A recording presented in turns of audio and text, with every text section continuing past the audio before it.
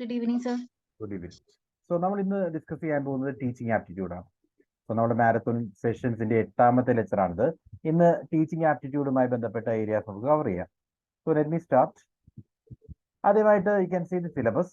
സിലബസിലേക്ക് വരുമ്പോൾ teaching method, levels of teaching, basic requirements, concept, characteristics, objectives തുടങ്ങിയവയാണ് first teaching ഏരിയയിൽ വരുന്നത്. Then methods of teaching in institutions of higher learning. അതിൽ teachers ഇന്ത്യയുടെ learners ഇന്ത്യയുടെ മെത്തേഡ്സിനെ പറ്റി പറയുന്നുണ്ട്. ദെൻ ഓഫ്ലൈൻ ആൻഡ് ഓൺലൈൻ മെത്തേഡ്സിനെ പറ്റി പറയുന്നുണ്ട്. Then evaluation system, credit systems in higher education, innovations in evaluation system, computer based testing. So evaluation system area.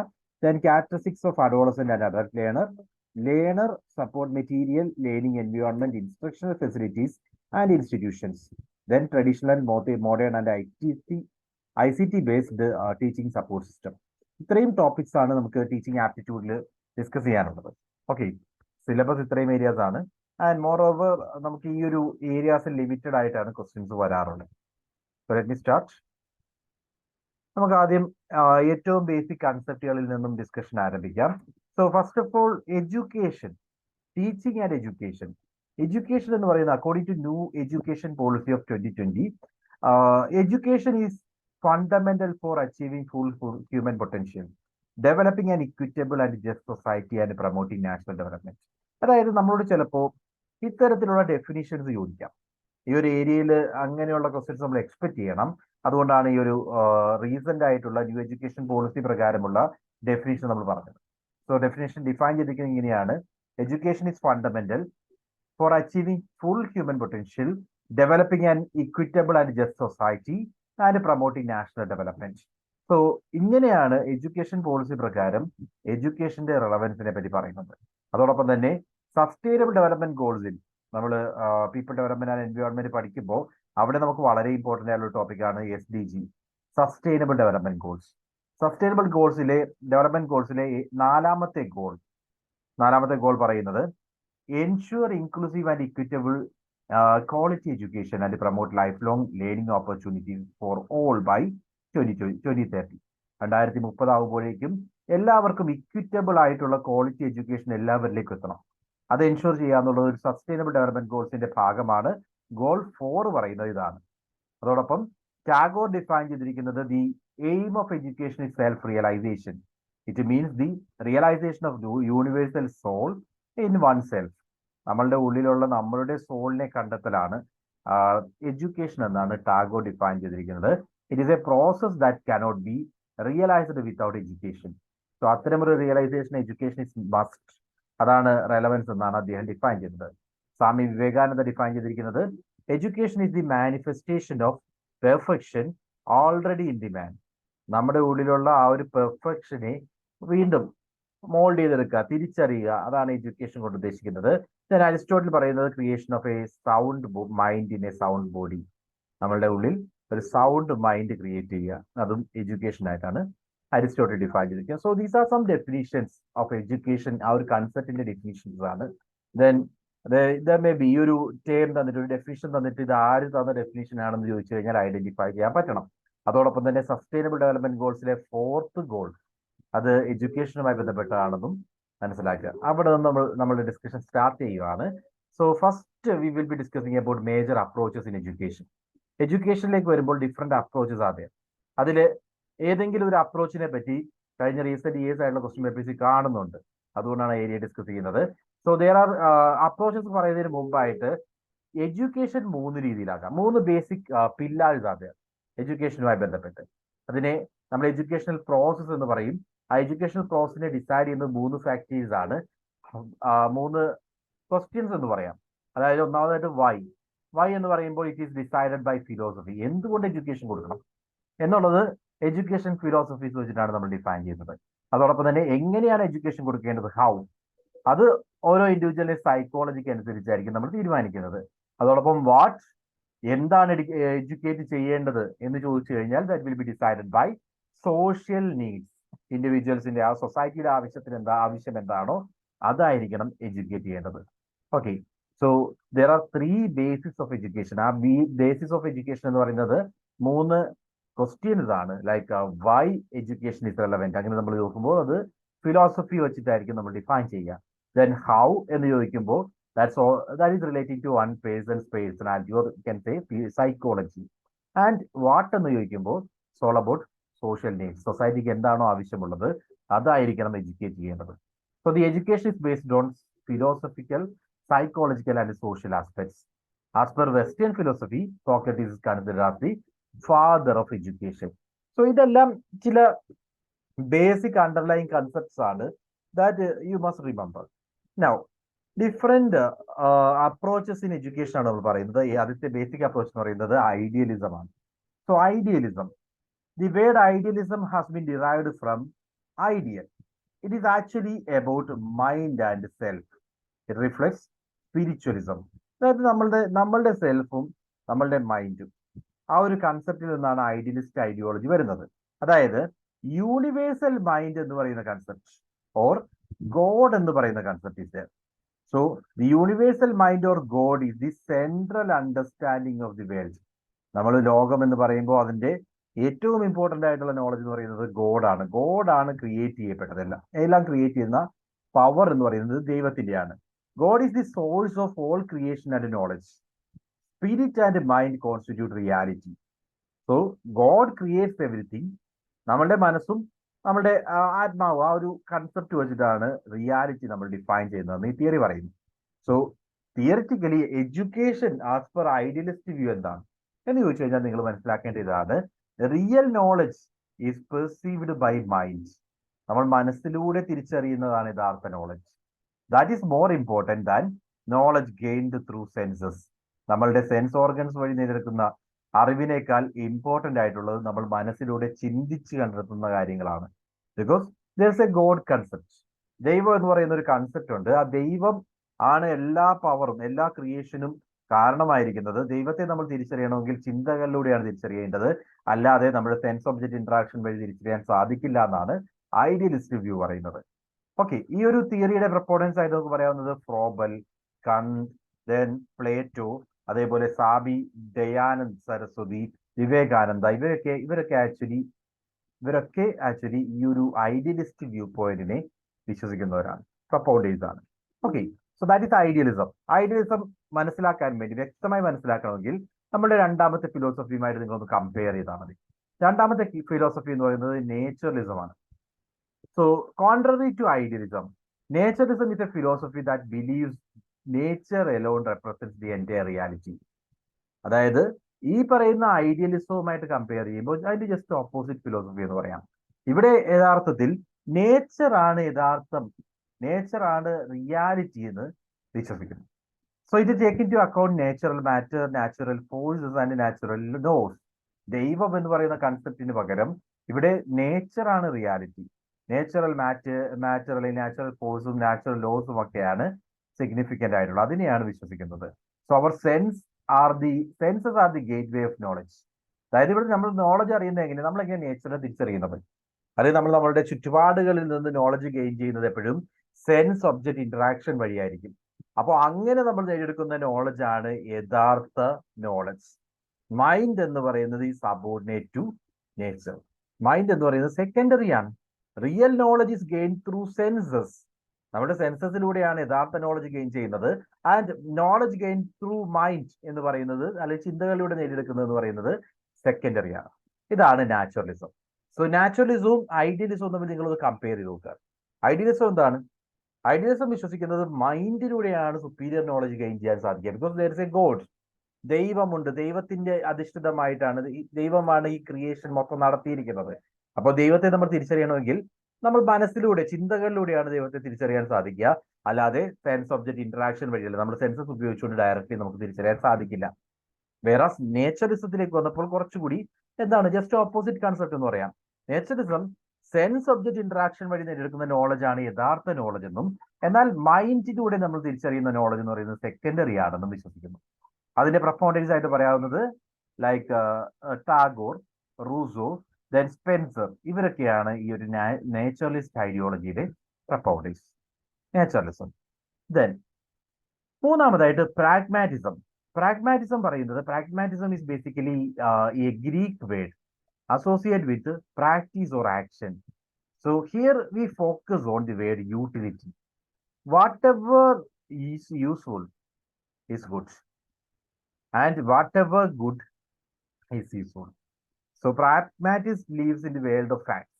അതായത് ഇവിടെ നമ്മൾ നേച്ചറിസ്റ്റ് ഐഡിയോളജിയോ അല്ലെങ്കിൽ ഐഡിയലിസ്റ്റ് വ്യൂ പോയിന്റോ ഒന്നും അല്ല എഡ്യൂക്കേഷന്റെ ഫൗണ്ടേഷൻ ആയിട്ട് എടുക്കുന്നത്. ഇവിടെ എഡ്യൂക്കേറ്റ് ചെയ്യേണ്ടതെന്ന് പറഞ്ഞാൽ നമുക്ക് എന്ത് ഉപകാരപ്പെടുന്നുണ്ടോ അതായിരിക്കണം നമ്മൾ പഠിക്കേണ്ടത്. വാട്ട് എവർ ഈസ് യൂസ്ഫുൾ, അതായത് യൂട്ടിലിറ്റി വേണം. ഒരു കാര്യം നമ്മൾ പഠിക്കുന്നുണ്ടെങ്കിൽ അതിനൊരു എന്താ പറയാ, അതിനൊരു ഒരു വാട്ട് സേ ഒരു കോസ് എഫക്ട് റിലേഷൻഷിപ്പ് എന്നൊക്കെ പറയുന്ന പോലെ നമുക്കത് പഠിക്കുന്നതുകൊണ്ട് ഒരു ഗുണം ഉണ്ടാവണം, എന്നാൽ മാത്രം അത് പഠിക്കുക. സോ അത്തരത്തിലൊരു പ്രാഗ്മാറ്റിസ്റ്റ് വ്യൂ ആണ് പ്രാഗ്മാറ്റിസം പറയുന്നത്. Sole about utility. ആൻഡ് ഈ ഒരു കൺസെപ്റ്റിന്റെ പ്രപ്പോണ്ടേഴ്സ് ആയിട്ട് പറയാവുന്നത്, തിങ്കേഴ്സ് ആയിട്ട് പറയാവുന്നത് John Dewey, then Kilpatrick and Beech. ഇവരൊക്കെ ഈ ഒരു പ്രാഗ്മാറ്റിസ്റ്റ് ഐഡിയോളജിയുടെ പ്രപ്പോണ്ടേഴ്സ് ആണ്. ഓക്കെ, 3 ഐഡിയോളജീസ് നമ്മൾ പറഞ്ഞു. Idealism, naturism, pragmatism. 3 കൺസെപ്റ്റുകളും ക്ലിയർ ആണോ?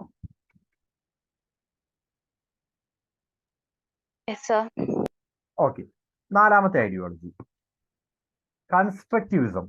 കൺസ്ട്രക്റ്റിവിസം പറയുന്നത് the learner actually constructs knowledge.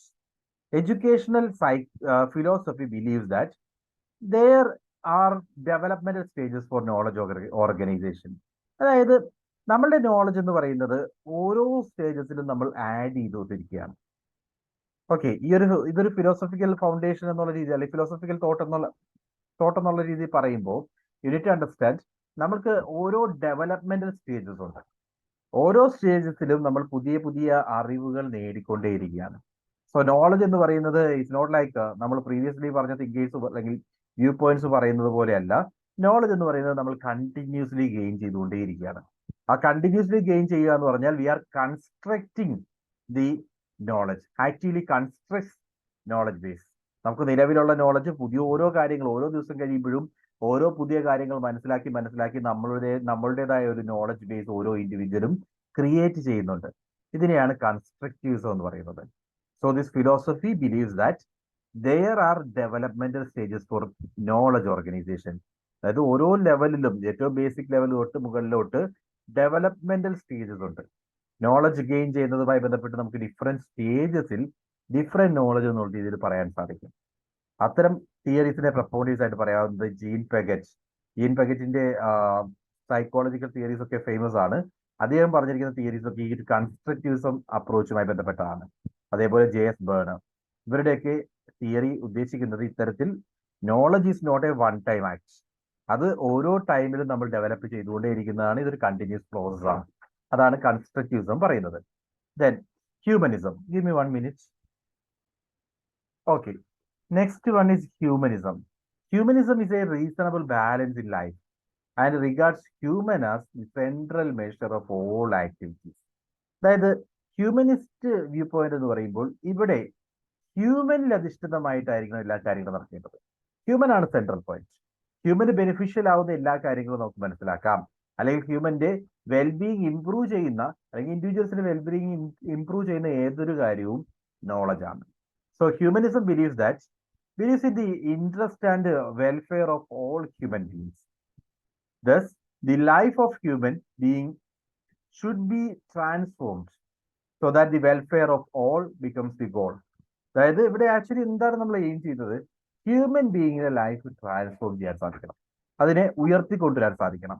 So the form of learning is dependent on self actualisation. Learning എന്ന് പറയുന്നത് എന്തായിരിക്കും? നമ്മളെ തന്നെ ഉയർത്തിക്കൊണ്ടുവരികയാണ്, നമ്മളുടെ മാക്സിമം ലെവലിലേക്ക് എത്തിക്കുന്ന ആ ഒരു ആക്ടിവിറ്റി, സെൽഫ് ആക്ച്വലൈസേഷൻ സ്റ്റേജിലേക്ക് നമ്മളെ കൊണ്ടുവന്നെത്തിക്കുന്ന ആ ഒരു ആക്ടിവിറ്റിയെയാണ് ലേണിംഗ് എന്ന് പറയുന്നത്. So it advocates mutual corporation, tolerance and social understanding. പരസ്പരമുള്ള കോപ്പറേഷനും അതേപോലെ തന്നെ ടോളറൻസും ആൻഡ് സൊസൈറ്റിയുടെ ഒരു ബീയിങ് ആണ്, സോഷ്യൽ അണ്ടർസ്റ്റാൻഡിങ് ഉള്ള ഒരു ബീയിങ് ആണ് എന്നുള്ള കൺസെപ്റ്റുകളൊക്കെ ഈ ഒരു ഹ്യൂമനിസം അപ്രോച്ചിന്റെ ഭാഗമാണ്. So Carl Rogers, Abraham H. Maslow, ഇവരൊക്കെ ഹ്യൂമനിസം അപ്രോച്ചിന്റെ പ്രപ്പോർട്ട് ആയിട്ടൊന്ന് പറയാം. ഓക്കെ, ദെൻ അടുത്ത തിയറി റാഷണലിസം.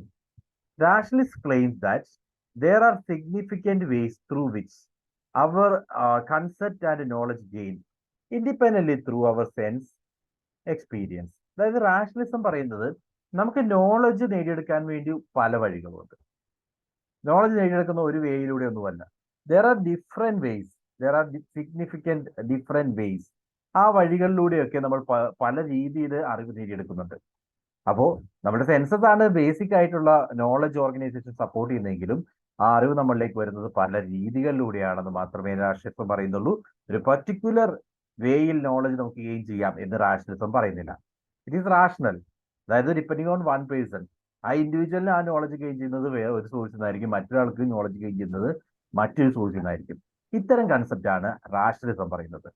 ഓക്കെ, അടുത്തത് എക്സ്പീരിയൻസിസം or എക്സ്പീരിയൻസിസ്റ്റ്. So they claim that sensory experience are the ultimate source of all the knowledge, all our concept and knowledge. എക്സ്പീരിയൻസും ഒരു പരിധിവരെ നാച്ചുറലിസം എന്ന് പറയാം.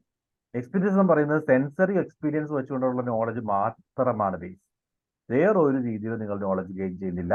സെൻസറി എക്സ്പീരിയൻസ് മാത്രമാണ് നോളജ് ഓർഗനൈസേഷന് കാരണമാകുന്നതെന്നാണ് എക്സ്പീരിയൻസിസ്റ്റും പറയുന്നത്. ദെൻ അടുത്തത് existentialism. In a philosophy that emphasizes individual existence, freedom and choice. അതായത് ഇവിടെ നമുക്ക് 2-3 വേരിയബിൾസ് ആണ്. ഒന്നാമതായിട്ട് ഓരോ ഇൻഡിവിജ്വലിന്റെയും എക്സിസ്റ്റൻസ് ഇമ്പോർട്ടൻ്റ് ആണ്. അതോടൊപ്പം തന്നെ അവർക്ക് കിട്ടുന്ന ഫ്രീഡം, അവർക്ക് കിട്ടുന്ന ചോയ്സസ്, ഇതെല്ലാമാണ് ആ ഇൻഡിവിജ്വലിന്റെ നോളജ് ഓർഗനൈസേഷനെ കാരണമാകുന്നത്. Like let me explain. So this emphasizes the uniqueness and isolation of individual experience in a hostile or different universe, regards human existence as unexplainable and stress freedom of choice and responsibility of consequences of one side. Basically എന്താ ഉദ്ദേശിക്കുന്നതെന്ന് വെച്ച് കഴിഞ്ഞാൽ, ഇപ്പോൾ എന്നെ സംബന്ധിച്ച് എനിക്ക് കിട്ടുന്ന me as an individual, എന്റെ എക്സിസ്റ്റൻസ് എന്ന് പറയുന്നതും സെക്കൻഡ് ആണ് നിങ്ങളുടെ എക്സിസ്റ്റൻസ് എന്ന് പറയുന്നത് ടോട്ടലി ഡിഫറെന്റ് ആണ്. സോ ഞാൻ എൻ്റെ രീതികളിൽ എനിക്ക് കിട്ടുന്ന ഫ്രീഡവും അല്ലെങ്കിൽ എനിക്ക് കിട്ടുന്ന ചോയ്സ് അക്സെപ്റ്റ് ചെയ്യാനുള്ള എനിക്ക് കിട്ടുന്ന ഫ്രീഡം ആകാം, അല്ലെങ്കിൽ സ്ട്രെസ് ആവാം, ഇവയൊക്കെ എത്രമാത്രമുണ്ട്. അതേ രീതിയിലായിരിക്കണമെന്നില്ല മറ്റൊരാൾക്ക് ഈ അവസരങ്ങൾ കിട്ടുന്നത്. എൻ്റെ മുമ്പിലുള്ള അവസരങ്ങളാകാം, എനിക്കുള്ള സ്വാതന്ത്ര്യമാകാം, അല്ലെങ്കിൽ എൻ്റെ ഇൻഡിവിജ്വൽ എക്സിസ്റ്റൻസ് ആകാം. ഇവയെല്ലാം എൻ്റെ നോളജിന് കാരണമാകും. അതേസമയം ഇത് മറ്റൊരാൾക്ക് ടോട്ടലി ഡിഫറെന്റ് ആയിരിക്കും. എന്നെ പോലെ ആയിരിക്കില്ല അദ്ദേഹത്തിന് കിട്ടുന്ന ചോയ്സുകൾ, എന്നെ പോലെ ആയിരിക്കില്ല അദ്ദേഹത്തിന്റെ എക്സിസ്റ്റൻസ്, എന്നെ പോലെ ആയിരിക്കില്ല അദ്ദേഹത്തിന്റെ freedom. So from one person to another, ഈ പറയുന്ന ഓരോ വേരിയബിളും ഡിഫറെന്റ് ആണ്. അതായത് ഓരോ ഇൻഡിവിജ്വലിന്റെയും യൂണിവേഴ്സ് എന്ന് പറയുന്നത്, ആ ഇൻഡിവിജ്വലിന് ചുറ്റുമുള്ള യൂണിവേഴ്സ് എന്ന് പറയുന്നത് ടോട്ടലി ഡിഫറെന്റ് ആണ്. സോ നമുക്ക് ഒരിക്കലും പറയാൻ പറ്റില്ല ഈ ഇൻഡിവിജ്വലിനെ പോലെയാണ് മറ്റൊരാൾ. ഒരിക്കലും അല്ല. എന്തുകൊണ്ടാ? ആ ഇൻഡിവിജ്വലിന്റെ ചുറ്റുപാടുകൾ അനുസരിച്ചാണ് ആ ഇൻഡിവിജ്വൽ ഡെവലപ്പ് ചെയ്യുന്നത്. മറ്റൊരു ഇൻഡിവിജ്വൽ ആണെങ്കിൽ അദ്ദേഹത്തിന്റെ ചുറ്റുപാടുകളും അദ്ദേഹത്തിന്റെ സാഹചര്യങ്ങളുമാണ് അദ്ദേഹത്തിനെ ഡെവലപ്പ് ചെയ്യാൻ സഹായിക്കുന്നത്. സോ ഓരോ ഇൻഡിവിജ്വലിന്റെയും സിറ്റുവേഷൻ ഈസ് ടോട്ടലി ഡിഫറെന്റ്. അതാണ് existentialism. So knowledge organisation is depending upon the existence of an individual. അദ്ദേഹം എവിടെ എക്സിസ്റ്റ് ചെയ്യുന്നു, അദ്ദേഹത്തിന് ഒരു ഹോസ്റ്റൈൽ ആയിട്ടുള്ള അദ്ദേഹത്തിൻ്റെതായ ഒരു യൂണിവേഴ്സ് ഉണ്ട്. ആ അദ്ദേഹത്തിന്റെ ചുറ്റുപാടുകളാണ് ആ നോളജ് ഓർഗനൈസേഷനെ സഹായിക്കുന്നതെന്നാണ് ഈ തിയറി പറയുന്നത്. Okay, then behaviourism. It assumes that learner is a passive organism. Learner എന്ന് പറയുന്ന ഒരു പാസീവ് ഓർഗാനിസമാണ്. ലേണർ ആക്റ്റീവ്ലി പാർട്ടിസിപ്പേറ്റ് ചെയ്യുന്നില്ല. Who may be conditioned to learn a new behaviour. ലേണറിന് പുതിയ കാര്യങ്ങൾ നമുക്ക് പഠിപ്പിക്കാൻ സാധിക്കും. ലേണർ എന്ന് പറയുന്ന ഒരു പാസീവ് ഓർഗാനിസം ആയതുകൊണ്ട് അദ്ദേഹത്തിന്റെ ബിഹേവിയറിൽ നമുക്ക് മാറ്റങ്ങൾ കൊണ്ടുവരാൻ സാധിക്കുമെന്നാണ് തിയറി പറയുന്നത്. സോ ദെയർഫോർ ലേണിംഗ് എന്തായിരിക്കും? Learning could be explained by the change in observable behaviour. അതായത് നിലവിൽ ഒരു ഇൻഡിവിജ്വൽ നമ്മൾ എടുക്കുന്നു, ആ ഇൻഡിവിജ്വൽ ഒരു പാസീവ് ഓർഗാനിസം ആണെന്ന് വിചാരിക്കുക, അദ്ദേഹത്തിന് വലിയ മാറ്റങ്ങളൊന്നുമില്ല. ആ ഇൻഡിവിജ്വൽ നമ്മൾ എടുക്കുന്നു, ആ ഇൻഡിവിജ്വലിന് ഒരു ചേഞ്ച്, ഒരു ലേണിംഗ് നമ്മൾ കൊടുക്കുന്നു. ആ ലേണിങ്ങിലൂടെ അദ്ദേഹത്തിന് കിട്ടിയ ബെനിഫിറ്റ് എന്താണോ? സോ പ്രീവിയസ് ലെവലിൽ നിന്നും ഈ ലേണിംഗ് വന്നപ്പോൾ അദ്ദേഹത്തിന് എന്ത് മാറ്റം വന്നിട്ടുണ്ട്? അതാണ്, ആ ഒരു ചേഞ്ചിനെയാണ് നമ്മൾ ലേണിംഗ് എന്ന് പറയുന്നത്. മനസ്സിലായോ? സോ അതാണ് ബിഹേവിയറിസം. ബിഹേവിയറിൽ നമുക്ക് ഒരു ഇൻഡിവിജ്വലിന്റെ ബിഹേവിയറിൽ നമുക്ക് മാറ്റങ്ങൾ വരുത്താൻ സാധിക്കും. എങ്ങനെ മാറ്റങ്ങൾ വരുത്തുന്നത്? ആ ബിഹേവിയർ ചേഞ്ച് ചെയ്യുക എന്ന് പറഞ്ഞാൽ അത് മാറ്റമാണ്. ആ ചേഞ്ച് ഹാപ്പൻ ചെയ്തത് എങ്ങനെയാണെന്ന് ചോദിക്കുമ്പോൾ അതിനുള്ള ഉത്തരമാണ് learning. Okay, so that is behaviourism. So last നമ്മൾ പറഞ്ഞിരിക്കുന്ന തിയറീസ് ജസ്റ്റ് നോക്കുക. നമ്മൾ സ്റ്റാർട്ട് ചെയ്ത ഐഡിയലിസത്തിലാണ്, then naturalism, pragmatism, constructivism, humanism, rationalism, empiricist, existentialism and behaviorism. So ഇത്രയും തിയറി പറഞ്ഞു. ഏതെങ്കിലും തിയറി റിപ്പീറ്റ് ചെയ്യണോ? മനസ്സിലാവാതെ പറയൂ.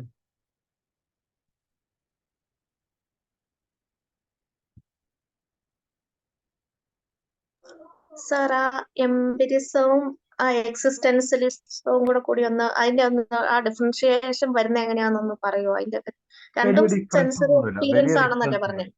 വലിയ ഡിഫറൻസ് ഒന്നുമില്ല. ഇതെല്ലാം ഓരോ തിയറിറ്റിക്കൽ പെർസ്പെക്റ്റീവ് ആണെന്ന് മാത്രമേ ഉള്ളൂ. അതായത് ഇപ്പൊ നമ്മൾ പറയുമ്പോൾ എക്സ്പീരിയൻസിസ്റ്റ് പറയുന്നതും അതേപോലെ നേച്ചറലിസ്റ്റ് പറയുന്നതും ഒന്ന് തന്നെയാണ്. നേച്ചറിസ്റ്റിലേക്ക് വരുമ്പോൾ അവർ പറയുന്നതാണ് nature alone is the centre for everything. Nature ആണ് എല്ലാത്തിനും കാരണം. നേച്ചറിനെ പറ്റിയുള്ള അറിവാണ് യഥാർത്ഥ നോളജ് എന്ന് പറയുന്നു. ആ നേച്ചറിനെ പറ്റി അറിവ് നേടിയെടുക്കാനുള്ള വഴികളായിട്ട് അവർ പറയുന്നത് എന്താണ്? സെൻസറി എക്സ്പീരിയൻസ് തന്നെയാണ്. സോ അവിടെ നേച്ചറിന് കൂടുതൽ സിഗ്നിഫിക്കൻസ് കൊടുത്തിട്ടുണ്ടെന്ന് മാത്രമേ നേച്ചറിസവും എക്സ്പീരിയൻസും തമ്മിലുള്ള ഡിഫറൻസ് വരുന്നുള്ളൂ. നേച്ചറിസത്തിൽ ആക്ച്വലി നേച്ചർ ഈസ് ഗീവൺ പ്രോബിനൻസ്. അവിടെ ഗോഡ് കൺസെപ്റ്റ് മാറ്റിയിട്ട് നേച്ചറിന് കൂടുതൽ സിഗ്നിഫിക്കൻസ് കൊടുക്കുന്നു. വേറെ എക്സ്പീരിയൻസിലേക്ക് വരുമ്പോൾ അവിടെ ആ നേച്ചറിനുള്ള സിഗ്നിഫിക്കൻസ് ചിന്തിക്കാതെ നമ്മളുടെ നോളജ് എന്ന് പറയുന്നത് സെൻസ് ഓർഗൻ ഇന്ററാക്ഷൻ വഴി, സെൻസ് ഒബ്ജക്ട് ഇന്ററാക്ഷൻ വഴി നേടിയെടുക്കുന്ന ആണ് എന്ന് മാത്രം പറഞ്ഞു വെക്കുന്നു. ഇവിടെ ആ നേച്ചറിനെ ഇഗ്നോർ ചെയ്തിട്ട് സെൻസ് ഇന്ററാക്ഷൻ അല്ലെങ്കിൽ നമ്മുടെ സെൻസസിലൂടെ എക്സ്പീരിയൻസിലൂടെ നേടിയെടുക്കുന്ന നോളജാണ് യഥാർത്ഥ നോളജ് എന്ന് ഡിഫൈൻ ചെയ്തിരിക്കുന്ന വേ ആണ്, അല്ലെങ്കിൽ ഡിഫൈൻ ചെയ്യുന്നതാണ് എക്സ്പീരിയൻസിസം. ഓക്കെ, ഇനി എന്നോട് ചോദിച്ചത് എക്സിസ്റ്റൻഷ്യലിസം ആണ്. എക്സിസ്റ്റൻഷ്യലിസം എന്ന് പറഞ്ഞാൽ ഓരോ ഇൻഡിവിജ്വലും നോളജ് ഗെയിൻ ചെയ്യുന്നത് അദ്ദേഹത്തിന്റെ ചുറ്റുപാടുകളിൽ നിന്നാണ്. സിംപ്ലി അത്രയേ ഉള്ളൂ. ഓരോ ഇൻഡിവിജ്വലും നോളജ് ഗെയിൻ ചെയ്യുന്നത് അദ്ദേഹത്തിന്റെ ചുറ്റുപാടുകളിൽ നിന്നാണ്. അതിന്റെ ആ ചുറ്റുപാടെന്ന് പറയുമ്പോൾ ആ ഇൻഡിവിജ്വൽ എക്സിസ്റ്റൻസ് വെച്ചുകൊണ്ട് ഡിഫറെന്റ് ആയിരിക്കും. അതേപോലെ അദ്ദേഹത്തിന് കിട്ടുന്ന ഫ്രീഡം, അദ്ദേഹത്തിന് കിട്ടുന്ന choices, all these will be difference. ആ ഡിഫറൻസസ് ഓരോ ഇൻഡിവിജ്വലും ഗെയിൻ ചെയ്യുന്ന നോളജ് ഗെയിൻ ചെയ്യുന്നതിന് ഒരു അടിസ്ഥാന ഘടകമായിട്ട് മാറും. ഇതാണ് ഈ രണ്ട് കൺസെപ്റ്റുകൾ തമ്മിലുള്ള ഡിഫറൻസ്. കിട്ടിയോ? Okay sir, thank you. Then അടുത്തത് ഗെസ്റ്റാൾട്ട് ഫിലോസഫി എന്ന് പറയാം. Actually it believes that all is greater than sum of its parts. നമ്മളിപ്പോ സിനർജി എന്നൊക്കെ പറയില്ലേ? സിനർജി എന്താണ്? നമ്മൾ ഓരോ ഐറ്റവും ഇപ്പൊ ഒരു ടീമൊക്കെ പറയുമ്പോൾ സിനർജി ക്രിയേറ്റ് ചെയ്യുമെന്ന് പറയും. ഓരോ ഇൻഡിവിജ്വലും പവർഫുൾ ആണ്, പക്ഷെ ആ ഇൻഡിവിജ്വലുകളെല്ലാം ചേരുമ്പോൾ it will be more powerful. അതാണ് സിനർജി. ഓരോ ഇൻഡിവിജ്വൽ ഇപ്പൊ ഒരു 10 പേരുണ്ടെങ്കിൽ 10 പേരും ഇൻഡിവിജ്വലി സ്ട്രോങ് ആണ്, ഓക്കെ ഫൈൻ. എന്നാൽ ഈ 10 പേരും ഒരു ടീമായിട്ട് വരുമ്പോൾ ടീമിനകത്ത് സിനർജി ക്രിയേറ്റ് ചെയ്യും. അതായത് അവർ കൂടുതൽ പവർഫുൾ ആയിട്ട് മാറും. അവരുടെ പവറുകളെല്ലാം ചേരുമ്പോൾ it will B A larger something. ആ ഒരു കൺസെപ്റ്റ് ആണ് ഗെസ്റ്റാൾട്ട് ഫിലോസഫി പറയുന്നത്. ഇവിടെ എന്താണ് ഉദ്ദേശിക്കുന്നതെന്ന് വെച്ച് കഴിഞ്ഞാൽ, അതായത് all is greater than sum of its parts. അതായത് നമ്മളൊരു എക്സാമ്പിൾ പറയുകയാണെങ്കിൽ ഹ്യൂമൻ ബോഡി എടുക്കുകയാണെങ്കിൽ there are cells, tissues, organs, systems, etc. And the sum of all these components are human body, which is greater than sum of its parts. നമ്മൾ independently ഓരോ ടിഷ്യൂസും ഓരോ സെൽസും ഓർഗൻസും ഒക്കെ അങ്ങ് എടുത്തു വെക്കുകയാണെങ്കിൽ അത് ഹ്യൂമൻ ആയോ? അല്ല. അതേസമയം ഇതിനൊരു കൃത്യമായിട്ട് അറേഞ്ച് ചെയ്ത് ഹ്യൂമൻ ബോഡിയായി മാറുന്നു. അപ്പോൾ ഹ്യൂമൻ ബോഡി ആയിട്ട് മാറുന്നതും ഈ സെല്ലുകൾ സെപ്പറേറ്റ്ലി എടുത്ത് കൂട്ടി നോക്കുന്നതിലും കൂടുതൽ വില ഹ്യൂമൻ എന്ന് പറയുന്ന ആ ഒരു എൻറ്റയർ ലിവിങ് ഓർഗാനിസത്തിനാണ്. അത് റൈറ്റ്. അപ്പോൾ ഇവിടെ ഉദ്ദേശിക്കുന്നത് തന്നെയാണ് നോളജ് എന്ന് പറയുന്നത്.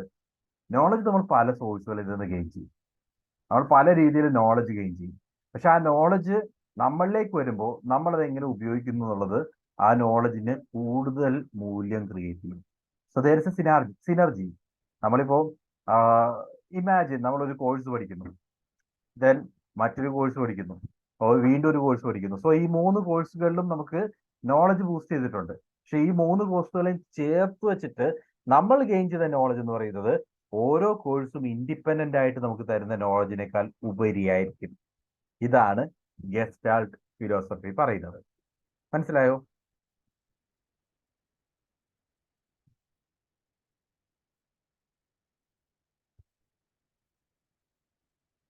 ഇത് ക്ലിയർ? മനസ്സിലായി പറയൂ.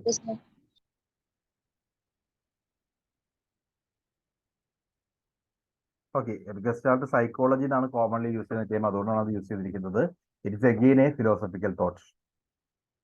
നൗ എക്ലിറ്റിക് ഫിലോസഫി, എക്ലിറ്റിസം എന്ന് പറയും. അതായത് it's nothing but a fusion of knowledge from all sources.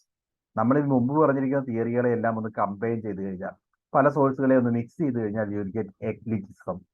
വേറൊന്നുമില്ല, it is a peculiar type of educational psychology that combines all good ideas and principles from various philosophies. നമ്മൾ ഈ മുമ്പ് കണ്ട എല്ലാ ഫിലോസഫീസിൽ നിന്നും എല്ലാ ഗുഡ് ഐഡിയാസും ചേർത്ത് വെച്ചുകൊണ്ട് നമ്മൾ ഒരു ഫിലോസഫി ഡിഫൈൻ ചെയ്യുകയാണെങ്കിൽ അതാണ് eclectic philosophy. Okay, nothing more. So is it clear? നമ്മൾ ഡിസ്കസ് ചെയ്തിരിക്കുന്ന ആദ്യത്തെ ടോപ്പിക്, ഒരു ക്വസ്റ്റ്യൻ എക്സ്പെക്ട് ചെയ്യാം. ഒരു സർട്ടനിറ്റിയോടുകൂടി ഞാൻ പറയുന്നില്ല, പ്രീവിയസ് ക്വസ്റ്റ്യൻ വന്നിട്ടുള്ളൊരു ഏരിയയാണ് അപ്രോച്ചസ് ഇൻ എഡ്യൂക്കേഷൻ. സോ അപ്രോച്ചസിനകത്ത് first is idealism, naturalism, pragmatism, constructivism, humanism, rationalism, empiricism, then existentialism, behaviourism, gestalt psychology, then eclectic philosophy.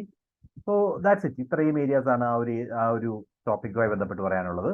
നമുക്ക് രണ്ടാമത്തെ ടോപ്പിക്കിലേക്ക് പോകാമല്ലോ. ക്ലിയർ ആണെന്ന് വെച്ചിരിക്കുന്നു.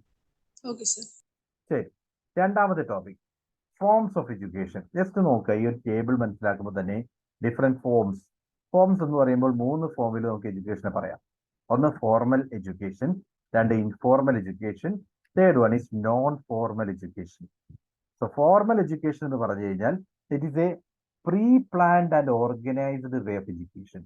ലൈക്ക് ഇപ്പോൾ നമ്മൾ കോളേജുകൾ, സ്കൂളുകൾ എന്നൊക്കെ പറയുമ്പോൾ ഇതെല്ലാം ഫോർമൽ എഡ്യൂക്കേഷൻ എക്സാമ്പിൾ ആണ്. പ്രീ പ്ലാൻഡ് ആണ്, ഓർഗനൈസ്ഡ് ആണ്. അങ്ങനെയുള്ള എഡ്യൂക്കേഷനെയാണ് നമ്മൾ ഫോർമൽ എഡ്യൂക്കേഷൻ എന്ന് പറയുന്നത്. ദെൻ ഇൻഫോർമൽ എഡ്യൂക്കേഷൻ എന്ന് പറഞ്ഞു കഴിഞ്ഞാൽ ഇൻഡയറക്റ്റ് ഓർ സ്പോണ്ടേനിയസ്. നമ്മളിപ്പോൾ ഓരോ ദിവസങ്ങളിലും പുതിയ പുതിയ പല കാര്യങ്ങളും പഠിക്കുന്നുണ്ട്. നമ്മുടെ വീട്ടിൽ നിന്നായിരിക്കും പഠിക്കുന്നത്, അല്ലെങ്കിൽ നമ്മുടെ കമ്മ്യൂണിറ്റിയിൽ നിന്നായിരിക്കാം. സോ ഇത്തരത്തിൽ നമ്മുടെ സൊസൈറ്റിയിൽ നിന്നോ കമ്മ്യൂണിറ്റിയിൽ നിന്നോ വീട്ടിൽ നിന്നോ നേടിയെടുക്കുന്ന നോളജ് ഓരോ ദിവസവും നമ്മളുടെ നോളജിനകത്ത് ആഡ് ചെയ്യപ്പെടുന്നുണ്ട്. ഇത് ആക്ച്വലി ഒരു എഡ്യൂക്കേഷൻ ആണ്. ആ തരത്തിൽ നമ്മൾ നേരിടുന്ന നോളജിനെയാണ്, എഡ്യൂക്കേഷനെയാണ് നമ്മൾ ഇൻഫോർമൽ എഡ്യൂക്കേഷൻ എന്ന് പറയുന്നത്. ഇനി നോൺ ഫോർമൽ എഡ്യൂക്കേഷൻ ആണെങ്കിൽ അതുകൊണ്ട് ഉദ്ദേശിക്കുന്നത് ഫ്ലെക്സിബിൾ ഓർ ഓപ്പൺ ലേണിംഗ്. നമ്മൾ ഈ ഓപ്പൺ എഡ്യൂക്കേഷൻ ഒക്കെ പറയില്ലേ, ലൈക്ക് നമ്മൾ ഓൺലൈൻ മൂക്കൊക്കെ വഴി ലേണിംഗ് നടത്തുന്നതൊക്കെ നോൺ ഫോർമൽ എഡ്യൂക്കേഷന് എക്സാമ്പിൾ ആണ്. So imparted through consensus and deliberate effort. നമ്മളായിട്ട് എഫേർട്ട് കൊടുത്തിട്ട് നമ്മളായിട്ട് പഠിച്ചെടുക്കുന്നതാണ്. അങ്ങനെയാണെങ്കിൽ അതൊരു നോൺ ഫോർമൽ എഡ്യൂക്കേഷൻ ആണ്. ലൈക്ക് നമ്മൾ സ്വന്തമായിട്ട് പഠിക്കുന്ന കോഴ്സുകൾ ഉണ്ടാകാം. സ്വന്തമായിട്ട് വെൽ ഓർഗനൈസ്ഡ് കോഴ്സ് ആണെങ്കിൽ ദാറ്റ് ക്യാൻ ബി ഫോർമൽ ആയിട്ട് നമുക്ക് പറയാൻ സാധിക്കും. എന്നാൽ അത്ര വെൽ ഓർഗനൈസ്ഡ് അല്ലാതെ നമ്മൾ ഒരു ഏരിയയെ പറ്റി കൂടുതലായിട്ട് പഠിച്ച് മനസ്സിലാക്കാൻ വേണ്ടി നമ്മളായിട്ട് എഫേർട്ട് എടുത്തുകൊണ്ട് കുറേ യൂട്യൂബ് വീഡിയോസ് ഒക്കെ കണ്ട് നമ്മൾ പഠിക്കാമെന്ന് വിചാരിക്കുക. അതെല്ലാം നോൺ ഫോർമൽ എഡ്യൂക്കേഷന്റെ ഭാഗമാണ്. Okay, so these are the 3 types: formal education, informal education and non formal education. Now, teaching models. Teaching models like വരുമ്പോൾ there are 3 models. One is pedagogy. Pedagogy എന്ന് പറഞ്ഞാൽ എന്താണ്? Pedagogy is a conventional approach. It is also called the art and science of teaching. So you can say this is method. Teaching method നെയാണ് നമ്മൾ pedagogy എന്ന് പറയുന്നത്. So teacher assumes the primary role in deciding the main aspects of teaching. Pedagogy ആണെങ്കിൽ ഇവിടെ teacher സെന്റിയഡ് ആണ്. ടീച്ചറാണ് പ്രധാന കാര്യങ്ങളെല്ലാം തീരുമാനിക്കുന്നത്. അദ്ദേഹം പൂർണ്ണമായിട്ടും ആ ടീച്ചിങ് ലേണിംഗ് പ്രോസസ്സിൽ കൂടുതൽ ഇൻവോൾവ് ആയിരിക്കും. ലൈക്ക് ഇപ്പോൾ സ്കൂൾ ലെവലിലുള്ള എഡ്യൂക്കേഷൻ ഒക്കെ ആണെങ്കിൽ അതിനെ നമ്മൾ പെഡഗോജി എന്ന് പറയാം. അവിടെ ടീച്ചർ ഉപയോഗിക്കുന്ന സ്റ്റൈൽ എന്ന് പറയുന്നത് പെഡഗോജിയാണ്. എന്തുകൊണ്ടാണ്? പൂർണ്ണമായിട്ടും ആ ഒരു കരിക്കുലം അല്ലെങ്കിൽ അത് എന്താണ് പഠിപ്പിക്കേണ്ടത് തീരുമാനിക്കുന്നത് ടീച്ചറാണ്. ടീച്ചർ കൃത്യമായിട്ട് ഡിസൈഡ് ചെയ്തിരിക്കുന്ന ഏരിയ ആയിരിക്കും ക്ലാസ് റൂമിൽ വന്ന് ഡിസ്കസ് ചെയ്യുന്നത്. എന്തൊക്കെയാണ് സ്റ്റുഡന്റ് പഠിക്കേണ്ടത് തീരുമാനിക്കുന്നതും ടീച്ചറാണ്. ആ ഒരു ലെവലിലാണ് പെഡഗോജി നമ്മൾ പറയുന്നത്. ഓക്കെ, സോ പെഡഗോജിയിൽ ഡിഫറെന്റ് സ്റ്റേജസിനെ പറ്റി പറയുന്നുണ്ട്. ഫ്രെഡറിക് ഹെർബർട്ട് അദ്ദേഹത്തിന്റെ യൂണിവേഴ്സൽ പെഡഗോജി എന്ന് പറയുന്ന ടെക്സ്റ്റിൽ ഡിഫറെന്റ് സ്റ്റേജസ്, ഫോർമൽ സ്റ്റെപ്സ്, ടീച്ചിങ്ങിലെ 5 സ്റ്റേജസിനെ പറ്റി പറയുന്നുണ്ട്. അതിലൊന്ന് preparation, then presentation, association, generalisation and application ആണ്. ഡിഫറെന്റ് സ്റ്റേജസ് ജസ്റ്റ് ഒന്ന് ഓർത്താൽ മാത്രം മതി, may not be relevant. Now pedagogy കഴിഞ്ഞാൽ next higher level or higher method of teaching എന്ന് നമുക്ക് പറയാവുന്നത് ആന്ത്രഗോജിയാണ്. ആന്ത്രഗോജി എന്ന് പറഞ്ഞാൽ here the learner is mostly self directed. Learner സ്വന്തമായിട്ട് ഡയറക്റ്റഡ് ആണ്. ടീച്ചർക്ക് അവിടെ പ്രോമിനൻസ് ഇല്ല, ലേണർക്ക് കൂടുതൽ പ്രോമിനൻസ് ഉണ്ടെന്ന് പറയാം. So he's mostly responsible for his own learning. ലേണിംഗിൽ കൂടുതലായിട്ടും ലേണർ ആണ് റെസ്പോൺസിബിൾ ആവുന്നത്. The student not only receive knowledge but they interpret through discovery. Students set the pace of their own learning. അവർ സ്വന്തമായിട്ട് പഠിക്കാനുള്ള ടീച്ചർ എന്ന് പറയുന്നത് ഇവിടെ ഒരു ഗൈഡിന്റെ റോളായിരിക്കും. കൂടുതലായിട്ടും സ്റ്റുഡന്റ് സെൻട്രിക് ആണ് ഈ ഒരു എഡ്യൂക്കേഷൻ ലെവൽ വരുന്നത്. അവരെന്താണ് പഠിക്കേണ്ടത്, എപ്പോഴാണ് പഠിക്കേണ്ടത്, പൂർണ്ണമായിട്ട് സ്റ്റുഡന്റിന്റെ കയ്യിലായിരിക്കും. So self evaluation is also a characteristics of this approach. മറ്റൊരാൾ ഇവാലുവേറ്റ് ചെയ്യുന്നതിലുപരിയായിട്ട് നമ്മൾ തന്നെ ഇവാലുവേറ്റ് ചെയ്യുന്ന ഒരു വേ ആയിരിക്കും ആന്ത്രഗോജിയിൽ വരുന്നത്. So this approach is associated with adult learning method എന്നുള്ള രീതിയിൽ നമുക്ക് ആന്ത്രഗോജിയെ പറയാം. സോ അവർ ഓരോരുത്തരും അവരുടെ ലേണിംഗ് എങ്ങനെയാണ് ഹാപ്പൻ ചെയ്യേണ്ടത് സ്വന്തമായിട്ട് തീരുമാനിക്കുന്നു. സോ ഒരു ഹയർ എഡ്യൂക്കേഷൻ ലെവലിലൊക്കെ ആന്ത്രഗോജി ആയിരിക്കും വരിക. ദെൻ അതിന് മുകളിലാണെങ്കിൽ നമുക്ക് ഹ്യൂട്ടഗോജി എന്ന് പറയാം. ഹ്യൂട്ടഗോജി എന്ന് പറഞ്ഞാൽ it is basically self determined learning. Self determined ആണ്, സ്വന്തമായിട്ട് തീരുമാനിച്ച, സെൽഫ് ഫേസ്ഡ് എന്ന് പറയുന്നതിൽ ഉപരിയായിട്ട് സെൽഫ് ഡിറ്റർമിൻഡ് ലേണിംഗ് ആണ്. So the learner have highly autonomous. ഇവിടെ ഒരു എക്സ്റ്റേണൽ ഇൻഫ്ലുവൻസ് ഉണ്ടാകില്ല എന്ന് തന്നെ പറയാം. ദർ മേ ബി ഒരു ഗൈഡ് നമുക്കുണ്ടാകാം. ഇപ്പോൾ റിസർച്ച് ഏരിയയിലൊക്കെ വരുമ്പോൾ ഇത്തരം ഹ്യൂട്ടഗോജി അപ്രോച്ചാണ് നമ്മൾ പറയുക. അതായത് ഗൈഡ് ഒരു വഴികാട്ടി എന്നുള്ള രീതിയിൽ മാത്രം നമ്മൾ ഓട്ടോണമസ് ആണ്. നമ്മളുടെ എങ്ങനെയാണ് മുന്നോട്ട് പോയിട്ട് ഏത് രീതിയിലാണ് റിസർച്ച് കണ്ടക്ട് ചെയ്യേണ്ടത്, ഏത് രീതിയിലാണ് പഠിക്കേണ്ടത് തുടങ്ങിയ കാര്യങ്ങളെല്ലാം ആ ഒരു ലേണർ തന്നെ തീരുമാനിക്കുന്നു. So the emphasis is placed on development of learners capacity and capability with the goal of producing learners who are well prepared for the complexities of today's workplace. അതായത് ഇവരുടെ കപ്പാസിറ്റി ബിൽഡിംഗ് ആണ്, സ്വന്തമായിട്ട് learn ചെയ്യുക. അതുകൊണ്ട് തന്നെ it's all about capacity building. ഇന്നത്തെ work പ്ലേസിന് ആവശ്യമായിട്ടുള്ള skill സെറ്റുകൾ ഡെവലപ്പ് ചെയ്ത് വെൽ എക്യുപ്ഡ് ആയിട്ടുള്ള ലേണേഴ്സിനെ ക്രിയേറ്റ് ചെയ്യുന്നതൊക്കെ ഹ്യൂട്ടഗോജി ലെവലിലാണ് നമുക്ക് സാധിക്കുക. So double loop learning consider as a part of heutagogy. Double loop learning എന്ന് പറഞ്ഞു കഴിഞ്ഞാൽ ആക്ച്വലി ഒരു ടൈപ്പ് ഓഫ് ലേണിംഗ് മെത്തേഡാണ്. I will tell you. ഞാനതിൻ്റെ ഇമേജ് ഒരു സെക്കൻഡ്.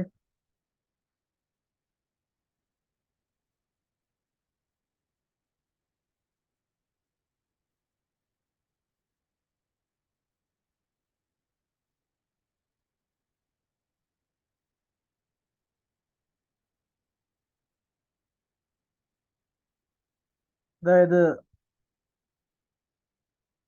അതിൻ്റെ ഇമേജ് കാണിച്ചു തരാം. One second.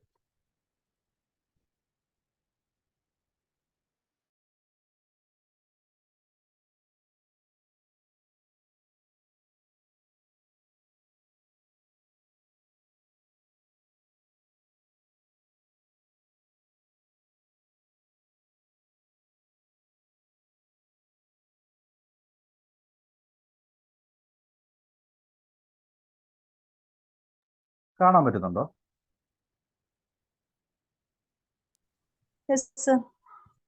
അതായത് നിങ്ങൾ കാണുന്ന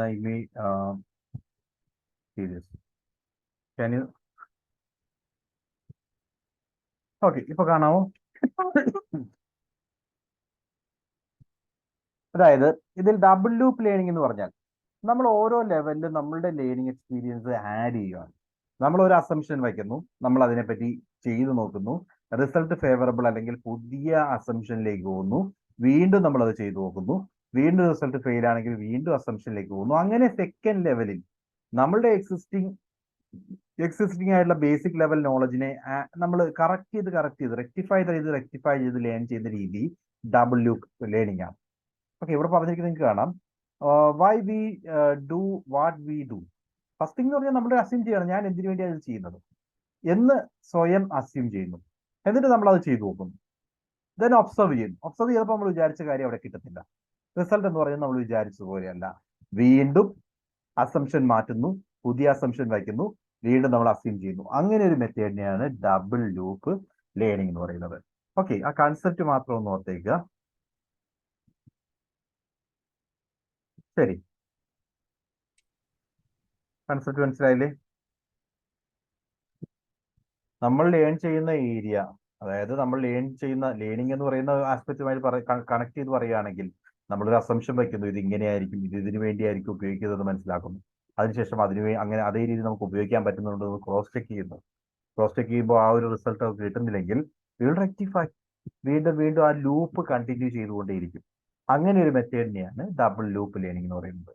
ഓക്കെ, സോ ജസ്റ്റ് ആ ഒരു കൺസെപ്റ്റ് ഇതിന്റെ എക്സാമ്പിൾ ആണെന്ന് ഓർത്തോ, ഹ്യൂട്ടഗോഗിയുടെ. ബിക്കോസ് സെൽഫ് ഡിറ്റർമിൻഡ് ലേണിംഗ് ആണ് heutagogy. Okay, so these are the 3 types. Can see pedagogy, andragogy and hutagogy. ഇതിനെ ഡിഫൈൻ ചെയ്യാൻ സാധിക്കുന്നത് ഇങ്ങനെയാണ്. Pedagogy is considered as engagement. Basically engagement മാത്രമാണ് പെഡഗോജി ലെവൽ വരിക. അത് കുറച്ചുകൂടി കൾട്ടിവേഷനിലേക്ക് മാറുന്നത് ആന്ത്രഗോജിയാണ്. അത് റിയലൈസേഷനിലേക്ക് മാറുന്നത് ഹ്യൂട്ടഗോജിയാണ്. So these are the 3 levels of teaching methods.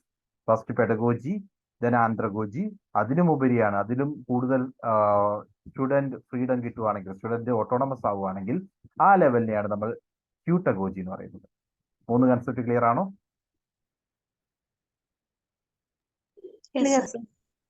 ശരി, അടുത്തത് ലെവൽസ് ഓഫ് ടീച്ചിങ് മെത്തേഡ്സിന്റെ ക്ലാസിഫിക്കേഷൻ ആണ് നമ്മൾ പറഞ്ഞത്. അടുത്തത് ഈ ഒരു ലെവൽസ് ഓഫ് ടീച്ചിങ് ഇമ്പോർട്ടന്റ് ആണ്. ഡിഫറെന്റ് ലെവൽസിലേക്ക് വരുമ്പോൾ there are 3 levels in teaching. Teaching പ്രോസസ്സിൽ 3 ലെവലുകളാണ്. ഒന്ന് memory level, also called thoughtless level എന്ന് കൂടി പറയാം. Then understanding level and reflective level. Okay, then ഈ 3 ലെവലുകൾ കൂടാതെ മെമ്മറി ലെവൽ സ്റ്റാർട്ട് ചെയ്യുന്നതിന് മുമ്പ് തന്നെ ഒരു ഓട്ടോണമസ് ഡെവലപ്മെന്റ് ലെവലുണ്ട്. അത് പക്ഷെ ഒരു ടീച്ചിങ് ലെവൽ അല്ല. ഈവൻ ദോ ലേണർക്ക് അത് ഇമ്പോർട്ടൻ്റ് ആണ്. എന്തുകൊണ്ടാണെന്ന് വെച്ച് കഴിഞ്ഞാൽ ഞാൻ പറഞ്ഞുതരാം റീസൺ. ഇപ്പോൾ ആക്ച്വലി ഒരു കുട്ടി, ആ കുട്ടി ഒരു ടീച്ചിങ് ലൈനിലേക്ക് എത്തുന്നത് എപ്പോഴാണ്? സാധാരണഗതിയിൽ നേഴ്സറി ക്ലാസ് LKG ചേരുമ്പോഴാണെന്ന് വിചാരിക്കാം. അതിനു മുമ്പ് തന്നെ ആ ഇൻഡിവിജ്വൽ ഒരുപാട് കാര്യങ്ങൾ മനസ്സിലാക്കുന്നില്ല. ഒരുപാട് കാര്യങ്ങൾ ഇതിലേക്ക് നടന്ന് ഒരുപാട് കാര്യങ്ങളും ഒരുപാട് വേ ഓഫ് ഡൂയിങ് തിങ്സ് നോക്കി റിയലൈസ് ചെയ്യുന്നുണ്ട്. അവിടെയാണ് ഓട്ടോണമസ് ഡെവലപ്മെന്റ് ലെവൽ വരുന്നത്. അവിടെ ടീച്ചർ ഇല്ല, അതുകൊണ്ട് അതൊരു ടീച്ചിങ് ലെവലായിട്ട് നമുക്ക് പറയാൻ സാധിക്കില്ല. എന്നാലും ടീച്ചിങ് ലെവലിന് മുമ്പ് autonomous development level is there. Okay, autonomous development level is student centric. Teachers' function at this level is more negative than positive, in the sense that there is no relative leadership, direction, coercion, prescription, or imposition of student thought or behavior. അതായത് ഇവിടെ കൂടുതലായിട്ട് ടീച്ചർക്ക് ഒന്നും ചെയ്യാനില്ല. Student അദ്ദേഹത്തിന്റെ എക്സ്പീരിയൻസുകളിൽ നിന്നും basic ലെവലിൽ മനസ്സിലാക്കുന്ന കാര്യങ്ങളാണ് ഓട്ടോണമസ് ഡെവലപ്മെന്റ് ലെവലിൽ വരുന്നത്. സ്വന്തമായിട്ട് മനസ്സിലാക്കുന്ന, സ്വന്തമായിട്ട് കാര്യങ്ങൾ ഗ്രഹിക്കുന്ന ആ ഒരു ലെവലാണ്. ഇവിടെ ടീച്ചർക്ക് ഒരു പ്രോമിനന്റ് റോളേ ഇല്ല. അതുകൊണ്ട് നെഗറ്റീവ് റോൾ എന്ന് പറയാം. ഒരു പോസിറ്റീവ് റോൾ ഒന്നും അവിടെ ടീച്ചർക്ക് പ്ലേ ചെയ്യാനില്ല. Intellectual development is something that just normally happens. That obvious implication of this is that there is no need for any kind of formal teaching. അതായത് നമുക്കൊരു ബേസിക് ലെവലുള്ള ഫോർമൽ ടീച്ചിങ്ങിന്റെ ആവശ്യം ഇല്ലാതെ തന്നെ ഓരോ ഇൻഡിവിജ്വലിലെയും ഇന്റലക്ച്വൽ ഡെവലപ്മെന്റ് ഹാപ്പൻ ചെയ്യുന്നുണ്ട്. അവിടെ ഒന്നും പഠിപ്പിക്കേണ്ട കാര്യമില്ല, തന്നെ ഡെവലപ്പ് ചെയ്തോളൂ. തന്നെ മനസ്സിലാക്കുന്ന കുറെ കാര്യങ്ങളുണ്ട്. അതാണ് ഈ ഒരു ഓട്ടോണമസ് ഡെവലപ്മെന്റ് ലെവൽ പറയുന്നത്. ഓക്കെ, സോ സ്റ്റുഡന്റ് ഒരു ഫോർമൽ ടീച്ചിങ്ങിന്റെ ഭാഗമല്ലാതെ തന്നെ നേടിയെടുക്കുന്ന ആ ബേസിക് ലെവൽ നോളജ് ആണ് ഓട്ടോണമസ് ഡെവലപ്മെന്റ് ലെവലിൽ വരുന്നത്. ഓക്കെ, രണ്ടാമതായിട്ട് memory level of teaching. So teaching ലെവലിലേക്ക് വരുമ്പോൾ ഫസ്റ്റ് ലെവൽ എന്ന് പറയാം. എന്നാലും അതിനു മുമ്പ് ഒരു ലേണിംഗ് ലെവലുണ്ട്, അതാണ് ഓട്ടോണമസ് ലെവൽ. ടീച്ചിങ് ലെവലിലെ ആദ്യത്തെ ലെവൽ എന്ന് പറയുന്നത് മെമ്മറി ലെവലാണ്. So it is the first and thoughtless level of teaching. അതായത് കാണാപ്പാഠം പഠിപ്പിക്കുന്ന രീതി. ഇപ്പൊ 1ാം ക്ലാസ്സിലും 2ാം ക്ലാസ്സിലും ഒക്കെ സ്റ്റുഡന്റ് ആ കൺസെപ്റ്റ് മനസ്സിലാക്കിയാണോ പഠിപ്പിക്കുന്നത് അതോ കാണാപ്പാടമാണോ പഠിപ്പിക്കുന്നത്? ഇപ്പോൾ ഫാക്റ്റുകൾ പറഞ്ഞു കൊടുക്കുന്നു, പോയംസ് പഠിപ്പിച്ചു കൊടുക്കുന്നു, ഇതൊക്കെ കാണാപ്പാഠം പഠിപ്പിക്കുകയാണ്. ആ ഒരു ലെവലിലാണ് മെമ്മറി ലെവൽ ടീച്ചിങ് ഹാപ്പൻ ചെയ്യുന്നത്. So memory level teaching is considered as the lowest level of teaching. എന്തുകൊണ്ടാണ്? ഏറ്റവും താഴത്തെ ലെവലാണ്. അവരെ കാണാപ്പാഠം റിസൈറ്റ് ചെയ്യിപ്പിക്കാൻ അല്ലെങ്കിൽ കാണാപ്പാഠം പഠിപ്പിക്കാനുള്ള ശ്രമം മാത്രമേ അവിടെ നടക്കൂ. So the thinking ability does not play any role. ഒരു സ്റ്റുഡന്റ് ആക്ച്വലി എന്തെങ്കിലും ചിന്തിക്കുന്നുണ്ടോ? ഇല്ല. ആ ഒരു കൺസെപ്റ്റ് അതേപടി തന്നെ ഗ്രഹിക്കുക, അതേപടി തന്നെ മനസ്സിലാക്കിയ കാര്യങ്ങൾ റിപ്പീറ്റ് ചെയ്യുക, അത്രയും മാത്രമേ ആ ഒരു ലെവലിൽ വരുന്നുള്ളൂ. So students only cram the facts, information, formulas and laws that are taught to them. അതായത് എന്തുകൊണ്ടാണ് ഈ ഇൻഫർമേഷൻ, എന്തുകൊണ്ടാണ് ഈ ഫോർമുല യൂസ് ചെയ്യുന്നത്, എങ്ങനെയാണ് ഈ ഫോർമുലയിലേക്ക് എത്തിയത്, അങ്ങനെയുള്ള ചിന്താഗതികൾ ഒന്നുമില്ലാതെ ഇത് കാണാപ്പാഠമായിട്ട് മനസ്സിലേക്ക് എടുക്കുകയാണെങ്കിൽ, നമ്മൾ മനസ്സിലേക്ക് അങ്ങ് ചേർത്ത് വയ്ക്കുകയാണെങ്കിൽ, അവിടെയാണ് ഈ ഒരു memory level of teaching happen ചെയ്യുന്നത്. The teaching is nothing but learning the subject matter by rote. കാണാപ്പാഠം പഠിപ്പിക്കുന്ന ആ രീതിയാണ് ഇവിടെ വരുന്നത്. So the role of the teacher is prominent and the student is secondary. അപ്പോൾ എന്താണ് പഠിക്കേണ്ടത്, എങ്ങനെയാണ് പഠിക്കേണ്ടത്, എത്രമാത്രം ടോപ്പിക് കവർ ചെയ്യണം തുടങ്ങിയിട്ടുള്ള എല്ലാ തീരുമാനങ്ങളും ടീച്ചറുടെ ഭാഗത്തു നിന്നായിരിക്കും. സ്റ്റുഡന്റ് ഭാഗത്തു നിന്ന് വലിയ കോൺട്രിബ്യൂഷൻസ് ഒന്നും തന്നെ ഈ ലെവലിൽ ഉണ്ടാവില്ല. The study material is well organised and pre planned. The teacher presents the study material in sequential order.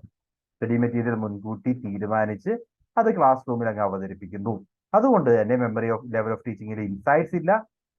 Psychologically ഇതൊരു കോഗ്നിറ്റീവ് ലെവൽ, അതായത് നമ്മളുടെ ബ്രെയിനിൽ സ്റ്റോർ ചെയ്ത് വെക്കുക എന്ന് പറയുന്നത് മാത്രമേ ഉള്ളൂ. അല്ലാതെ തിങ്കിങ് ഈസ് നോട്ട് ഹാപ്പനിങ്. ഒരു ബേസിക് ലെവലിലുള്ള ടീച്ചിങ് ആണ് മെമ്മറി ലെവലിൽ വരുന്നത്. സോ മെറിറ്റ് പറയുകയാണെങ്കിൽ ലോവർ ക്ലാസ്സുകളിലെ കുട്ടികൾക്ക് ഇത് ബെനിഫിഷ്യൽ ആണ്. അതേപോലെ ടീച്ചറുടെ റോള് കൂടുതൽ ഇമ്പോർട്ടൻ്റ് ആണ്. ടീച്ചർ ഏത് സബ്ജക്റ്റ് ആണ് പഠിപ്പിക്കേണ്ടത്, ഏത് ഏരിയ ആണ് പഠിപ്പിക്കേണ്ടത്, എങ്ങനെയാണ് പഠിപ്പിക്കേണ്ടത് തുടങ്ങി പൂർണ്ണമായിട്ടുള്ള കാര്യങ്ങളെല്ലാം ടീച്ചർ സെൻട്രിക് ആണ്. Then the knowledge acquired at memory level teaching forms A basis for future.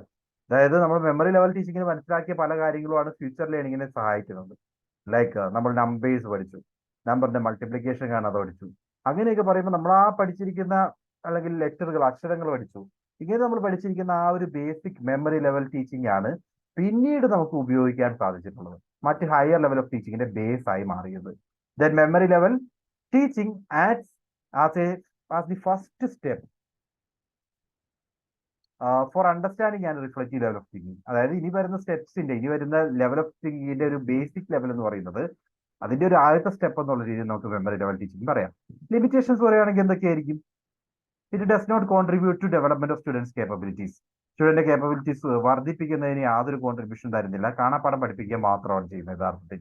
Then since it at this level students learn by rote, the knowledge gain does not prove helpful in real life situation. അതായത് അവർക്ക് ജീവിതത്തിൽ അതുകൊണ്ട് വലിയ ഗുണങ്ങളൊന്നും ഉണ്ടാവില്ല.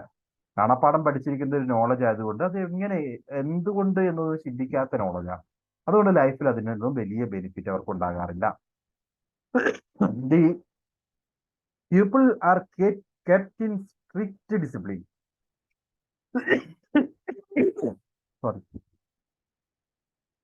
Okay, third point, the people are kept in strict discipline and cramming is insisted on this teaching. അതായത് വളരെ disciplined ആയിട്ടുള്ള teacher പറയുന്ന അതേപടി അനുസരിച്ചുള്ള, അതേപടി റിപ്പീറ്റ് ചെയ്തുള്ള, അല്ലാതെ അങ്ങനെ ഒരു ചിട്ടയായിട്ടുള്ള അറ്റ്മോസ്ഫിയറിലായിരിക്കും അവരുടെ ഭാഗത്തു നിന്നും ഒരുപാട് കമന്റ്സ് ഒന്നും പ്രോത്സാഹിപ്പിക്കില്ല. അങ്ങനെയുള്ള ഒരു ലെവലായിരിക്കും memory level teaching. So intelligence does not carry any importance at this level of teaching. ഇന്റലിജൻസിന് യാതൊരു സ്കോപ്പും ഇല്ല. കോഗ്നിറ്റീവ് ലെവൽ മാത്രമാണ്, കൂടുതൽ ചിന്തിക്കുന്നതിന് യാതൊരു ആവശ്യവും ഈ ലെവലിൽ ഇല്ല. So that was the first level. Second level എന്ന് പറയുന്നത് അണ്ടർസ്റ്റാൻഡിങ് ലെവലാണ്. Understanding level something is to perceive the meaning, grasp the ഐഡിയ ആൻഡ് കോംപ്രിഹെൻഡ് ദി മീനിങ്. അതായത് ഇവിടെ ആക്ച്വലി എന്താ സംഭവിക്കുക? അണ്ടർസ്റ്റാൻഡിങ് സംതിങ് എന്ന് പറഞ്ഞു കഴിഞ്ഞാൽ ഇറ്റ്സ് ഓൾ അബൌട്ട് നമ്മളൊരു കാര്യം മനസ്സിലാക്കുന്നു, ദെൻ ആ ഐഡിയ നമ്മളുടെ മനസ്സിലേക്ക് കയറ്റുന്നു, ആ ഒരു മീനിങ്ങിനെ നമുക്ക് പറയാൻ സാധിക്കുന്നു, മീനിങ് എന്താണെന്ന് നമുക്ക് മനസ്സിലാക്കി കഴിഞ്ഞു. ആ ഒരു ലെവലിനാണ് അണ്ടർസ്റ്റാൻഡിങ് എന്ന് പറയുന്നത്. So in the field of education and psychology, okay, in the field of education and psychology the meaning of understanding 3 രീതിയിലാകാം. ഒന്ന്, seeing the total use of facts. നമ്മൾ ഈ കാണാതെ പഠിച്ച മെമ്മറി ലെവലിൽ പഠിച്ചിരിക്കുന്ന ആ ബേസിക് ഫാക്റ്റുകൾ എന്തിനു വേണ്ടി ഉപയോഗിക്കാം എന്ന് നമുക്കറിയാം. So we know the use of facts, എന്താണ് ഇതിന്റെ ഉപയോഗം എന്നറിയാം. ആൻഡ് സീയിങ് ദി റിലേഷൻഷിപ്പ്, ഇത് തമ്മിൽ പരസ്പരം കണക്ട് ചെയ്യാൻ സാധിക്കും, ഇത് തമ്മിലുള്ള റിലേഷൻ എന്താണെന്ന് ഐഡന്റിഫൈ ചെയ്യാൻ സാധിക്കും. And generalised insight, we have a generalised insight, generally ഇതുകൊണ്ട് ഉദ്ദേശിക്കുന്നത് ഇന്നതാണ് എന്ന് മനസ്സിലാക്കാനുള്ള എബിലിറ്റി നമുക്കുണ്ട്. അവിടെയാണ് അണ്ടർസ്റ്റാൻഡിങ് ലെവൽ വരുന്നത്. So teaching at understanding level is of higher quality than the one at memory level. Memory ലെവലിലെ ടീച്ചിങ്ങിനേക്കാൾ കുറച്ചുകൂടി ക്വാളിറ്റി കൂടുതലാണ് അണ്ടർസ്റ്റാൻഡിങ് ലെവലിൽ. Because at this level of teaching, the teacher explains the students about the relationship between principles and facts, and teach them how these principles can be applied. അവർക്ക് ഓരോ പ്രിൻസിപ്പിൾസിനെ പറ്റിയും അല്ലെങ്കിൽ ഫാക്ട്സിനെ പറ്റിയും അവർ തമ്മിൽ അവർക്ക് പറഞ്ഞു കൊടുക്കും. അതേപോലെ ഇത് എങ്ങനെയാണ് യൂസ് ചെയ്യേണ്ടതെന്നും അവർക്ക് പറഞ്ഞു കൊടുക്കും. നോട്ട് അബൌട്ട് റോഡ് ലേണിംഗ്, അത് എന്തുകൊണ്ടാണെന്നും അതേപോലെ ഇത് എവിടെയാണ് ഉപയോഗിക്കേണ്ടതെന്നും ടീച്ചർ പറഞ്ഞു കൊടുക്കുന്നുണ്ട്. അവിടെയാണ് അണ്ടർസ്റ്റാൻഡിങ് ഹാപ്പൻ ചെയ്യുന്നത്. So as compared to memory level teaching, the understanding level teaching has greater merits. എന്തുകൊണ്ടാണ്? This enable students to have a complete command over subject matter. Subject മാറ്ററിനെ പറ്റി ഒരു പൂർണ്ണമായിട്ടുള്ള ഐഡിയ അവരിലേക്ക് എത്തുന്നുണ്ട്. So the understanding level role of teacher is more active. മറ്റേ പൂർണ്ണമായിട്ടും teacher അത് തീരുമാനിക്കുന്നതിലുപരിയായിട്ട് ടീച്ചർ അവിടെ കാര്യങ്ങൾ സംശയങ്ങൾ ചോദിക്കുന്നതും അല്ലെങ്കിൽ അതിനകത്ത് അഡീഷണൽ നോളജ് ഗെയിൻ ചെയ്യുന്നതിനും ഒക്കെ പ്രോത്സാഹിപ്പിക്കുന്നുണ്ട്. അതാണ് അണ്ടർസ്റ്റാൻഡിങ് ലെവൽ വരിക. ഇപ്പൊ മെറിറ്റ്സ് പറയുകയാണെങ്കിൽ at this level teaching students to make use of their thinking abilities. So basically അവർക്ക് കൂടുതൽ ചിന്തിക്കാൻ ഉള്ള കഴിവ് അതിനെ പ്രൊമോട്ട് ചെയ്യുന്നു. The knowledge acquired at this level forms the base for reflective level. ഈ ഒരു ലെവൽ നമ്മൾ ഗെയിൻ ചെയ്യുന്ന നോളജ് ആണ് നെക്സ്റ്റ് ലെവലിന്റെ ബേസ് ആയിട്ട് വരുന്നത്. Here the teacher presents the subject matter before the students in an organized and sequential form, because connect ചെയ്യണം ഓരോ ഫാക്ടുകളെ. സോ കൃത്യമായിട്ടുള്ള ഒരു ഓർഡറിൽ കാര്യങ്ങൾ അവതരിപ്പിക്കുന്നു. Then the new knowledge acquired is related to the previously acquired knowledge. മുൻപ് അവർക്ക് അറിയാവുന്ന നോളജിലേക്ക് അവർ ആഡ് ചെയ്ത് പോവുകയാണ്. അപ്പോൾ ആ കണക്ഷൻ ഇസ് ദെയർ, റിലേഷൻ ചെയ്യാൻ സാധിക്കുന്നുണ്ട്, ഒന്നിനോ മറ്റൊന്നുമായിട്ട് കമ്പയർ ചെയ്യാൻ സാധിക്കുന്നുണ്ട്. അതുവഴി കണക്ഷൻസും ആ ഒരു ബ്രോഡ് ഐഡിയ എന്താണെന്നുള്ളത് വ്യക്തമായ ധാരണ കുട്ടികൾക്ക് കിട്ടും. Here students do not learn by rote, കാണാപ്പാഠം പഠിക്കുകയല്ല.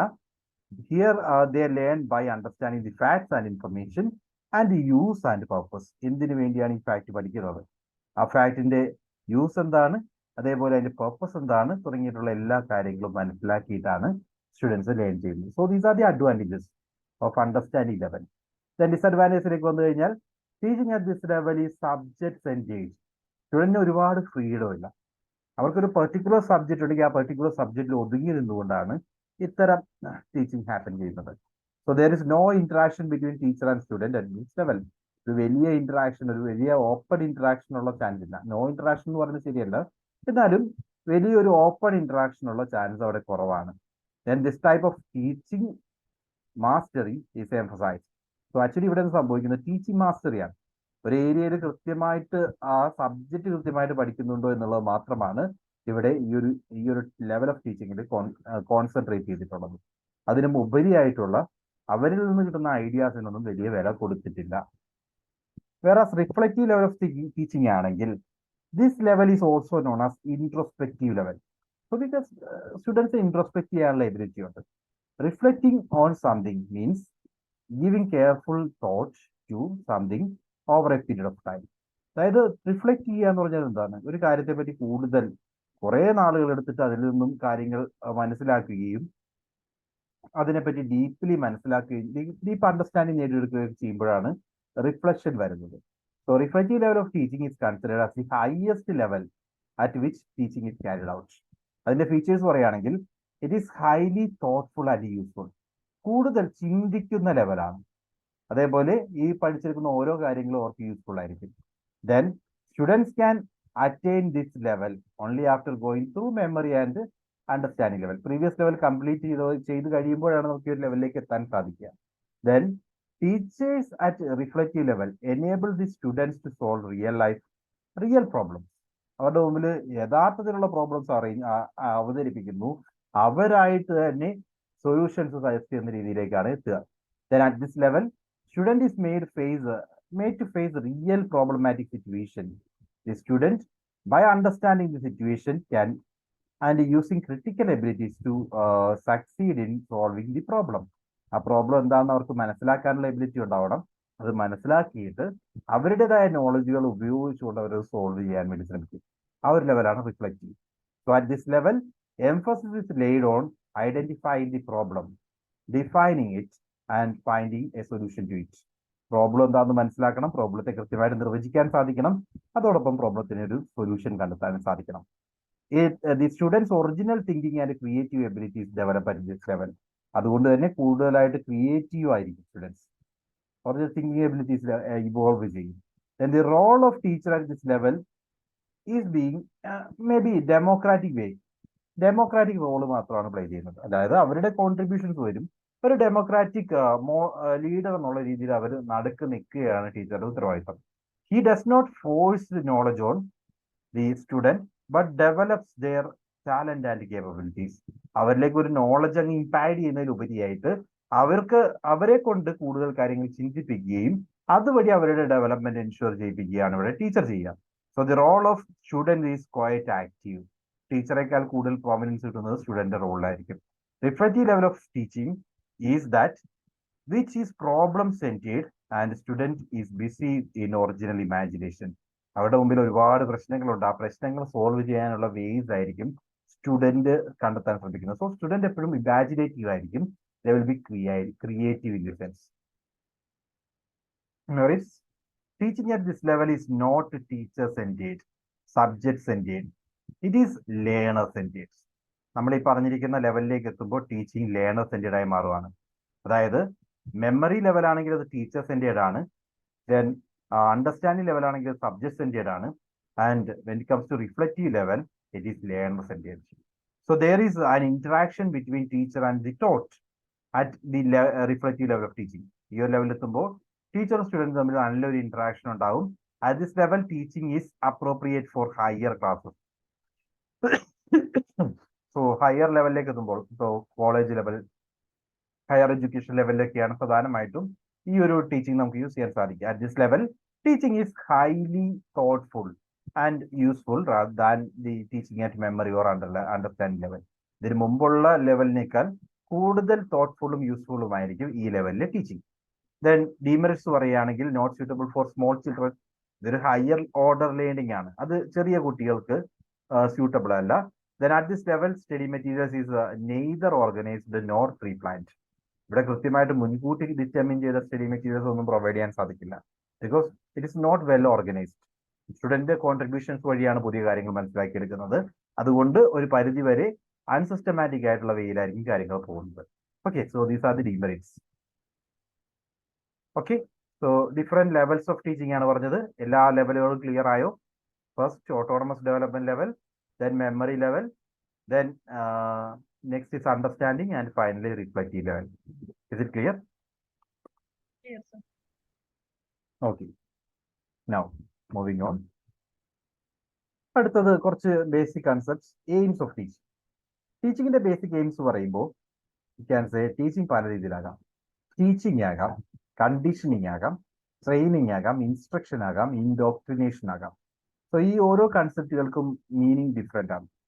So if you are talking about teaching എന്ന് പറഞ്ഞു കഴിഞ്ഞാൽ to bring changes in the behaviour of students.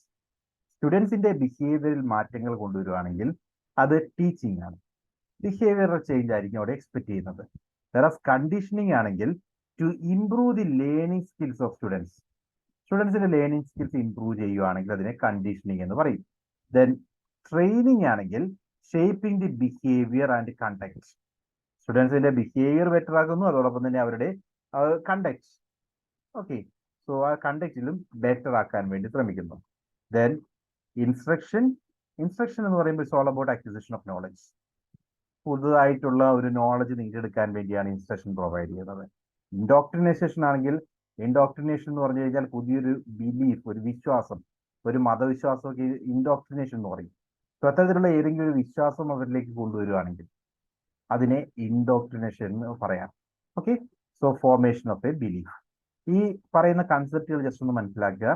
Teaching, conditioning, training, instruction and indoctrination. Okay, now objectives of teaching. So objectives എന്ന് പറയുമ്പോൾ it includes you can say major objectives ആണ്. Just നോക്കുക. To bring desired change in people. കുട്ടികളിൽ നമ്മൾ ആഗ്രഹിക്കുന്ന മാറ്റങ്ങൾ കൊണ്ടുവരിക. To shape behaviour and conduct. അവരുടെ പെരുമാറ്റ രീതിയിലും അവരുടെ ബിഹേവിയറിലൊക്കെ മാറ്റങ്ങൾ കൊണ്ടുവരിക. Then acquisition of knowledge. പുതിയ നോളജ് അവരിലേക്ക് എത്തിക്കുക. To improve the learning skill of knowledge. To formation of belief and to provide a social and efficient member to the society. So നമ്മൾ മുമ്പ് പറഞ്ഞ അതേ കാര്യങ്ങൾ, എയിമായിട്ട് പറഞ്ഞ അതേ കാര്യങ്ങൾ തന്നെയാണ് objective. See that right. Teaching എന്താണ്? To bring changes in behaviour of students. അതല്ലേ ഇവിടെ പറഞ്ഞിരിക്കുന്നത്. To bring desired changes in people. Then അതേപോലെ can see conditioning and skill development. Skill അവിടെ ഉണ്ടല്ലോ. Improve learning skills of students. അതേപോലെ indoctrination, formation of belief, that is there. So അത്തരത്തിൽ നമ്മൾ പറഞ്ഞിരിക്കുന്ന അതേ കാര്യങ്ങൾ തന്നെയാണ് ഒബ്ജക്റ്റീവ് ആയാലും സ്കിൽ എയിം ആയാലും ഒക്കെ ഓർക്കേണ്ടത്. ഇനി ടീച്ചിങ്ങിന്റെ different variables. There are 3 variables. One is dependent variable, that is student. Student ആണ് dependent variable. Student is depending upon teacher. Independent variable എന്ന് പറയുന്നത് ടീച്ചറാണ്. ഇന്റർവീനിങ് വേരിയബിൾസ് എന്ന് പറഞ്ഞാൽ മെത്തേഡ്സും ടെക്നിക്സും, ടീച്ചിങ് യൂസ് ചെയ്തിരിക്കുന്ന മെത്തേഡ്സും ടെക്നിക്സും എല്ലാം ഇന്റർവീനിങ് വേരിയബിൾസ് ആണ്. Okay. Then basic requirements of teaching.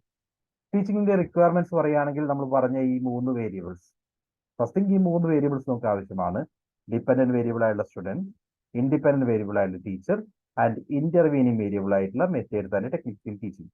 ഇത് 3 നമുക്ക് ആവശ്യമാണ്. So first all the 3 variables, then professionalism is a must. Suitable ആയിട്ടുള്ള ഒരു environment, teacher student relationship, then students discipline, teachers devotion to teaching, and also on the other hand students devotion to learning. ഇവയെല്ലാം നമുക്ക് ആവശ്യമാണ്.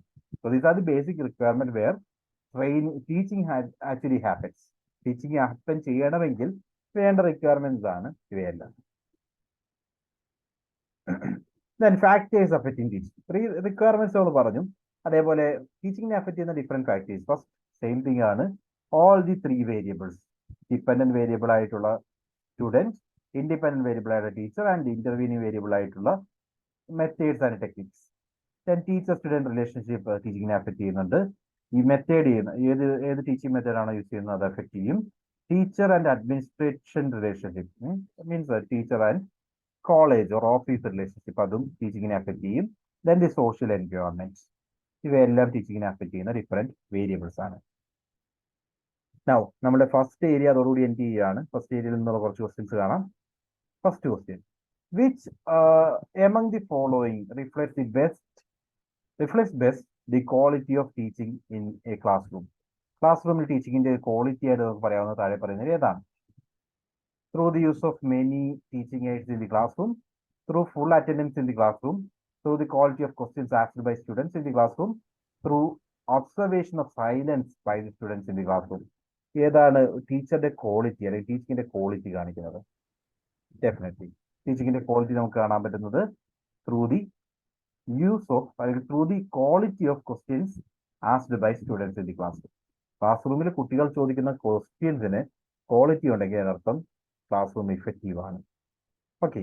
രണ്ടാമത്തെ question, the field of study which uses role playing, simulation and self evaluation as a strategies for adult learners is known as pedagogy, andragogy, anthropology, then psychology. Role പ്ലേയിങ്ങും സിമുലേഷനും ഒക്കെ ഉപയോഗിച്ചുകൊണ്ട് adult ലേണേഴ്സിന് പഠിക്കാൻ പറ്റുന്ന മെത്തേഡ് എന്ന് പറയുന്നത് that is andragogy. Okay. Andragogy, pedagogy means literally means leading children. വേറെ ആന്ത്രഗോജി എന്ന് പറയുന്നത് science or art of teaching adults ആണ്. ബേസിക്കലി അതാണ് അതിന്റെ മീനിങ് വരുന്നത്. ദെൻ അടുത്ത question, which of the following set of statements best describes the nature and objectives of teaching? Indicate your answer by selecting the code. So nature and objectives, ടീച്ചിങ്ങിന്റെ നേച്ചറിനെ ഒബ്ജക്റ്റീവ്സിനെയും നല്ല രീതിയിൽ define ചെയ്ത statements നിങ്ങൾ identify ചെയ്യണം. First one, teaching and learning are integrally related. There is no difference between teaching and training. Concern for all teaching is to ensure some kind of transformation in students. All good teaching is formal in nature. A teacher is a senior person. Teaching is a social act, whereas learning is a personal act. ഏതൊക്കെയാണ് ശരിയെന്ന് പറയൂ. ഏതൊക്കെയാണ് right answer? Option C. Okay.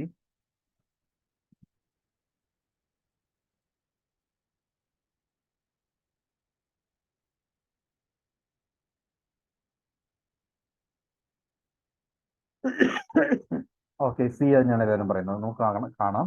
ആദ്യത്തത്, teaching and learning are integrally related. ടീച്ചിങ്ങും ലേണിംഗും തമ്മിൽ relation ഉണ്ട് for sure. Then there is no difference between teaching and training. Difference ഉണ്ടെന്ന് നമ്മൾ പറഞ്ഞല്ലോ. നമ്മൾ ഓൾറെഡി ടീച്ചിങ്ങും ട്രെയിനിങ്ങും ഡിഫറൻസ് കണ്ടതാണ്. രണ്ടിന്റെയും മീനിങ് ഡിഫറെന്റ് ആണ്. Then Concern for all teaching is to ensure some kind of transformation in students. That's right. All good teaching is formal in nature. ഒരു നിർബന്ധമില്ല. ഇൻഫോർമലി നമ്മൾ പഠിക്കുന്ന പല കാര്യങ്ങളായിരിക്കും നമുക്ക് ജീവിതത്തിൽ ഉപയോഗിക്കാൻ സാധിക്കുക. സോ ഫോർമൽ ആകണമെന്ന് യാതൊരു നിർബന്ധവുമില്ല. A teacher is a senior person. ഒരു നിർബന്ധമില്ലല്ലോ. Okay. Then teaching is a social act, whereas learning is a personal act. That is also right. So right answer is option C, 1, 3 and 6. Another question. Which of the following orders are the 3 levels of teaching? ഏതാണ് 3 level of teaching?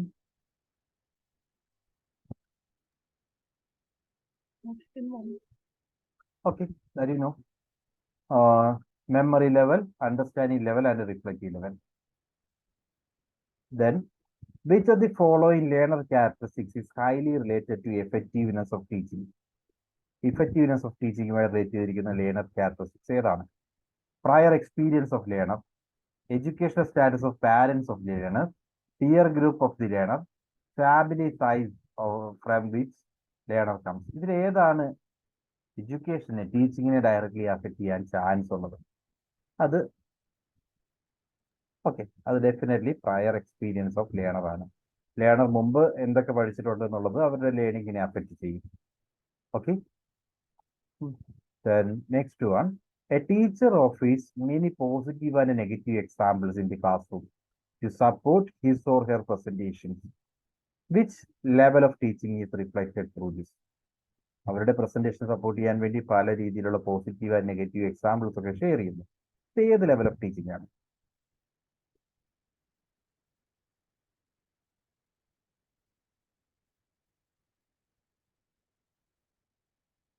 Autonomous development, memory level, understanding level, reflective level. What do you think?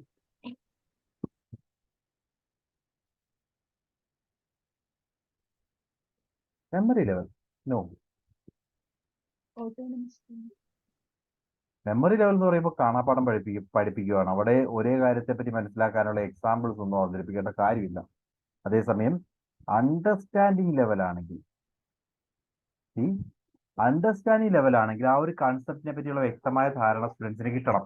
ആ concept മനസ്സിലാക്കി കൊടുക്കാൻ വേണ്ടി എന്താണ് അതുമായി ബന്ധപ്പെട്ട examples, positive and negative examples ഒക്കെ പറഞ്ഞു കൊടുത്തുകൊണ്ട് ആ കൺസെപ്റ്റ് വ്യക്തമായി സ്റ്റുഡൻസിന് മനസ്സിലാക്കാൻ ശ്രമിക്കും. ആ ലെവലാണ് understanding level. Okay, so the right answer is option C, understanding level. Reflective ആയില്ല. റിഫ്ലക്റ്റീവ് ആകണമെങ്കിൽ സ്റ്റുഡൻസിന്റെ ഭാഗത്തുനിന്ന് ഒരുപാട് ഫീഡ്ബാക്സ് വേണം. അവരായിട്ട് കൂടുതൽ കോൺട്രിബ്യൂട്ട് ചെയ്യുന്ന ലെവലാണ് റിഫ്ലക്റ്റീവ് ലെവൽ. അത്രയും ആയിട്ടില്ല. അതിന് തൊട്ട് മുമ്പാണ് പോസിറ്റീവ് ആൻഡ് നെഗറ്റീവ് എക്സാമ്പിൾസ് ഒക്കെ പ്രൊവൈഡ് ചെയ്യുന്നത്. ഓക്കെ, ദെൻ അടുത്ത ഏരിയയിലേക്ക് പോകുന്നു. ഒരു 2 മിനിറ്റ്, 2 മിനിറ്റ്സ്. ഓക്കെ, നമുക്ക് കണ്ടിന്യൂ ചെയ്യാം. Methods, teaching methods in higher education. Higher എഡ്യൂക്കേഷനിലെ ഡിഫറെന്റ് ടീച്ചിങ് മെത്തേഡ്സിനെ പറ്റി പറയുമ്പോൾ ക്യാൻ സി 3 ബ്രോഡ് കാറ്റഗറിയിൽ നമുക്ക് ഹയർ എഡ്യൂക്കേഷൻ ടീച്ചിങ് മെത്തേഡ്സിനെ കാറ്റഗറൈസ് ചെയ്യാൻ സാധിക്കും. ഒന്ന് teacher focused strategy, then mixed strategy and student focused strategy. Teacher focused strategies large group strategies ആണ്. അതിനകത്ത് ലെക്ചേഴ്സ് വരും, ടീം ടീച്ചിങ് വരും, ദെൻ TV ഓർ വീഡിയോ പ്രസന്റേഷൻസും അതിന്റെ ഭാഗമായിട്ട് പറയാം. ഇനി മിക്സ്ഡ് സ്ട്രാറ്റജീസ് ആണെങ്കിൽ അതൊരു സ്മോൾ ഗ്രൂപ്പ് സ്ട്രാറ്റജിയാണ്, വളരെ കുറച്ച് പേരുള്ള സ്ട്രാറ്റജീസ് എന്ന് പറയും. അതേപോലെ you can say individual methods are also there. അത് സ്റ്റുഡന്റ് ഫോക്കസ്ഡ് ആയിട്ടുള്ള സ്ട്രാറ്റജീസ് ആയിട്ടും പറയാം. ഓക്കെ, സോ നമുക്ക് സ്റ്റാർട്ട് ചെയ്യാം.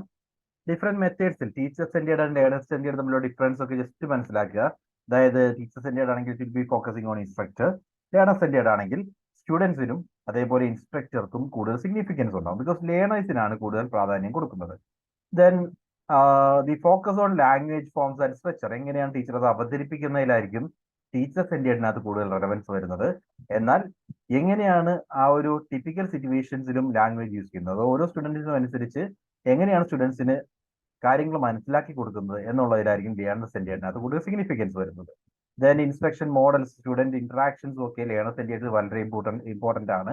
വേറാസ് ടീച്ചർ സെന്റേർഡ് ആണെങ്കിൽ കൂടുതലായിട്ടും ഒരു ലെക്ചർ വേയിലായിരിക്കും കാര്യങ്ങൾ പോവുക, സ്റ്റുഡൻസ് ലിസൺ ചെയ്യുന്നതായിരിക്കും കൂടുതലായിട്ട് സംഭവിക്കുന്നത്. സോ ലൈക്വൈസ് ഇതൊക്കെ അതിന്റെ ഡിഫറൻസസ് ആണ്. Just go through it. That is not that much relevant. Features എന്നുള്ള രീതിയിൽ മനസ്സിലാക്കുക. ഇനി ലെറ്റ് ബി സ്റ്റാർട്ട്. ഡിഫറെന്റ് ടൈപ്സിലേക്ക് നമ്മൾ പോവുകയാണ്. Teacher centred methods. ഏറ്റവും ബേസിക് മെത്തേഡ് എന്ന് പറയുന്നത് ലെക്ചർ മെത്തേഡാണ്. What is a lecture? ഒരു പ്ലെയിൻ ക്ലാസ് റൂം ലെക്ചർ. അവിടെ വരുമ്പോൾ it is one of the oldest teaching methods applied in educational institutions. This teaching method is one-way channel of communication of information. Student involvement in this teaching method is just to listen and sometimes pen down notes. അതായത് ഒരു class റൂമിൽ ഒരു lecture conduct ചെയ്യുവാണെങ്കിൽ കാര്യങ്ങൾ കേൾക്കുന്നതിലായിരിക്കും student കൂടുതലായിട്ട് concentrate ചെയ്യുക. അവരുടെ ഭാഗത്തു നിന്നുള്ള ഡൗട്ട്സും ക്വറീസും ഒക്കെ വളരെ കുറവായിരിക്കും. സോ ഈ ഒരു സിറ്റുവേഷനിൽ സ്റ്റുഡൻസിനകത്ത് ഒരുപാട് ഇൻഫർമേഷൻ ഒരേ ടൈമിൽ ഷെയർ ചെയ്യാൻ വേണ്ടി ലെക്ചർ യൂസ് ചെയ്യാം. പക്ഷെ സ്റ്റുഡൻസിന് ഗെയിൻ ചെയ്യുന്നത് വളരെ കുറച്ചായിരിക്കും. അതാണ് ഇതിന്റെ ഒരു പ്രശ്നം. One of the main problem is that it may not be able to grab attention of students in the class room, right? ആ ഒരു എല്ലാ സ്റ്റുഡൻസിന്റെയും ഒരേ ഒരു മണിക്കൂർ നേരമൊക്കെ അവരുടെ എല്ലാവരുടെ അറ്റൻഷൻ നേടിയെടുക്കുക എന്ന് പറയുന്നത് is not an easy task. അതാണ് ഈ ഒരു മെത്തേഡിന്റെ വലിയൊരു ലിമിറ്റേഷനും. സോ അഡ്വാൻറ്റേജ് നിങ്ങൾക്ക് കാണാം. അഡ്വാൻറ്റേജിലേക്ക് വരുമ്പോൾ this teaching method is in this teaching method A large amount of topics can be conveyed or covered in A single class period. നമുക്ക് വലിയൊരു ടോപ്പിക് ഈസി ആയിട്ട് കവർ ചെയ്യാൻ സാധിക്കും. Then using this method exclude using of any equipments or A lab. ഒരു എക്യുപ്മെന്റോ ഒരു ലാബോ ഒന്നും ആവശ്യമില്ല. ഒരു കാര്യങ്ങളെല്ലാം പറഞ്ഞു കൊടുക്കുന്ന രീതിയാണ് ലെക്ചറിൽ വരുന്നത്. Then learning materials may not be required. Learning materials ഇല്ലാതെ ആയിരിക്കാം പ്രസന്റ് ചെയ്യുക. Students listening skills develop. അവർ കൂടുതലായിട്ടും കാര്യങ്ങൾ കേൾക്കുവാണ്. ലിസണിങ് സ്കിൽസ് ഇംപ്രൂവ് ചെയ്യാൻ ലെക്ചർ ഹെൽപ്ഫുൾ ആയിരിക്കും. Then logical arrangement of materials in order to present orally. നമ്മൾ പറയുന്നതായതുകൊണ്ട് ആ ഒരു കൺസെപ്റ്റിനെ മൊത്തമായിട്ട് ലോജിക്കലി നമ്മൾ മനസ്സിൽ അറേഞ്ച് ചെയ്തിട്ടുണ്ടാവും. ഒരു ഓർഡറിലായിരിക്കും കാര്യങ്ങൾ അവതരിപ്പിക്കുക. Then it helps to learn languages ഒക്കെ പഠിപ്പിക്കുമ്പോൾ ഇത്തരം ലെക്ചറിങ് അവരെ കേൾക്കാനും ലാംഗ്വേജിന്റെ യൂസേജ് കേൾക്കാനും അതേപോലെ ലാംഗ്വേജ് കൃത്യമായിട്ട് മനസ്സിലാക്കാനും ഒക്കെ സഹായിക്കും. ഇനി അതിന്റെ ഡിസഡ്വാൻറ്റേജ് പറയുകയാണെങ്കിൽ ഒരുപാടുണ്ട്.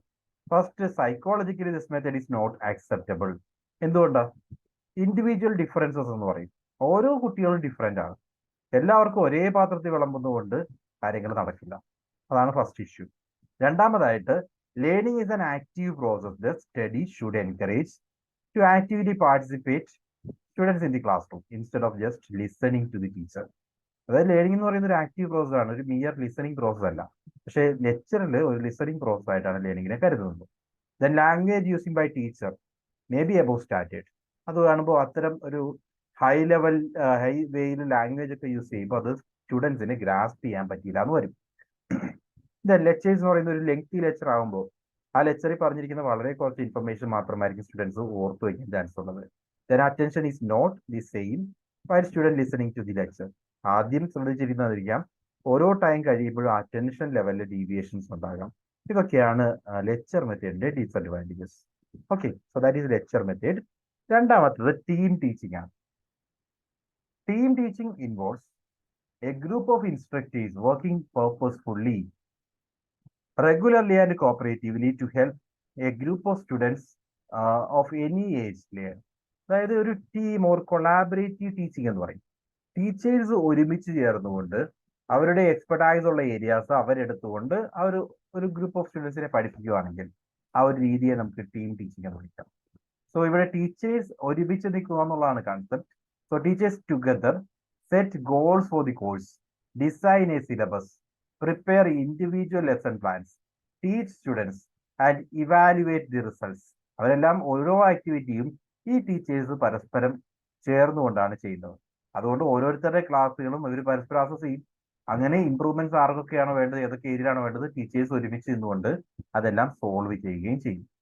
So they share insights, argue with one another, perhaps even challenge students to decide which approach is better. ഇതെല്ലാം ഇവിടെ ഹാപ്പൻ ചെയ്യാം. അവർ പരസ്പരം ആർഗ്യുമെന്റ്സ് നടത്തും. അതേപോലെ ടീച്ചേഴ്സിനകത്ത് ഏത് അപ്രോച്ചാണ് കൂടുതൽ അവർക്ക് ഇഷ്ടപ്പെടുന്നതെന്ന് ചോദിക്കും. അപ്പോൾ അത്തരത്തിലൊക്കെ ബെറ്റർ ആയിട്ടുള്ള അപ്രോച്ച് പരസ്പരം ഷെയർ ചെയ്യാനൊക്കെ ടീം ടീച്ചിങ് ഹെൽപ്ഫുൾ ആയിരിക്കും. Then team teaching is also known as collaborative teaching or co teaching method. ഇങ്ങനെയൊക്കെ ടീം ടീച്ചിങ്ങിനെ വിളിക്കുന്നുണ്ട്. ടീം ടീച്ചിങ് കൺസെപ്റ്റ് എന്താണെന്ന് മനസ്സിലാക്കുക. ടീച്ചേഴ്സ് ഒരുമിച്ച് നിൽക്കുന്ന രീതി എന്ന് പറയാം. ഒരുമിച്ച് നിന്നിട്ട് ടീച്ച് ചെയ്യുന്നു. ആ ഒരു കൺസെപ്റ്റ് വെച്ചിട്ട് അവര് സിലബസ് ഡിസൈനിങ് ആയിക്കോട്ടെ, കോഴ്സ് ഡിസൈനിങ് ആയിക്കോട്ടെ, ഈവൻ ഫാക്കൽറ്റി അപ്രൈസലായാലും ഇവരെല്ലാം ഒരുമിച്ചാണ് ചെയ്യുന്നത്. അവിടെയാണ് ടീം ടീച്ചിങ് ഹാപ്പൻ ചെയ്യുന്നത്. ഓക്കെ, ഫീച്ചേഴ്സ് പറയുകയാണെങ്കിൽ the team teaching is A flexible method. എന്തുകൊണ്ടെന്ന് വെച്ച് കഴിഞ്ഞാൽ ഓരോ ടീച്ചറും അവരവരുടെ മെത്തേഡ്, ടീച്ചിങ് മെത്തേഡൊക്കെ അസസ് ചെയ്തിട്ട് ഇതിൽ ഏറ്റവും ബെസ്റ്റ് ആയ ടീച്ചിങ് മെത്തേഡ് ആരുടെ അത് ഐഡന്റിഫൈ ചെയ്യും. അതിനനുസരിച്ച് അവരുടെ ടീച്ചിങ് മെത്തേഡിൽ വേരിയേഷൻസ് കൊണ്ടുവരും. സോ ഏറ്റവും നല്ല ടീച്ചിങ് മെത്തേഡ് ഓരോ ഫാക്കൽറ്റിയും അത് ഫോളോ ചെയ്യാൻ വേണ്ടി ശ്രമിക്കും. അതാണ് ഫസ്റ്റ് തിങ്, ഇതൊരു ഫ്ലെക്സിബിൾ മെത്തേഡാണ്. In team teaching teachers need to decide their activities by themself. ഓരോ ടീച്ചേഴ്സും അവരുടെ ആക്ടിവിറ്റീസ് എന്തായിരിക്കും എന്നുള്ളത് സ്വയം തീരുമാനിക്കുന്നു. It is a collective responsibility. Students പാസ്സാകുക, സ്റ്റുഡൻസിന്റെ എഡ്യൂക്കേഷൻ എന്ന് പറയുന്നത് ഇവരുടെ എല്ലാവരുടെയും ഒരുമിച്ചുള്ള റെസ്പോൺസിബിലിറ്റിയാണ്. In team teaching the all responsibility is on all teachers. അതാണ് പറഞ്ഞ കളക്റ്റീവ് റെസ്പോൺസിബിലിറ്റിയാണ്, ഒരാൾക്കല്ല. ഇപ്പൊ ഒരു സബ്ജക്റ്റ് ആയാൽ പോലും, വേറൊരു ഫാക്കൽറ്റി എടുക്കുന്ന ഒരു സബ്ജക്റ്റ് ആയാൽ പോലും ആ സബ്ജക്റ്റിൽ എല്ലാവരും ജയിക്കുക എന്നുള്ളത് ടീമിന്റെ മൊത്തം റെസ്പോൺസിബിലിറ്റിയാണ്. ആ ഒരു പെർട്ടിക്കുലർ ഫാക്കൽറ്റിയുടെ മാത്രം റെസ്പോൺസിബിലിറ്റി ആയിട്ട് കരുതില്ല. Then the requirements of people, schools and other things also considered. ഇവിടെ കുട്ടികളുടെ റിക്വയർമെന്റ്സ്, സ്കൂളിന്റെ റിക്വയർമെന്റ്സ്, അങ്ങനെയുള്ള മറ്റു കാര്യങ്ങളെല്ലാം ടീം ടീച്ചിങ്ങിന്റെ ഭാഗമായിട്ട് അവർ കൺസിഡർ ചെയ്യും. Then teaching and evaluation both done on a cooperative basis. ഇവർ ഒരുമിച്ച് ഇരുന്നുകൊണ്ടായിരിക്കും ടീച്ചിങ്ങും ഇവാലുവേഷനും ഒക്കെ നടത്തുന്നത്. അതാണ് features of team teaching. Then advantages: sharing the best faculty by more students. Conceptually it is possible, but when it comes to reality it may not. ഒരു ഏറ്റവും ബെസ്റ്റ് ഫാക്കൽറ്റിയെ കൂടുതൽ സ്റ്റുഡൻസിലേക്ക് എത്തിക്കുക എന്ന് പറയുന്ന കൺസെപ്റ്റ് നമ്മൾ പറയുമ്പോൾ എളുപ്പമാണ്. അവരുടെ സ്റ്റൈൽ, ടീച്ചിങ് സ്റ്റൈൽസും ടീച്ചിങ് മെത്തേഡും ഒക്കെ ബാക്കിയുള്ളവർ അഡാപ്റ്റ് ചെയ്യുകയാണ്. പക്ഷെ അത് എത്രമാത്രം ഫീസിബിൾ ആണെന്നുള്ളത് ഒരു ക്വസ്റ്റ്യൻ മാർക്കാണ്. Then optimal use of multiple teaching techniques and devices. അതായത് പല ടീച്ചിങ് ടെക്നിക്സ് നമ്മൾ ഐഡന്റിഫൈ ചെയ്യും. ഇതിൽ ഏറ്റവും ബെസ്റ്റ് ടീച്ചിങ് ടെക്നിക്സും മെത്തേഡ്സും ഒക്കെ ആണ് ക്ലാസ് റൂമിൽ ഉപയോഗിക്കുന്നത്. സോ അതൊക്കെ അഡ്വാൻറ്റേജ് ആയിട്ട് പറയാം. Then improvement in teaching quality. ഓരോ ടീച്ചേഴ്സും അവരുടെ ടീച്ചിങ് മെത്തേഡ് ഇംപ്രൂവ് ചെയ്യാൻ വേണ്ടി ശ്രമിക്കും. ഡിസഡ്വാൻറ്റേജ് പറയുകയാണെങ്കിൽ finding teachers with special competencies is A difficult task. പറയുന്നത് പോലെ ഏറ്റവും ബെസ്റ്റ് ടീച്ചർ എന്നൊക്കെ പറഞ്ഞിട്ട് ഏറ്റവും സ്പെഷ്യൽ കോമ്പിറ്റൻസി ഉള്ള ടീച്ചേഴ്സിനെ ഐഡന്റിഫൈ ചെയ്യുക എന്നൊക്കെ പറയുന്നത് വളരെ ടഫ് ടാസ്ക് ആണ്. Then more teachers are required. നമ്മൾ ഈ പറയുന്ന കൺസെപ്റ്റ് യൂസ് ചെയ്യണമെങ്കിൽ കൂടുതൽ ടീച്ചേഴ്സിന്റെ ആവശ്യം വരും. Not useful for teaching all subjects. എല്ലാ സബ്ജക്റ്റുകൾക്കും ഇത്തരം മെത്തേഡ് നമുക്ക് യൂസ് ചെയ്യാൻ സാധിച്ചില്ല എന്ന് വരും. ബിക്കോസ് അഡാപ്റ്റേഷൻ ഒന്നും എല്ലാ സബ്ജക്റ്റുകളും പോസിബിൾ ആയില്ല. Then requires more time for planning and scheduling. ഒരു ടീച്ചിങ്ങിനേക്കാൾ കൂടുതൽ ടൈം പ്ലാനിങ് ആൻഡ് ഷെഡ്യൂളിങ് ആക്ടിവിറ്റീസിന് വേണ്ടി മാറ്റിവെക്കേണ്ടി വരും. ഇതൊക്കെയാണ് ടീം ടീച്ചിങ്ങിന്റെ ലിമിറ്റേഷൻസ്.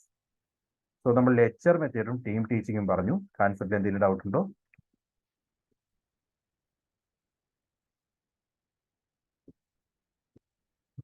പറയൂ. Any doubts? ക്ലിയർ ആണോ? Okay. Then TV or video presentation. So these are the basic types. ഞാൻ അതിനൊന്നും കൂടുതൽ പറയുന്നില്ല. ലൈക്ക് നമ്മളിപ്പോ പ്രസന്റേഷൻസ് കാണിക്കുന്നു ക്ലാസ് റൂമിൽ, അതുവഴി പഠിപ്പിക്കുന്നു. TV അല്ലെങ്കിൽ പ്രസന്റേഷൻസ് ഉപയോഗിച്ചുകൊണ്ട് നമ്മൾ ക്ലാസ് റൂമിൽ വിർച്വൽ ക്ലാസ്സസ് അറേഞ്ച് ചെയ്യുവാണെങ്കിൽ അതെല്ലാം ഈ ഒരു ടൈപ്പ് ഓഫ് ടീച്ചിങ്ങിന്റെ ഭാഗമായിട്ട് പറയാം. So television or video presentation is an improved version of radio or audio presentation. It can virtually bring the whole world inside the classroom. നമ്മളിപ്പോൾ ടെലിവിഷൻ വഴിയൊക്കെ ഏതെങ്കിലും യൂട്യൂബ് വീഡിയോസ് ഒക്കെ വെച്ച് ക്ലാസ്സുകൾ നമ്മൾ കാണിച്ചു കൊടുക്കുകയാണെങ്കിൽ, അല്ലെങ്കിൽ എന്തെങ്കിലും സ്പെഷ്യൽ ആയിട്ടുള്ള കാര്യങ്ങൾ ക്ലാസ് റൂമിൽ കാണിച്ചു കൊടുക്കുകയാണെങ്കിൽ അതെല്ലാം ഈ ഒരു പ്രസന്റേഷന്റെ ഭാഗമായിട്ട് നമുക്ക് പറയാം. Advantages: many important personalities and experts. Video conferencing ഒക്കെ വഴി അവരെയൊക്കെ കൊണ്ട് നമുക്ക് ക്ലാസ്സുകൾ എടുപ്പിക്കാൻ സാധിക്കും. Then specifically useful for adult learners. Then easily accessible for learners in remote area.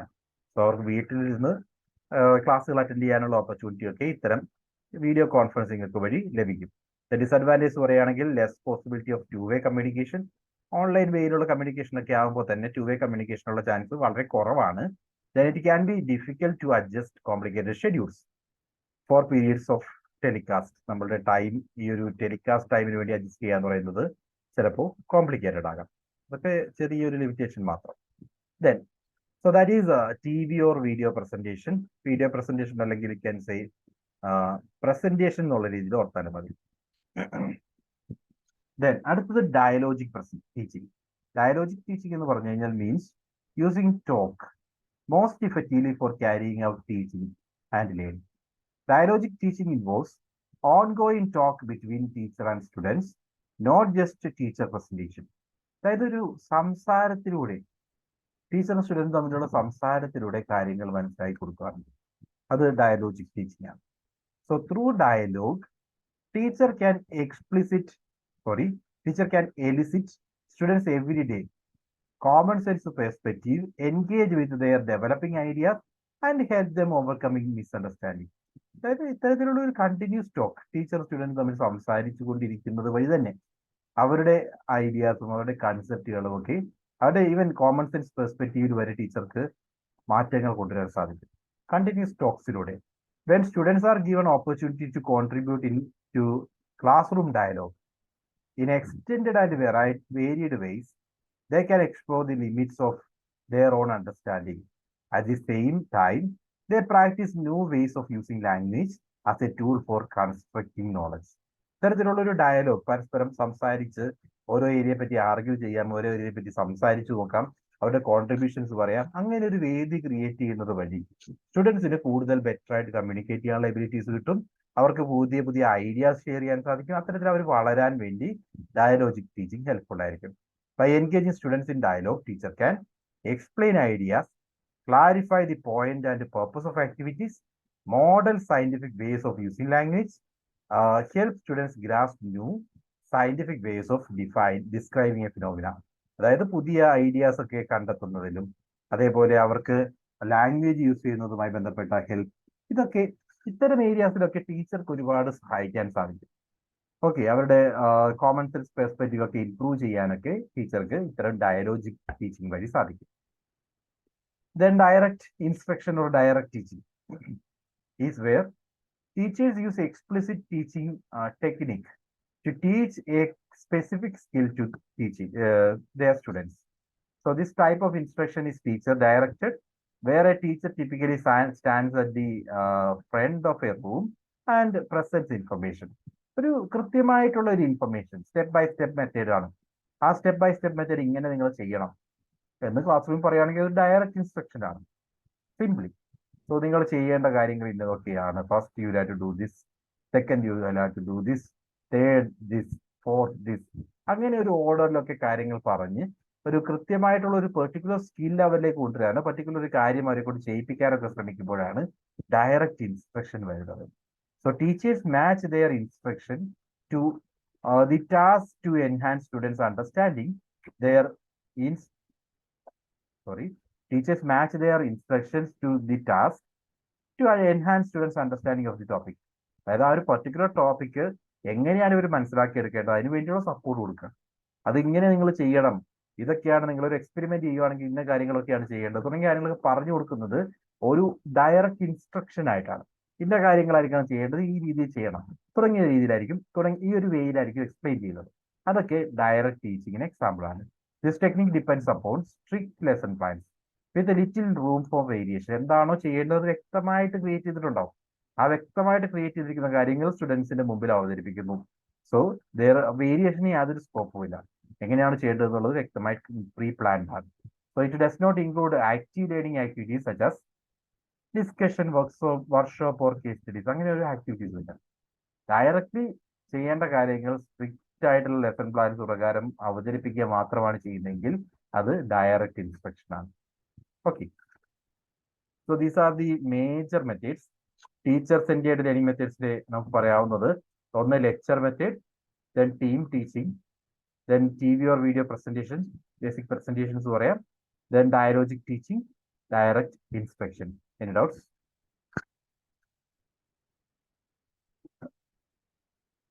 Is it clear?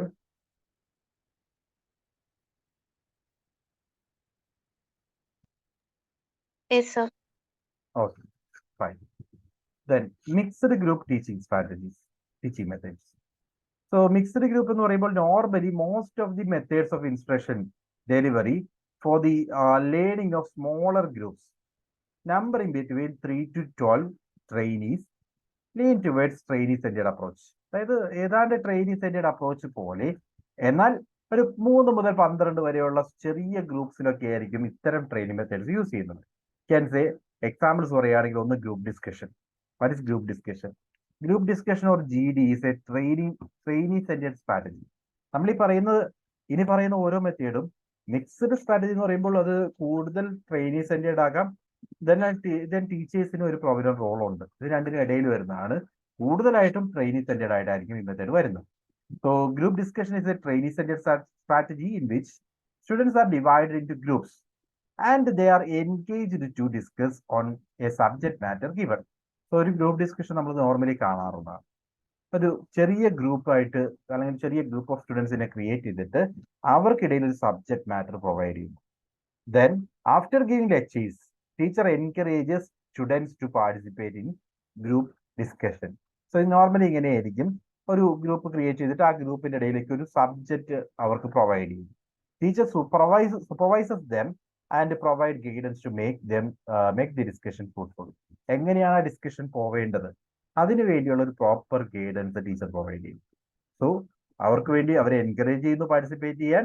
അതോടൊപ്പം ഡിസ്കഷൻ പോവേണ്ട വഴികൾ ഏതൊക്കെ രീതിയിലാണ്, ഏതൊക്കെ ഏരിയയാണ് ടീച്ച് ചെയ്യേണ്ടത് തുടങ്ങിയിട്ടുള്ള കാര്യങ്ങളും ടീച്ചർ ഡിസൈഡ് ചെയ്യും. ഇതാണ് group discussion. Then group discussion 3 രീതിയിലാകാം. ഒന്ന് planned GD, then partially planned GD and unplanned GD.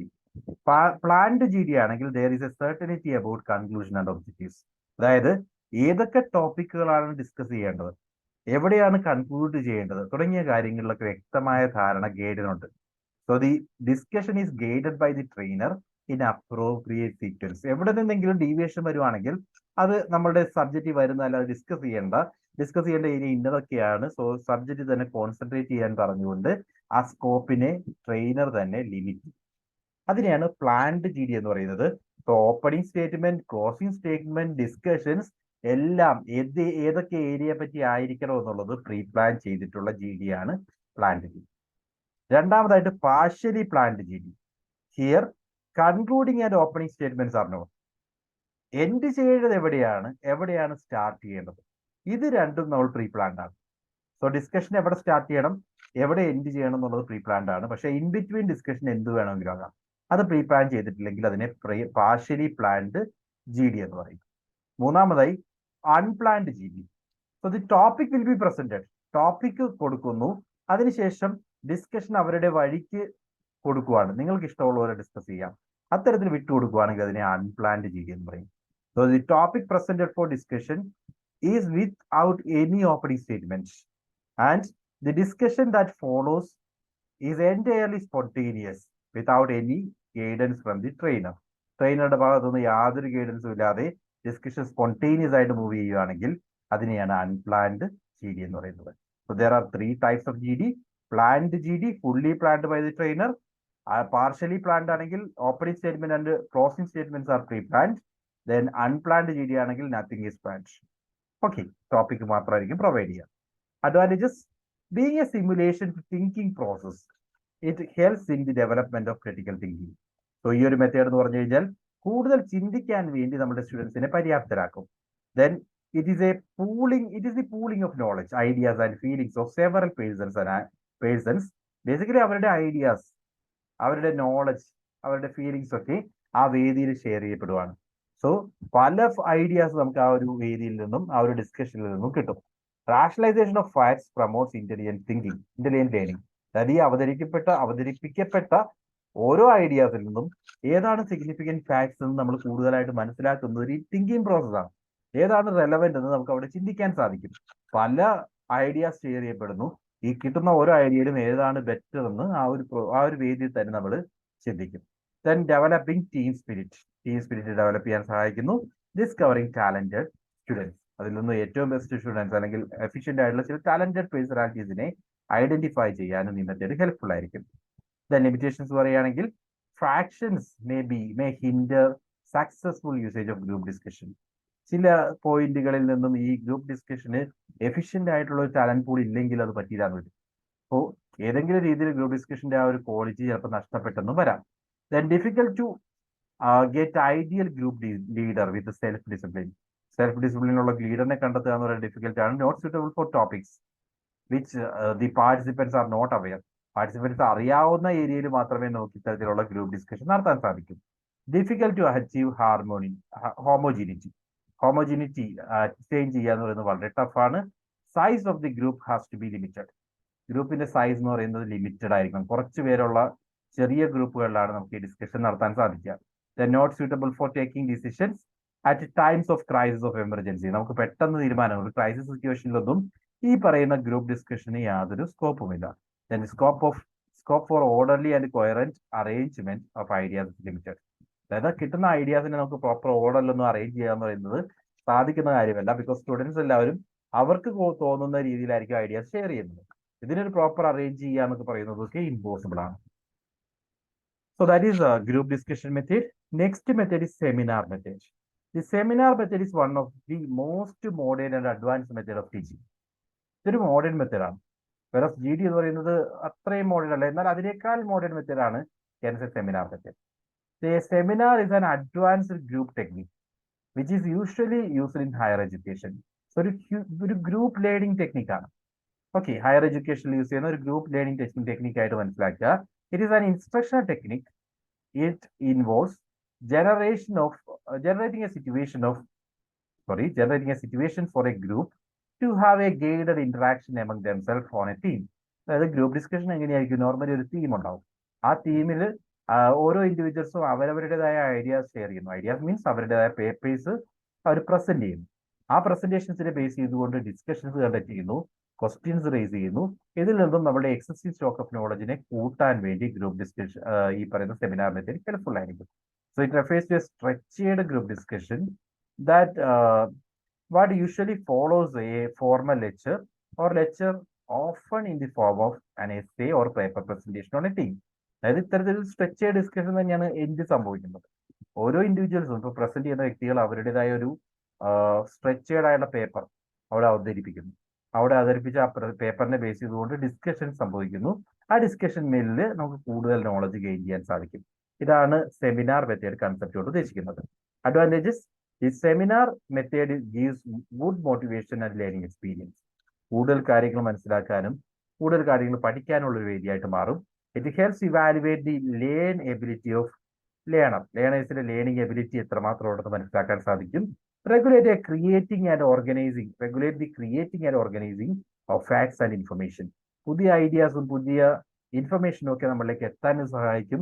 Confidence improve ചെയ്യാൻ സഹായിക്കും. Responsibility and cooperative nature. ഒരു ടീം എന്നുള്ള രീതിയിൽ തന്നെ മറ്റുള്ളവരെ സഹായിക്കാനും മറ്റുള്ളവരോട് മീൻസ് നമ്മൾ ക്രിയേറ്റ് ചെയ്ത പേപ്പറിന്മേലുള്ള ഡിസ്കഷൻ അതൊക്കെ ഒരു റെസ്പോൺസിബിൾ വേയിലുള്ള ആൻസേഴ്സ് പ്രൊവൈഡ് ചെയ്യാനൊക്കെ നമുക്ക് സാധിക്കും. So this method is best for socialisation. Then students interaction is possible in participation and production of teaching learning process. ഇവിടെ ഇന്ററാക്ഷൻ ഉള്ള പോസിബിലിറ്റീസ് ഒക്കെ ഉണ്ട്. അതെല്ലാം സെമിനാറിന്റെ അഡ്വാൻറ്റേജ് ആണ്. സെമിനാറിന്റെ ടൈപ്സ് പറയുകയാണെങ്കിൽ നമുക്ക് 4 ആയിട്ട് ക്ലാസിഫൈ ചെയ്യാം. Mini seminar, major seminar, national seminar and international seminar. Mini seminar എന്ന് പറഞ്ഞാൽ its coverage and scope are small and simple. So a small population is enough to hold this seminar. നമ്മളിപ്പോൾ ഒരു class റൂമിനകത്ത് നടത്തുന്ന seminar ആണെങ്കിൽ അതിനെ നമുക്കൊരു mini seminar എന്ന് പറയാം. So A discussion held over the topic taught or to be taught with the students is known as group discussion.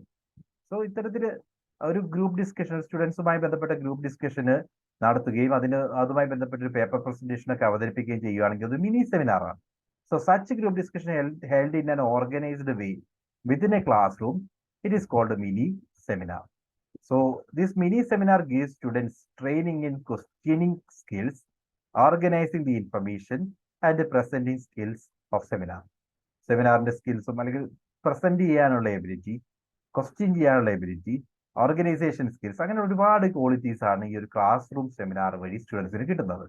A mini seminar is felt necessary because it gives good experience to conduct a major seminar at institution level. ഒരു classroom ലെവലിലുള്ള seminar ആണ് mini seminar.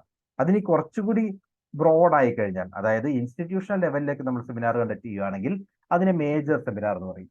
So the major seminar is conducted the seminar conducted at an institutional or departmental level for a specific topic or subject is known as major seminar.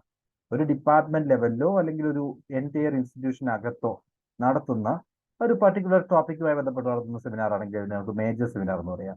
Usually students and teachers are participating in this type of seminar. This major seminar can be organised at department level for every month. എല്ലാ മാസവും നടത്തുന്ന രീതിയിലൊക്കെ major seminar arrange ചെയ്യാൻ സാധിക്കും. A specific topic or subject is selected for the theme of the seminar. ഒരു particular subject select ചെയ്തിട്ട് അതിന്മേൽ seminar നമുക്ക് കണ്ടക്ട് ചെയ്യാൻ സാധിക്കും. ദെൻ നാഷണൽ സെമിനാർ ആകുമ്പോൾ സെയിം തിങ്. ഇതൊരു നേഷൻ വൈഡ് ആയിട്ട് നടത്തുവാണെങ്കിൽ അത് നാഷണൽ സെമിനാർ ആണ്. An association of any kind, particularly with academic or professional interest or an organization, maybe government, firms, etc., conducts a seminar at national level is called national seminar. The subject experts are invited to the seminar for discussion. The secretary of the seminar prepares a schedule and functionaries of the seminar. Like ഒരു national seminar എന്ന് പറയുമ്പോൾ പല ഒരു ഇന്ത്യയിലുള്ള ഏത് രീതിയിൽ നിന്നുള്ള ആൾക്ക് വേണമെങ്കിൽ പങ്കെടുക്കാം. അതിനുശേഷം ആ പേപ്പറിന്മേൽ അവർക്ക് ഒരു സബ്ജക്റ്റിന്മേൽ അവർക്ക് പേപ്പറുകൾ പ്രസന്റ് ചെയ്യാം. ആ രീതിയിൽ ഓർഗനൈസ് ചെയ്യുന്ന സെമിനാർ ആണെങ്കിൽ അതിനെ നമുക്ക് നാഷണൽ സെമിനാർ എന്ന് പറയാം. സെയിം തിങ് ഇന്റർനാഷണൽ സെമിനാർ ആണെങ്കിൽ usually seminar conducted by an international organisation or agencies known as international seminar. So the theme of the seminar has wider aspects like globalization, renovation, atomic energy agreements, policy implementation and modification. ഇവയെല്ലാം ഒരു international തീമാണ്. So internationally relevant ആയിട്ടുള്ള സബ്ജക്റ്റിന് മേലായിരിക്കും international seminar conduct ചെയ്യുന്നത്. എല്ലാവർക്കും അതിൻ്റെതായ ആ ഒരു ടോപ്പിക്കിന്മേൽ relevance ഉണ്ടാവും. അങ്ങനെയുള്ള രീതിയിലായിരിക്കും ഇന്റർനാഷണൽ സെമിനാർ കണ്ടക്ട് ചെയ്യുക. സോ സെമിനാർസിനെ നമ്മൾ broadly mini seminar, major seminar, national seminar and international seminar എന്ന് ക്ലാസിഫൈ ചെയ്തു. ലിമിറ്റേഷൻസ് പറയുകയാണെങ്കിൽ ടൈം കൺസ്യൂമിങ് ആക്ടിവിറ്റി ആണ്. അതോടൊപ്പം പാർട്ടിസിപ്പൻസിന് വലിയൊരു സ്ട്രെസ് ആയിട്ട് ഇത് മാറാൻ ചാൻസ് ഉണ്ട്. Then it needs a group of trainees with fairly high level of attainment. Group of ട്രെയിനീസിന് അറ്റൈൻമെന്റ് ലെവൽ ഹൈ ആയിരിക്കണം. അങ്ങനെയുള്ളവരെയാണ് നമുക്ക് ഈ ഒരു സെമിനാറിന്റെ പാർട്ടിസിപ്പൻസ് ആക്കി മാറ്റാൻ സാധിക്കുക. Then panel discussion. A panel discussion is A specific format used in a meeting, conference or convention. So basically ഒരു പാനൽ എക്സ്പെർട്ട് ആയിട്ടുള്ള പല ആളുകളെ ഇപ്പോൾ നമ്മൾ പാനൽ ഡിസ്കഷൻ ഒക്കെ കാണാറുണ്ട് ടി വിയിൽ. ഉദ്ദേശിക്കുന്നത് എന്താ, ഓരോ ഇൻഡിവിജ്വലും ഓരോ ഏരിയയിൽ എക്സ്പെർട്ട് ആയിരിക്കും. അവർക്ക് ഈ പർട്ടിക്കുലർ ടോപ്പിക്കിനെ പറ്റി പറയാനുള്ള കാര്യങ്ങളായിരിക്കും ഓരോ അവിടെ അവതരിപ്പിക്കുന്നത്. ഓക്കെ, അവരവരുടെ പെർസ്പെക്റ്റീവ്. ഇപ്പോൾ ഒരു ഡോക്ടർ, ഇപ്പോൾ കോവിഡുമായി ബന്ധപ്പെട്ട ഒരുപാട് പാനൽ ഡിസ്കഷൻസ് നമ്മൾ കണ്ടിട്ടുണ്ടാകും. അവിടെയൊക്കെ ഈ കൊറോണ ഹാപ്പൻ ചെയ്ത ടൈമിൽ കൊറോണയുമായി ബന്ധപ്പെട്ട് സംസാരിക്കാൻ there may be A doctor, there may be A politician, അല്ലെങ്കിൽ ഒരു സോഷ്യൽ വർക്കർ. ഇങ്ങനെ പല സമൂഹത്തിന്റെ പല തലത്തിലുള്ള ആളുകൾ ഈ ഒരു മീറ്റിംഗിൽ പങ്കെടുക്കുന്നു. അവരുടെ ഓരോരുത്തരുടെയും ഡിഫറെന്റ് ആയിട്ടുള്ള പെർസ്പെക്റ്റീവ്സ് അവർ ഈ ഒരു വിഷയത്തെ പറ്റി അവതരിപ്പിക്കുന്നു. ഇത് തന്നെയാണ് ഒരു പാനൽ ഡിസ്കഷൻ കൊണ്ട് ഉദ്ദേശിക്കുന്നത്. So it is a live, in-person or virtual discussion about a specific topics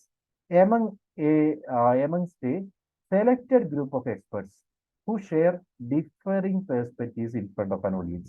ഇവർ ഓരോരുത്തരും അവരവരുടേതായ പെർസ്പെക്റ്റീവ് ആയിരിക്കും അവിടെ അവതരിപ്പിക്കുന്നത്.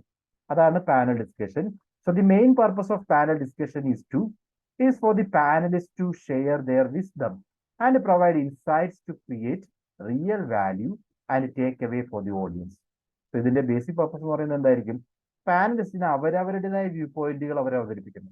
അവരിങ്ങനെ ഡിഫറിംഗ് പെർസ്പെക്റ്റീവ്സ് അവതരിപ്പിക്കുമ്പോൾ നമ്മുടെ ഓഡിയൻസിനെ സംബന്ധിച്ച് ഓഡിയൻസിന് അതിൽ നിന്നും നമ്മളുടെ കാഴ്ചപ്പാടിലേക്ക് വീണ്ടും വീണ്ടും പല വ്യൂ പോയിന്റ്സ് ആഡ് ചെയ്യുകയാണ്. അതുവഴി ഡിഫറെന്റ് ആയിട്ടുള്ള പല കാര്യങ്ങളും നമുക്ക് മനസ്സിലാക്കാൻ സാധിക്കും. So it is an up close and personal discussion among the panelist and with the audience. So പാനലിസ്റ്റും ഓഡിയൻസും തമ്മിലുള്ള ഒരു പേഴ്സണൽ ഡിസ്കഷൻ, അല്ലെങ്കിൽ വാട്ട് ടു സേ, അവർക്ക് പറയാനുള്ള കാര്യങ്ങൾ അവർ ജെനുവിൻലി പറയുന്ന ഒരു വേദിയായിട്ട് പാനൽ ഡിസ്കഷൻ മാറും. സോ പാനൽ ഡിസ്കഷനുമായി ബന്ധപ്പെട്ട് അഡ്വാൻറ്റേജ് പറയുകയാണെങ്കിൽ it facilitates clarification on knotty issues. നമ്മൾ ഫേസ് ചെയ്യുന്ന പ്രധാന ഇഷ്യൂസിൽ നമുക്ക് അറിയാൻ വേണ്ടി, പുതിയ കാര്യങ്ങളൊക്കെ മനസ്സിലാക്കാൻ വേണ്ടിയുള്ള ഒരു വേദിയായിട്ട് മാറാം.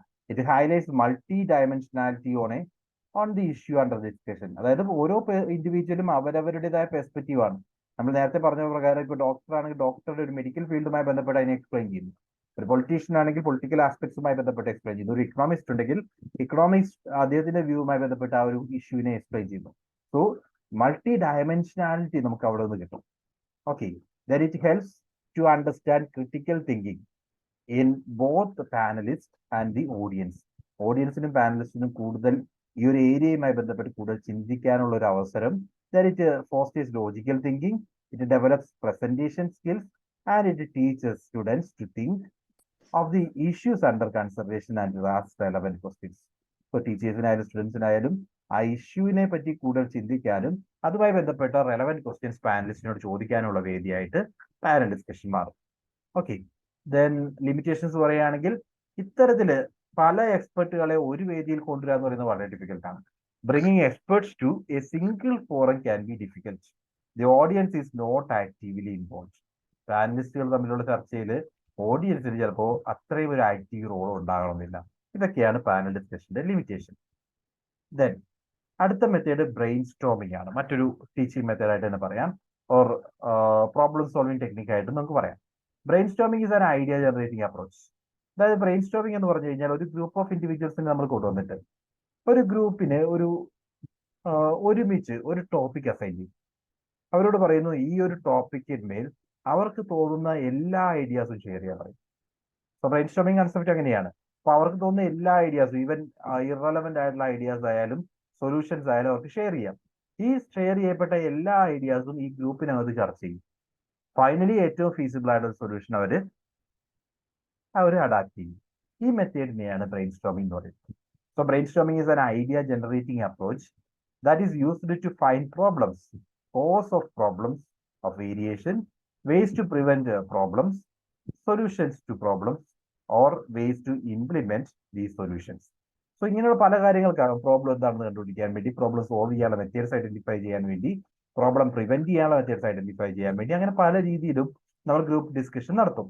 So it can B viewed as A meeting in which those in audience or those in attendance are encouraged to think of as many ideas as possible. ഇത് വന്നിരിക്കുന്നവരോടൊക്കെ അവർക്ക് പറ്റുന്ന അത്രയും ഐഡിയാസ് ചിന്തിക്കാൻ പറയുന്നു. അത്രയും ഐഡിയാസ് ചിന്തിക്കാൻ പറഞ്ഞിട്ട് brainstorming is defined as a method to practice to conference techniques by which a group attempt to find different concepts for a specific need by gathering or collecting all the ideas spontaneously contributed by member. ഇവിടെ ഒരുപാട് ചിന്തിച്ച് contribute ചെയ്യുന്ന concept അല്ല, നിങ്ങൾക്ക് തോന്നുന്ന എല്ലാ idea ഇപ്പൊ തന്നെ പറഞ്ഞോളാൻ പറയും. അങ്ങനെ പറയുമ്പോൾ നമുക്ക് ആ ഒരു റൈറ്റ് മൊമെന്റിൽ എന്തൊക്കെ ഐഡിയാസ് തോന്നിയിട്ടുണ്ടോ ആ ഐഡിയാസ് മൊത്തം അവർക്ക് വേണമെങ്കിൽ എഴുതി ലിസ്റ്റ് എടുക്കാം. അങ്ങനെ എഴുതി വെച്ച എല്ലാ ഐഡിയാസും ഇവർ തമ്മിൽ ചർച്ച ചെയ്യും. ഓരോ ഐഡിയ എടുത്തിട്ട് ഓരോന്നിനെ പറ്റിയും ചർച്ച ചെയ്യും. അതിൽ നിന്ന് ഏറ്റവും ഫീസിബിൾ ആയിട്ട് സൊല്യൂഷൻ ഏതാണെന്നുള്ളത് അവസാനം ഇവർ ചർച്ച ചെയ്ത് തീരുമാനിക്കുന്നു. ഈ മെത്തേഡിനെയാണ് ബ്രെയിൻ സ്റ്റോമിംഗ് എന്ന് പറയുന്നത്. സോ ബ്രെയിൻ സ്റ്റോമിംഗ് വന്നു കഴിഞ്ഞാൽ അതിന്റെ advantages: first, it is possible to refine the idea of different people for a better solution of the problem. ഓരോരുത്തരുടെയും ഐഡിയാസിനെ കോൺട്രിബ്യൂട്ട് ചെയ്യുകയാണ്. സോ ഓരോ ഇൻഡിവിജ്വലും ഡിഫറെന്റ് ആണ്. അവർക്ക് അവരുടേതായ പെർസ്പെക്റ്റീവില് ഒരുപാട് സൊല്യൂഷൻസ് കിട്ടാൻ ഇത് വേദിയായിട്ട് മാറും. It allows people to use maximum creativity to find solution. അതായത് ഓരോ ഇൻഡിവിജ്വലിനും അവരവരുടേതായ ക്രിയേറ്റിവിറ്റിയിൽ അവർക്ക് ആൻസർ പറയാനുള്ള ഒരു വേദിയായിട്ട് അത് മാറാം. Then it increases harmony among people in reaching to a feasible solution. ഇവർ അവസാനം ഡിസ്കസ് ചെയ്തിട്ട് അൾട്ടിമേറ്റ്ലി അവരുടെ എല്ലാവരും അംഗീകരിക്കുന്ന ഒരു സൊല്യൂഷനിലേക്കാണ് പോകുന്നത്. സോ അത് ഹാർമണി, ടീം വർക്ക് ആയിട്ട് മാറും. So the person participating may not be highly qualified or a consultant but may find a solution. ഏറ്റവും എക്സ്പെർട്ട് ആയിട്ടുള്ള ഇത് ഇൻഡിവിജ്വൽ ഒന്നും ആകണമെന്നില്ല. ഇവർ പാർട്ടിസിപ്പേറ്റ് ചെയ്യുന്ന ഏതൊരു മെമ്പർക്കും അവർക്ക് തോന്നുന്ന എല്ലാ സൊല്യൂഷൻസും പറയാം. അപ്പോൾ അവർ പറയുന്ന ഹൈലി ക്വാളിഫൈഡ് ആയിട്ടുള്ള ഒരു പേഴ്സൺ പറയുന്നതിനേക്കാൾ ചിലപ്പോൾ സാധാരണക്കാരൻ പറഞ്ഞ സൊല്യൂഷൻ നമ്മൾ അക്സെപ്റ്റ് ചെയ്തിരിക്കും. അങ്ങനെ വരുമ്പോൾ ആ ഒരു competency may not be there. ഇല്ലെങ്കിൽ കൂടിയും അവർക്ക് ആൻസർ കണ്ടെത്താൻ സാധിക്കും. This method is easy to understand and not a complicated technique. Generated ideas and solutions may be used elsewhere also. അതായത് ഇവർ കണ്ടുപിടിച്ചിരിക്കുന്ന 50 ഐഡിയാസ് ആണ്. ഈ 50 ഐഡിയയിൽ നിന്ന് ഏറ്റവും ബെസ്റ്റ് ഐഡിയ അവർ ഫോളോ ചെയ്തു. നെക്സ്റ്റ് ബെസ്റ്റ് ഐഡിയ അവർക്ക് വേറെ എവിടെയെങ്കിലും യൂസ് ചെയ്യാൻ സാധിക്കും. അതൊക്കെയാണ് ഈ മെത്തേഡിന്റെ അഡ്വാൻറ്റേജസ്. ലിമിറ്റേഷൻസ് പറയുകയാണെങ്കിൽ ഈവൻ സം ഡംബ് ഐഡിയാസ്, ആരെങ്കിലും വല്ല പൊട്ടത്തരവും വിളിച്ചു പറഞ്ഞിരിക്കും, ആ പൊട്ടത്തരം പോലും നമ്മൾ ഇവാലുവേറ്റ് ചെയ്യേണ്ടി വരും. ബിക്കോസ് അവർക്കിടയിൽ അത് ഡിസ്കസ് ചെയ്യേണ്ടി വരും. എന്തുകൊണ്ടാണ്? ഓരോ ഐഡിയയും whether it is right or wrong, എല്ലാ ഐഡിയയും ഡിസ്കസ് ചെയ്തിട്ടായിരിക്കും ഫൈനലി സൊല്യൂഷനിലേക്ക് പോകുന്നത്. Then overlapping is possible. ഒരാൾ പറഞ്ഞ അതേ കാര്യം തന്നെ മറ്റൊരു രീതി പറഞ്ഞിട്ടുണ്ടാവും. അങ്ങനെ വരുമ്പോൾ ഈ 2 ഐഡിയാസും ഡിസ്കസ് ചെയ്യേണ്ടി വരും. അതൊരു ഓവർലാപ്പിംഗ് സിറ്റുവേഷൻ ആണ്. ഇമോഷണൽ ആൻഡ് എൻവിയോൺമെന്റൽ mental blocks are possible. unease with chaos, fear of criticism, and perpetuation of incorrect assumptions. അതായത് ചില ആളുകൾക്ക് പറയാനുള്ള മടി കാണും. മേ ബി ഒരു കയോട്ടിക് സിറ്റുവേഷൻ വരുമ്പോൾ അതിനെ ഫേസ് ചെയ്യാനുള്ള പ്രോബ്ലം ആയിരിക്കാം, അല്ലെങ്കിൽ ഞാനത് ഐഡിയ പറഞ്ഞു കഴിഞ്ഞാൽ ഞാൻ ക്രിട്ടിസൈസ് ചെയ്യപ്പെടും എന്നുള്ള പേടിയാകാം. ഇതൊക്കെ കൊണ്ട് ചില ആളുകൾ അവരുടെ ഐഡിയാസ് ഷെയർ ചെയ്യാൻ മടിച്ചെന്നിരിക്കും. So these are the disadvantages of brainstorming. So brainstorming clear ആണോ?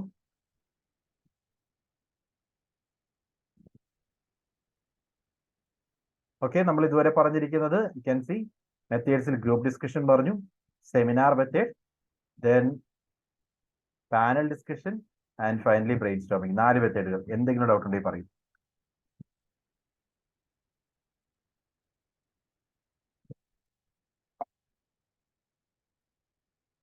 Is it clear? Yes, sir. Yes, sir. Okay, fine.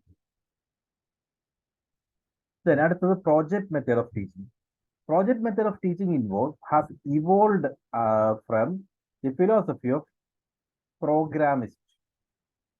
Okay, programmatist. അതായത് this is an experience-centered strategy related to life situation.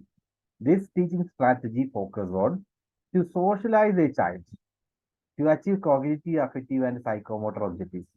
അതായത് നമ്മുടെ projects കൊടുക്കും. പ്രോജക്റ്റുകൾ കൊടുത്തിട്ട് ആ പ്രോജക്റ്റുകൾ അവർ ചെയ്യുമ്പോൾ അവർ ആക്ച്വലി എന്തൊക്കെ പഠിക്കുന്നുണ്ട്, അവരത് സോഷ്യലൈസേഷൻ ഹാപ്പൻ ചെയ്യുന്നുണ്ട്. ബിക്കോസ് അവർ നോർമലി സൊസൈറ്റി പ്രോജക്ട്സ് ആയിരിക്കും ചെയ്യുക. അവർ പുറത്ത് ഇറങ്ങി മറ്റുള്ളവർ സംസാരിച്ച് ആ ഒരു പ്രോജക്റ്റിന് സൊല്യൂഷൻ കണ്ടെത്താൻ വേണ്ടി ശ്രമിക്കുകയാണ്. അപ്പോൾ സോഷ്യലൈസേഷൻ ഹാപ്പൻ ചെയ്യുന്നുണ്ട്. അതോടൊപ്പം തന്നെ അവരുടെ cognitive, then affective and psychomotor objectives എല്ലാം അറ്റൈൻ ചെയ്യുന്നുണ്ട്. ഓക്കെ, ഇവർ പുറത്തിറങ്ങി പുറത്തെ ലോകം കണ്ട് പരിചയപ്പെട്ട് അവരതിനകത്ത് അതിനെപ്പറ്റി ചിന്തിക്കുന്നു, അതിനകത്ത് അഫെക്ഷനേറ്റ് ആവുന്നു. അതോടൊപ്പം തന്നെ എങ്ങനെയാണ് ഇത് ചെയ്യേണ്ടത്, ഏത് രീതിയിലായിരിക്കും സൊല്യൂഷൻസ് കണ്ടെത്തുന്നത്, അങ്ങനെയുള്ള ഒരുപാട് പെർസ്പെക്റ്റീവ് ഇംപ്രൂവ് ചെയ്യാൻ പ്രോജക്ട് മെത്തേഡ് ഹെൽപ്ഫുൾ ആയിരിക്കും. ദെൻ പ്രോജക്ട് മെത്തേഡിന്റെ പ്രിൻസിപ്പിൾസ് പറയുകയാണെങ്കിൽ പ്രിൻസിപ്പിൾ ഓഫ് യൂട്ടിലിറ്റി. പ്രോജക്ട്സിന്റെ പ്രിൻസിപ്പിൾസ്. പ്രോജക്ട്സ് എന്ന് പറയുമ്പോൾ ഒരു പ്രോജക്റ്റ് എങ്ങനെയായിരിക്കണം, ഒരു പ്രോജക്റ്റ് കൊടുക്കുകയാണെങ്കിൽ അത് എങ്ങനെയായിരിക്കണം? ഫസ്റ്റ് യൂട്ടിലിറ്റി ഉണ്ടാവണം. Choose those projects which are closer to the social life. Social ലൈഫിന് ബെനിഫിഷ്യൽ ആകുന്ന പ്രോജക്റ്റ് വേണം കുട്ടികൾ ചെയ്യാൻ. Then principle of readiness. Involve the learners in finding the solution of a problem with their active participation. കുട്ടികളുടെ പാർട്ടിസിപ്പേഷനോടുകൂടി ഒരു പ്രശ്നത്തിന് പരിഹാരം കണ്ടുപിടിക്കാനുള്ള രീതിയാണ്. അപ്പൊ അങ്ങനെ ഒരു പ്രശ്നം ഉണ്ടാവണം, ആ പ്രശ്നം സോൾവ് ചെയ്യാൻ സാധിക്കണം അവരുടെ പ്രോജക്റ്റ് വഴി. Then learning by doing. കാര്യങ്ങൾ ചെയ്ത് പഠിക്കുന്ന രീതിയാണ് പ്രോജക്ട് മെത്തേഡ് വരുന്നത്. Socialization. It develops the feeling of cooperation and team work. Team വർക്കിനെ ഇംപ്രൂവ് ചെയ്യാനും സോഷ്യലൈസേഷൻ, അതായത് കോപ്പറേഷൻ ഇംപ്രൂവ് ചെയ്യാനൊക്കെ ഇത് ഹെൽപ്ഫുൾ ആയിരിക്കും. Then interdisciplinary approach. It involves the knowledge from different subjects in solving a social problem. ഒരു particular social പ്രോബ്ലവുമായി ബന്ധപ്പെട്ട project ആണെങ്കിൽ അത് സോൾവ് ചെയ്യുന്നതിന് പല സബ്ജക്റ്റുകളുമായിട്ട് കണക്ട് ചെയ്തിട്ടുണ്ടാവും. അപ്പൊ പല സബ്ജക്റ്റുകളിൽ നിന്നുള്ള നോളജ് നമുക്ക് അതിനുവേണ്ടി ഉപയോഗിക്കാൻ സാധിക്കും. So these are the principles. Just നോക്കുക. ദെൻ ടൈപ്സ് പറയുകയാണെങ്കിൽ പ്രോജക്റ്റ് 4 തരത്തിലാകാം. ഒന്ന് കൺസ്ട്രക്റ്റീവ് പ്രോജക്ട്സ്. കൺസ്ട്രക്റ്റീവ് പ്രോജക്ട്സ് എന്ന് പറഞ്ഞു കഴിഞ്ഞാൽ why the learner have to construct something. നിർമ്മിച്ചുകൊണ്ടുവരാൻ പറയുന്നു, ചാർട്ട് ക്രിയേറ്റ് ചെയ്യാൻ പറയുന്നു, ചില മോഡലുകൾ ക്രിയേറ്റ് ചെയ്യാൻ പറയുന്നു, ചില മാപ്പുകൾ ക്രിയേറ്റ് ചെയ്യാൻ പറയുന്നു, പാഴ്സൽസ് ക്രിയേറ്റ് ചെയ്യാൻ പറയുന്നു. ഇതെല്ലാം കൺസ്ട്രക്റ്റീവ് പ്രോജക്ട്സ് ആണ്. എന്തെങ്കിലും ഒരു കാര്യം നിർമ്മിക്കാൻ വേണ്ടി പ്രോജക്റ്റ് കൊടുക്കുകയാണെങ്കിൽ കൺസ്ട്രക്റ്റീവ് ആണ്. ഇനി ആർട്ടിസ്റ്റിക് പ്രോജക്ട്സ് ആണ്. ചെറിയ കുട്ടികൾക്കൊക്കെയാണ് ഇത്തരം നമ്മൾ കൊടുക്കാറുള്ളത്. ടീച്ചേഴ്സ് കൊടുക്കുന്ന പ്രോജക്റ്റ് ആണെങ്കിൽ ആർട്ടിസ്റ്റിക് എന്ന് പറയുമ്പോൾ drawing, music, painting, art, culture, ഇങ്ങനെ അവരുടെ എസ്തെറ്റിക് ഫീൽഡ് ഓഫ് ലൈഫിനെ ഇംപ്രൂവ് ചെയ്യാനുള്ള പ്രൊജക്റ്റുകളാണെങ്കിൽ അതിനെ ആർട്ടിസ്റ്റിക് പ്രോജക്ട്സ് എന്ന് പറയും. ദെൻ മൂന്നാമത്തെ ടൈപ്പ് പ്രോബ്ലം സോൾവിംഗ് പ്രോജക്ട്സ് ആണ്. These projects are given to solve the problems relating to any life situation or related to any subjects. ഒരു പർട്ടിക്കുലർ സബ്ജക്റ്റുമായി ബന്ധപ്പെട്ട അല്ലെങ്കിൽ ലൈഫ് സിറ്റുവേഷനുമായി ബന്ധപ്പെട്ട പ്രോബ്ലംസ് സോൾവ് ചെയ്യാൻ വേണ്ടി പഠിപ്പിക്കാൻ. ലൈക്ക് ബാങ്ക് അക്കൗണ്ട് എങ്ങനെയാണ് ഓപ്പറേറ്റ് ചെയ്യുന്നത്, അതിനെപ്പറ്റി പഠിക്കാനുള്ള ഒരു പ്രോജക്റ്റ് കൊടുക്കുന്നു. അല്ലെങ്കിൽ ഒരു ഇമെയിൽ എങ്ങനെയാണ് ക്രിയേറ്റ് ചെയ്യേണ്ടത്. ഓക്കെ, അത്തരം പ്രോജക്റ്റുകളൊക്കെ കൊടുക്കുമ്പോൾ അവർക്കൊരു ഒരു നിലവിലുള്ള ഒരു പ്രോബ്ലമാണ്, ആ പ്രോബ്ലം എങ്ങനെ സോൾവ് ചെയ്യണം എന്ന് പഠിക്കാൻ വേണ്ടിയായിരിക്കും ആ പ്രോജക്റ്റുകൾ കൊടുക്കുന്നത്. അതിനെയാണ് പ്രോബ്ലം സോൾവിംഗ് പ്രോജക്ട്സ് എന്ന് പറയുന്നത്. Then last is group work. So a team of students is assigned a work to be performed. It's called group work.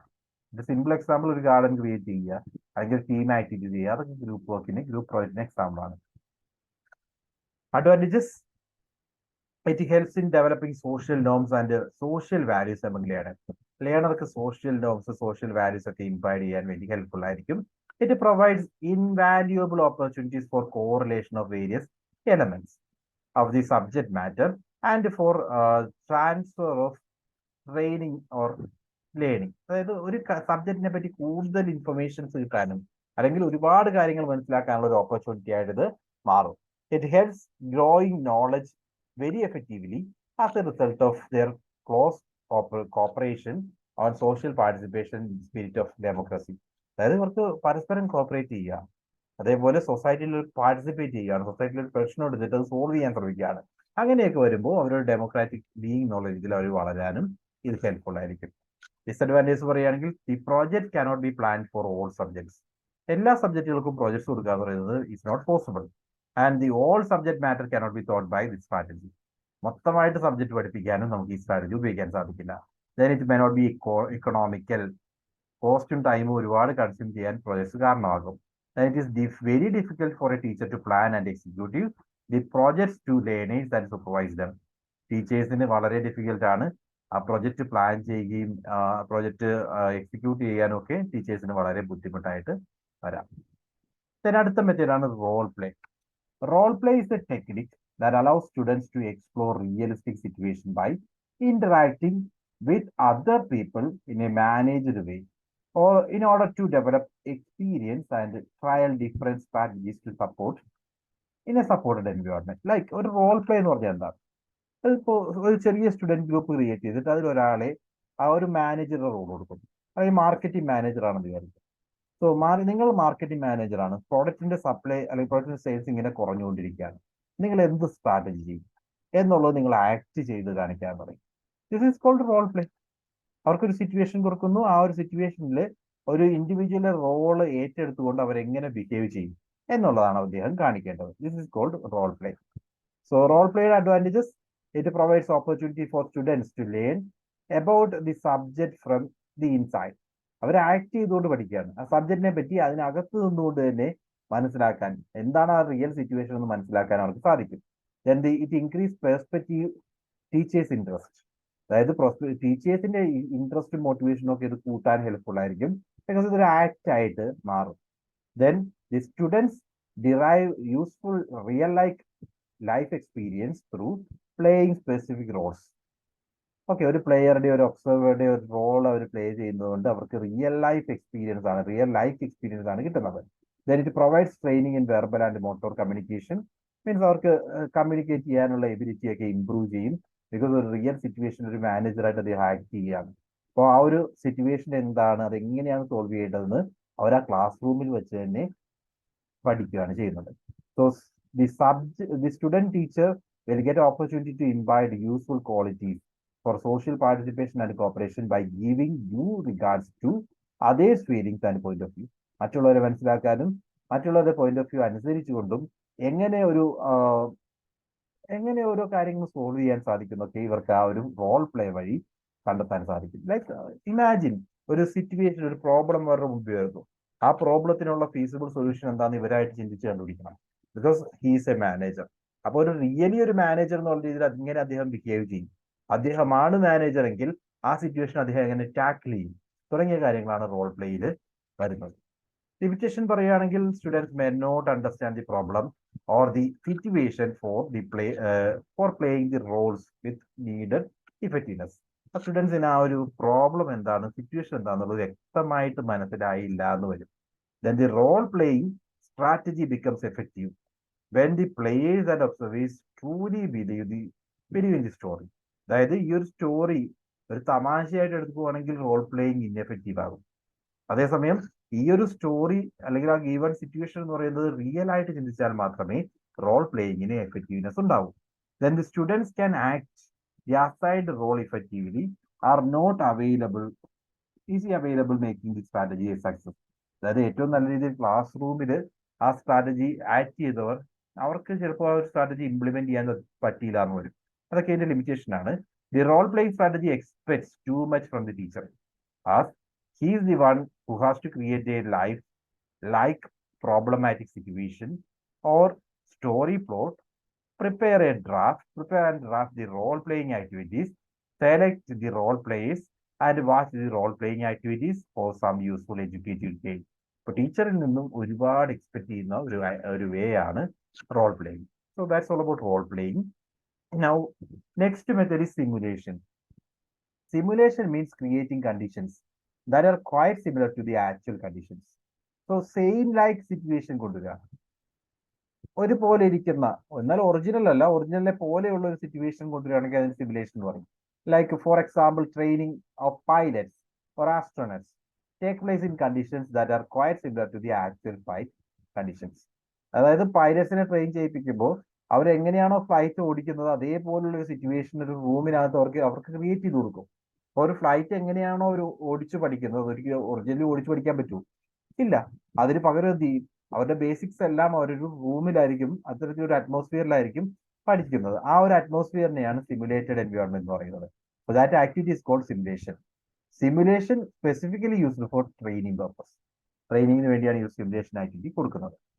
Then advantage പറയുകയാണെങ്കിൽ they are economical for long run. വലിയൊരു investment അവിടെ നടത്തേണ്ടി വരും. ഇവൻ ദോ really നമ്മളൊരു flight കൊടുത്തിട്ട് അവരെ train ചെയ്യിപ്പിക്കാൻ നോക്കിയാൽ വരുന്ന നഷ്ടമായിട്ട് കൺസിഡർ ചെയ്യുമ്പോൾ ലോങ് റണ്ണിലേക്ക് ദീസ് ആർ ഇക്കണോമിക്കൽ. ഷോർട്ട് റണ്ണിലേക്ക് it may not be economical. Then safety aspects are taken care of. ഇവിടെ സേഫ്റ്റി ഒരു ഇമ്പോർട്ടൻറ്റ് ക്രൈറ്റീരിയ ആണ്. സിമുലേറ്റ് ചെയ്യുമ്പോൾ സേഫ്റ്റി നമ്മൾ കൺസിഡർ ചെയ്യുകയാണ്. ഇനീഷ്യൽ കോസ്റ്റ് എന്ന് പറയുന്നത് മിഷനറി എക്യുപ്മെന്റും അത് എങ്ങനെ ഒരു റൂം ക്രിയേറ്റ് ചെയ്യുന്നതിനൊക്കെ ഇനീഷ്യൽ കോസ്റ്റ് എന്ന് പറയുന്നത് വളരെ ഹൈ ആയിരിക്കും. അതാണ് സിമുലേഷന്റെ ഒരു ലിമിറ്റേഷൻ. ദെൻ അടുത്തത് ട്യൂട്ടോറിയൽ ടീച്ചിങ് മെത്തേഡ്. സിമുലേഷൻ വരെ പറഞ്ഞു. Any doubts? സിമുലേഷൻ, ദെൻ അതിനു മുമ്പ് നമ്മൾ പറഞ്ഞ റോൾ പ്ലേ ആണ്. മെത്തേഡുകളൊക്കെ ഫോളോ ചെയ്യുന്നുണ്ടല്ലോ. ഇതിൽ ഏതെങ്കിലും ഒരു മെത്തേഡിനെ പറ്റി നിങ്ങൾക്ക് ക്വസ്റ്റ്യൻ ഉണ്ടാകാം. അതുകൊണ്ടാണ് നമ്മൾ ഡീറ്റെയിൽ ആയിട്ട് പോകുന്നത്. Next method is tutorial teaching method. Tutorial teaching എന്ന് പറഞ്ഞാൽ it's like A tuition. Tutorial method so which delivered follow in the usual lecture. Class കഴിഞ്ഞിട്ട് ക്ലാസ്സിന് ശേഷം റെമഡിയൽ കോച്ചിങ് കൊടുക്കുകയാണെങ്കിൽ അത് ട്യൂട്ടോറിയൽ മെത്തേഡാണ്. ഓരോ സ്റ്റുഡന്റിനും അവരവരുടെ വേയിൽ ക്ലാസ്സുകൾ പ്രൊവൈഡ് ചെയ്യുന്നതാണ് ട്യൂട്ടോറിയൽ മെത്തേഡ്. ഓക്കെ, ലൈക്ക് നമ്മളിപ്പോൾ റെഗുലർ ക്ലാസ്സിന് ശേഷം ചില വീക്ക് ആയിട്ടുള്ള സ്റ്റുഡൻസിന് മാത്രമായിട്ട് സ്പെഷ്യലായിട്ട് അവരെ ഒരു 5-6 പേരെ ഇരുത്തിയിട്ട് അവർക്ക് വേണ്ടി സ്പെഷ്യൽ ക്ലാസ് കൊടുക്കുകയാണെങ്കിൽ this is called tutorial method. Tutorial മെത്തേഡിന്റെ 2 ബേസിക് എയിമാണ്. ഒന്ന് ഇതൊരു റെമഡിയൽ ടീച്ചിങ് ആണ്. രണ്ടാമതായിട്ട് പ്രിൻസിപ്പിൾ ഓഫ് സ്പെസിഫിക് ഡിഫറൻസസ്. ഓരോ സ്റ്റുഡന്റും ഡിഫറെന്റ് ആണ് നമ്മൾ പറഞ്ഞു. എല്ലാവർക്കും ഒരേ വേയിൽ നമുക്ക് ടീച്ച് ചെയ്യാൻ സാധിക്കില്ല. അപ്പോൾ ആ ഒരു വേ ഫോളോ ചെയ്യാത്തവർക്ക് വേണ്ടി മറ്റൊരു വേയിൽ ക്ലാസ് എടുക്കുന്നു. അവിടെയാണ് ഈ ഒരു ടീച്ചിങ് മെത്തേഡ് ട്യൂട്ടോറിയൽ മെത്തേഡ് നമ്മൾ യൂസ് ചെയ്യുന്നത്. Advantages: this is highly effective as the teaching is based on individual's learning ability. So there may be visual learner, there may be auditory learner. അങ്ങനെ students ഏത് type of learner ആണെന്ന് നോക്കി അവരുടെ learning എബിലിറ്റിക്ക് അനുസരിച്ചാണ് teaching provide ചെയ്യുന്നത്. അതുകൊണ്ട് ഈ method കൂടുതൽ ഇഫക്റ്റീവ് ആണ്. Then during the tutorial teaching the teacher acts like a doctor. ഒരു ഡോക്ടറിനെ പോലെയാണ്. Who delivers treatment based on patients specific health problem. അതായത് ഇവിടെ സ്റ്റുഡന്റ് എന്ന് പറയുന്നത് ഏത് രീതിയിലാണ് കാര്യങ്ങളെ മനസ്സിലാക്കുന്നത് ആ വേയിലെ കാര്യങ്ങളെ അവരെ പഠിപ്പിച്ചു കൊടുക്കുകയാണ്. ഇൻഡിവിജ്വലി പഠിപ്പിക്കുമ്പോൾ അങ്ങനെ ഒരു അഡ്വാൻറ്റേജ് ഉണ്ട്. വളരെ കുറച്ച് പേരുള്ളെങ്കിൽ ഓരോരുത്തർക്കും ഇൻഡിവിജ്വൽ അറ്റൻഷൻ കൊടുക്കാൻ സാധിക്കും. അവർ മനസ്സിലാക്കുന്ന ഏത് രീതിയിലാണോ അതേ രീതിയിൽ അവർക്ക് കാര്യങ്ങൾ പഠിപ്പിച്ചു കൊടുക്കാനും സാധിക്കും. So students can gain more confidence through the tutorial teaching as the teacher can pay more attention to each students within a small group. ഒരു ചെറിയ ഗ്രൂപ്പിനകത്തായതുകൊണ്ട് തന്നെ കൂടുതൽ അറ്റൻഷൻ കൊടുക്കാൻ വേണ്ടി സാധിക്കും. ദെൻ ലിമിറ്റേഷൻസ് പറയുകയാണെങ്കിൽ the tutorial teaching may not be effective if the classes are overcrowded. ഒരു 3, 4, 5 പേരുണ്ടെങ്കിൽ ഓക്കെ. 50 പേരുണ്ടെങ്കിൽ it is not worthy. Then as the tutorial is offered after the usual lecture hours the teacher may have limited time for every class and hence it is not possible for a teacher to explain every step of the problem or assignments. Like normally tutorial concept നമ്മൾ official ആയിട്ട് ഉപയോഗിക്കുന്നതെന്ന് പറഞ്ഞാൽ ക്ലാസ്സുകൾക്ക് ശേഷമാണ്. അങ്ങനെ ക്ലാസ്സുകൾക്ക് ശേഷമുള്ള additional class പോലെ provide ചെയ്യുമ്പോൾ ആ ഒരു അഡീഷണൽ ടൈം, അതിനുവേണ്ടി കൂടുതൽ ടൈം ടീച്ചർ കണ്ടെത്തേണ്ടി വരും. ആ കണ്ടെത്തുന്ന ടൈമിൽ എഫിഷ്യന്റ് ആയിട്ട് എല്ലാ ഏരിയയും കവർ ചെയ്യുക എന്ന് പറയുന്നത് ഇമ്പോസിബിൾ ആണ്.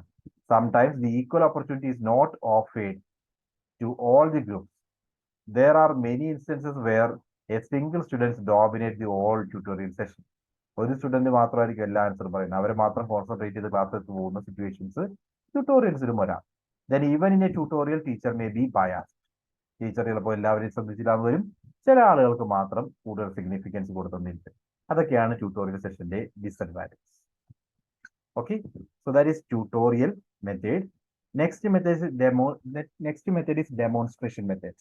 The word demonstration means to give demos or to perform the particular activity or concept. ഒരു ഡെമോൺസ്ട്രേഷൻ കാണിക്കുക എന്ന് പറയുന്നത് അത് തന്നെ. അതായത് എങ്ങനെയാണ് ഇത് ചെയ്യേണ്ടതെന്ന് ടീച്ചറായിട്ട് സെന്ററിൽ നിന്ന് കാണിച്ചു കൊടുക്കുകയാണെങ്കിൽ അതൊരു ഡെമോൺസ്ട്രേഷൻ മെത്തേഡ് എന്ന് പറയും. ഇപ്പൊ എക്സ്പെരിമെന്റ്സ് ഒക്കെ ചെയ്യുന്നു, സയന്റിഫിക് എക്സ്പെരിമെന്റ്സ് ഒക്കെ ചെയ്യുമ്പോൾ അത് സ്റ്റുഡൻസ് ചെയ്തു കഴിഞ്ഞാൽ ദർ ക്യാൻ ബി അവിടെ മിസ്റ്റേക്സ് ഹാപ്പൻ ചെയ്യാം. അതിന് പകരം ടീച്ചർ ഒരു സെന്ററിൽ നിന്നിട്ട് അതെങ്ങനെയാണ് ആ എക്സ്പെരിമെന്റ് ചെയ്യുന്നതെന്ന് സ്റ്റെപ്പ് ബൈ സ്റ്റെപ്പ് ആയിട്ട് എക്സ്പ്ലെയിൻ ചെയ്ത് കൊടുക്കുകയാണെങ്കിൽ this is called demonstration. Demonstration often occurs when students have a hard time connecting theories to actual practice, or when students are unable to understand the application of theories. Theories എങ്ങനെയാണ് use ചെയ്യേണ്ടത് എന്ന് സ്റ്റുഡൻസിന് പലപ്പോഴും മനസ്സിലാകാതെ പോകുമ്പോൾ ആ സാഹചര്യത്തിലൊക്കെയാണ് teacher demonstration നടത്തുന്നത്.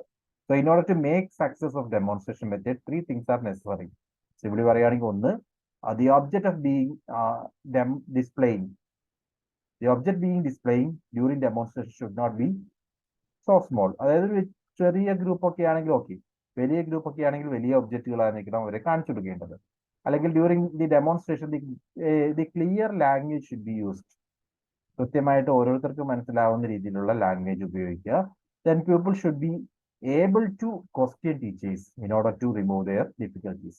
കുട്ടികൾക്ക് ടീച്ചേഴ്സിനോട് ഡൗട്ട്സ് ചോദിക്കാനും ആ ഡൗട്ട്സ് അവിടെ വെച്ച് തന്നെ ക്ലിയർ ചെയ്യുന്ന രീതിയിലുമായിരിക്കും ഡെമോൺസ്ട്രേഷൻ കണ്ടക്ട് ചെയ്തത്. ഇതൊക്കെയാണ് ഡെമോൺസ്ട്രേഷന്റെ നെസസിറ്റീസ്. മെറിറ്റ്സ് പറയുകയാണെങ്കിൽ it help students in having A deeper understanding of the topic. Demonstrate ചെയ്ത് കാണിച്ചു കൊടുക്കുമ്പോൾ അതിനെപ്പറ്റി വ്യക്തമായ ധാരണ സ്റ്റുഡൻസിലേക്ക് എത്താൻ വേണ്ടി സഹായിക്കും. It help students to remain active in teaching learning process. Then it leads to permanent learning. അവിടെ കാണുന്ന കാര്യങ്ങൾ അവരുടെ മനസ്സിൽ സ്ഥിരമാവുകയാണ്. അത്തരത്തിലൊരു പെർമനന്റ് ലേണിംഗിലേക്ക് ഇത് കൊണ്ടുവന്നെത്തിക്കും. It accounts for principles of reflective thinking. Reflective learning ലെവലിലേക്ക്, ആ ഒരു തിങ്കിങ് ലെവലിലേക്ക് ഈ ഒരു ഡെമോൺസ്ട്രേഷൻ കുട്ടികളെ എത്തിക്കും. Then it helps to create interest for topics among students. സ്റ്റുഡൻസിന് ആ ഒരു കാര്യം ചെയ്തു പഠിക്കുമ്പോൾ അതിന്മേൽ കൂടുതൽ ഇൻട്രസ്റ്റ് അവരിൽ ക്രിയേറ്റ് ചെയ്യപ്പെടും. Then it helps in arousing the spirit of discovery among students. പുതിയ കാര്യങ്ങൾ കണ്ടെത്താനുള്ള ആഗ്രഹം, അത് ഡിസ്കവറിക്കുള്ള ഒരു സ്പിരിറ്റ് ഇംപ്രൂവ് ചെയ്യാൻ സഹായിക്കും. Then it imparts maximum learning to students. സ്റ്റുഡൻസിന് കൂടുതൽ മനസ്സിലാക്കാൻ സാധിക്കും. ബിക്കോസ് ആ ഡെമോൺസ്ട്രേഷൻ എങ്ങനെയാണ് ആ ഒരു തിയറി പറയുന്നത്, ആ തിയറി ചെയ്ത് കാണിച്ചു തരുവാണ് ടീച്ചർ. സോ ആ ഒരു സെൻസിൽ ആ ഡെമോൺസ്ട്രേഷൻ വഴി ആ കൺസെപ്റ്റ് നമുക്ക് പൂർണ്ണമായിട്ട് മനസ്സിലാവും. ലിമിറ്റേഷൻസ് പറയുകയാണെങ്കിൽ students cannot benefit with direct or personal experience. Students ഇവിടെ ലൈവായിട്ട് ചെയ്യാൻ സാധിക്കില്ല. ചെയ്യുന്നത് ടീച്ചറാണ്. ടീച്ചർ ചെയ്യുന്നത് കാണാൻ മാത്രമേ സാധിക്കൂ. ഇവർക്കത് ഡയറക്ട്ലി ചെയ്ത് എക്സ്പീരിയൻസ് ചെയ്യാനുള്ള ഓപ്പർച്യൂണിറ്റി ഇല്ല.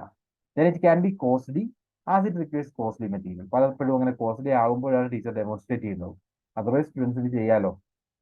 കോസ്റ്റും റിസ്കും ഒക്കെ കൂടുമ്പോഴാണ് ടീച്ചർ ഡെമോൺസ്ട്രേഷനിലേക്ക് പോകുന്നത്. It can be time consuming method. Then it is not based on learning by doing. ചെയ്ത് പഠിക്കുകയല്ല, കണ്ടുപഠിക്കുകയാണ്. Then this method does not provide training for the scientific method. ഇതൊരു സയന്റിഫിക് മെത്തേഡ് എന്നുള്ള രീതിയിൽ അവർക്ക് ഒരു ട്രെയിനിങ് ആയിട്ട് പറയാൻ സാധിക്കില്ല. ഇതൊക്കെ എന്തുകൊണ്ടാണ്? ഇവർ കണ്ട് മനസ്സിലാക്കുക മാത്രമേ ചെയ്യുള്ളൂ. ഇവർക്കത് റിയലി ചെയ്തു നോക്കാനുള്ള ഓപ്പർച്യൂണിറ്റി ഇല്ല. Then there is a lack of experience teachers to carry out demonstration. അത്രയ്ക്ക് എക്സ്പീരിയൻസ് ഉള്ള, ഡെമോൺസ്ട്രേഷൻ കാണിച്ചു കൊടുക്കാൻ എക്സ്പീരിയൻസ് ഉള്ള ടീച്ചേഴ്സ് വളരെ കുറവാണ്. അതും ഒരു ലിമിറ്റേഷൻ ആയിട്ട് പറയാം. Okay, then next is learner centered teaching methods. നമുക്ക് 8 മണിയായി. Will take 10 minutes break. അതിനുശേഷം കണ്ടിന്യൂ ചെയ്യാം. ഓക്കെ, നമുക്ക് കണ്ടിന്യൂ ചെയ്യാം. Then next is learner centered teaching methods. Learner centered teaching മെത്തേഡ്സിലേക്ക് വരുമ്പോൾ പ്രധാനമായിട്ട് എംഫസിസ് കൊടുക്കുന്നത് ലേണർ സെന്റേർഡ് ആയിരിക്കും. ഇൻഡിവിജ്വൽ ലേണർ എന്നുള്ള രീതിയിലായിരിക്കും. ആ ഒരു അപ്രോച്ചിനകത്ത് ആദ്യത്തെ അപ്രോച്ചാണ് assignment method. So the assignment method is the most common method of teaching, especially in teaching of science. So assignments കൊടുക്കുക എന്ന് പറയുന്നത് കോമൺലി യൂസ്ഡ് ആണ് എല്ലാ ടീച്ചിങ് മെത്തേഡ്സിലും. ഈ അസൈൻമെന്റ് ടെക്നിക്കിന്റെ അഡ്വാൻറ്റേജ് എന്ന് പറയുന്നത് ആ ഏരിയയുമായി ബന്ധപ്പെട്ട് കുട്ടികൾ സ്വന്തമായിട്ട് കാര്യങ്ങൾ പഠിക്കും. ഓക്കെ, സോ അവരുടെ ലേണിംഗ് സ്കിൽസ്, അതേപോലെ സെൽഫ് ലേണിംഗ്, റൈറ്റിംഗ് സ്കിൽസ്, ഇതൊക്കെ ഇംപ്രൂവ് ചെയ്യാൻ വേണ്ടി അസൈൻമെന്റ് ഹെൽപ്ഫുൾ ആയിരിക്കും. So it is A technique which can be usually used in teaching and learning process. So it is an instructional technique comprises of guided information, self-learning, writing skills, and report preparation among learners. So അവരായിട്ട് തന്നെ കൂടുതൽ കാര്യങ്ങൾ മനസ്സിലാക്കുകയും അതിനെ base ചെയ്തുകൊണ്ട് അവർ ആ ഒരു മനസ്സിലാക്കിയ കൺസെപ്റ്റുകൾ വെച്ചുകൊണ്ട് ഒരു റിപ്പോർട്ട് തയ്യാറാക്കുകയൊക്കെ ചെയ്യുന്നു. സോ സെൽഫ് ലേണിംഗ് ഹാപ്പൻ ചെയ്യുന്നുണ്ട്, റൈറ്റിംഗ് സ്കിൽസ് ഇംപ്രൂവ് ചെയ്യുന്നുണ്ട്. ഇതൊക്കെ ഈ ഒരു അസൈൻമെന്റ് മെത്തേഡുമായി ബന്ധപ്പെട്ട അഡ്വാൻറ്റേജ് ആണ്. So assignment method is an important step in the teaching and learning process. Advantages: provides opportunity for the learner for self-learning for students. Self-learning opportunity ആണ്. Then better learning experience will be gained when compared with other science teaching methods. മറ്റ് മെത്തേഡുകളുമായിട്ട് compare ചെയ്യുമ്പോൾ assignment method കൂടുതൽ efficient ആവും. അതായത് ലെക്ചറും അസൈൻമെന്റും ഒരുമിച്ചൊക്കെ പോവുകയാണെങ്കിൽ that will B further beneficial for the students. Then assignment provides sufficient flexibility in learning pace for the students. സ്റ്റുഡൻസിന് അവരവരുടേതായ time എടുത്തുകൊണ്ട് കാര്യങ്ങൾ പഠിച്ചെടുക്കാനുള്ള ഒരു ഓപ്പർച്യൂണിറ്റിയാണ്. So flexibility is there. Learning പേസുമായി ബന്ധപ്പെട്ട് ഫ്ലെക്സിബിലിറ്റി പ്രൊവൈഡ് ചെയ്യുന്നുണ്ട്. Teachers interruption is very much reduced and students active participation is encourage. Students centric ആണ്. 100% സ്റ്റുഡൻറ് സ്വന്തമായിട്ടാണ് ഈ ഒരു മെത്തേഡിനകത്ത് ലേണിംഗ് ഹാപ്പൻ ചെയ്യുന്നത്. സെൽഫ് ലേണിംഗ് ആണ്. അപ്പൊ ടീച്ചറിന്റെ പാർട്ടിസിപ്പേഷൻ കുറയുകയാണ് ചെയ്യുന്നത്. So teacher acts as a role of guide only. ഇവിടെ ഒരു ഗൈഡിന്റെ റോൾ മാത്രമാണ് ടീച്ചർക്കുള്ളത്. Then students receive a better training and the learning by doing method is this method, right? ഇതൊരു ലേണിംഗ് ബൈ ഡൂയിങ് മെത്തേഡ് ആണ്, ചെയ്ത് പഠിക്കുകയാണ്. So this is information seeking and in this the information seeking and retrieval behavior is developed among students. പുതിയ കാര്യങ്ങൾ കണ്ടുപിടിക്കാനും അത് ഉപയോഗിക്കാനുള്ള ആ ഒരു behaviour, information seeking and retrieval method എന്ന് പറയുന്നത് ഇവരിൽ വളരും. അതൊക്കെ ഇതിന്റെ ബെനിഫിറ്റ്സ് ആയിട്ട് പറയാം. It gives better understanding of in scientific method and projects. Okay, ലിമിറ്റേഷനിലേക്ക് വന്നു കഴിഞ്ഞാൽ പ്ലേഗിയറിസം ആണ്, കോപ്പി ചെയ്യാനുള്ള ചാൻസ് കൂടുതലാണ്. ഇനി അടുത്ത മെത്തേഡ് കേസ് സ്റ്റഡി മെത്തേഡ് ആണ്. കേസ് സ്റ്റഡി മെത്തേഡ് എന്ന് പറയുമ്പോൾ case studies are instructional method that refers to assigned scenarios based on situations and in which students observe, analyze, record, implement, conclude, summarize and recommend. അതായത് ഒരു given ഒരു സിറ്റുവേഷനുമായി ബന്ധപ്പെട്ട ഒരു case letter സ്റ്റുഡന്റിന് provide ചെയ്യും. അതായത് ഒരു സാഹചര്യവുമായി ബന്ധപ്പെട്ട ഒരു റൈറ്റപ്പ് സ്റ്റുഡന്റിന് പ്രൊവൈഡ് ചെയ്യുന്നു. ഈ റൈറ്റപ്പ് വായിച്ചിട്ട് ആ സിറ്റുവേഷൻ എന്താണെന്ന് മനസ്സിലാക്കിയതിനു ശേഷം സ്റ്റുഡൻസ് ആയിട്ട് അവരുടെ സൊല്യൂഷൻസ് കണ്ടെത്താൻ വേണ്ടി ശ്രമിക്കും. സോ ഈ ഒരു സിറ്റുവേഷനിൽ അവർ ആ ഒരു റൈറ്റപ്പ് പൂർണ്ണമായിട്ടും വായിക്കുന്നു, അന്നത്തെ ആ ഡിസിഷൻസ് എന്തൊക്കെയാണെന്ന് അവർ നോക്കുന്നു, അവർ ഒബ്സർവ് ചെയ്യുന്നു, അനലൈസ് ചെയ്യുന്നു, ദെൻ അവർ കണ്ടെത്തുന്ന ഫാക്റ്റുകൾ റെക്കോർഡ് ചെയ്യുന്നു. അതിനുശേഷം they will try to find out a solution. അവരുടേതായ റെക്കമെൻഡേഷൻസ് അവർ കണ്ടെത്താൻ വേണ്ടി ശ്രമിക്കും. ഇതാണ് case study method. So case studies are created and used as a tool for analysis and discussion. So ഇവരെ സംബന്ധിച്ചൊരു അനാലിസിസിനുള്ള ടൂളായിട്ടും അതേപോലെ തന്നെ ഡിസ്കഷനുള്ള ടൂളായിട്ടും ഒക്കെ കേസ് സ്റ്റഡി ഉപയോഗിക്കാം. They have a long tradition of use in higher education, particularly in business and law. പ്രധാനമായിട്ടും കേസ് സ്റ്റഡീസ് യൂസ് ചെയ്യുന്നത് ഒന്നെങ്കിൽ ബിസിനസ് ആകാം, അല്ലെങ്കിൽ സയൻസ് മെഡിക്കൽ ഫീൽഡ് ആകാം, അതും അല്ലെങ്കിൽ ലോ ആകാം. ഇവിടെയൊക്കെയാണ് കേസ് സ്റ്റഡീസ് ഉപയോഗിക്കുന്നത്. കേസ് സ്റ്റഡി ഉപയോഗിച്ചുകൊണ്ട് ഒരു സിറ്റുവേഷൻ ലൈക്ക് ഇപ്പോൾ ഭോപ്പാൽ ട്രാജഡിയുമായി ബന്ധപ്പെട്ട ഒരു റൈറ്റർ അത് ഇവർക്ക് പ്രൊവൈഡ് ചെയ്തിട്ട് ആ സിറ്റുവേഷനെ പറ്റി അവരോട് കൂടുതൽ മനസ്സിലാക്കി അവരുടേതായ ഒരു കൺക്ലൂഷൻസ്, അവരുടേതായ ഫൈൻഡിങ്സും ഒരു സൊല്യൂഷനും ഒക്കെ ഐഡന്റിഫൈ ചെയ്യാൻ പറയുകയാണെങ്കിൽ that is a case study method. ഇതിൽ നിന്നുള്ള advantages: it provides the opportunity to the participants to analyze, critically examine, evaluate and express reasoned opinions. അവർക്ക് ഓരോ പാർട്ടിസിപ്പൻസിനും ആ ഒരു ഇഷ്യൂ എന്താണെന്ന് കൃത്യമായിട്ട് അനലൈസ് ചെയ്യുകയും അതേപോലെ അവരുടേതായ ഒപ്പീനിയൻസ് പ്രൊവൈഡ് ചെയ്യാനൊക്കെയുള്ള ചാൻസ് ആണ് കിട്ടുന്നത്. Then it enhances decision making and problem solving skills. സ്റ്റുഡൻസിന്റെ ഡിസിഷൻ മേക്കിംഗ് സ്കിൽസും പ്രോബ്ലം സോൾവിംഗ് എബിലിറ്റീസും ഒക്കെ ഇംപ്രൂവ് ചെയ്യാൻ ഹെൽപ്ഫുൾ ആയിരിക്കും. Enhances or ensures active participation which may lead to innovative solutions. Students ആ ഒരു ടോപ്പിക്കുമായി ബന്ധപ്പെട്ട് കൂടുതൽ മനസ്സിലാക്കാൻ ശ്രമിക്കും. അതിനകത്തൊന്നും അവരുടേതായ ഇൻട്രോഡ്സ് പ്രൊവൈഡ് ചെയ്യാൻ തയ്യാറാവും. ഇതുവഴി കൂടുതൽ അന്നത്തെ ആ ഒരു സൊല്യൂഷനേക്കാൾ ബെറ്റർ ആയിട്ടുള്ള സൊല്യൂഷൻസ് ഐഡന്റിഫൈ ചെയ്യാൻ സ്റ്റുഡൻസിന് സാധിക്കും. സോ ഇന്നോവേറ്റീവ് ആയിട്ടുള്ള ഒരു അപ്രോച്ച് ആയിട്ട് തന്നെ പറയാം. ലിമിറ്റേഷൻസ് പറയുകയാണെങ്കിൽ it requires training for teachers to use this method. ടീച്ചേഴ്സിന് ട്രെയിനിങ്ങിന്റെ ആവശ്യമുണ്ട്. അതോടൊപ്പം it is not useful for all subjects and situation. എല്ലാ സബ്ജക്റ്റിനും എല്ലാ സിറ്റുവേഷനും ഉപയോഗിക്കാൻ സാധിക്കില്ല. ഇത് രണ്ടുമാണ് കേസ് സ്റ്റഡി മെത്തേഡിന്റെ ലിമിറ്റേഷൻ. ദെൻ അടുത്ത മെത്തേഡാണ് പ്രോഗ്രാംഡ് ഇൻസ്ട്രക്ഷൻ മെത്തേഡ്. PI എന്ന് പറയും.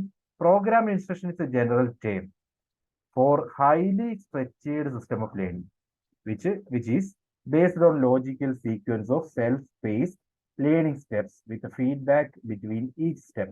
ഇപ്പൊ നമ്മൾ ഓൺലൈൻ ബേസ്ഡ് ആയിട്ടുള്ള ചില കോഴ്സുകളൊക്കെ ജോയിൻ ചെയ്യുവാണെങ്കിൽ, റെക്കോർഡഡ് ആയിട്ടുള്ള വീഡിയോസ് ഒക്കെ ജോയിൻ ചെയ്യുവാണെങ്കിൽ, അപ്പോൾ there are many sites right.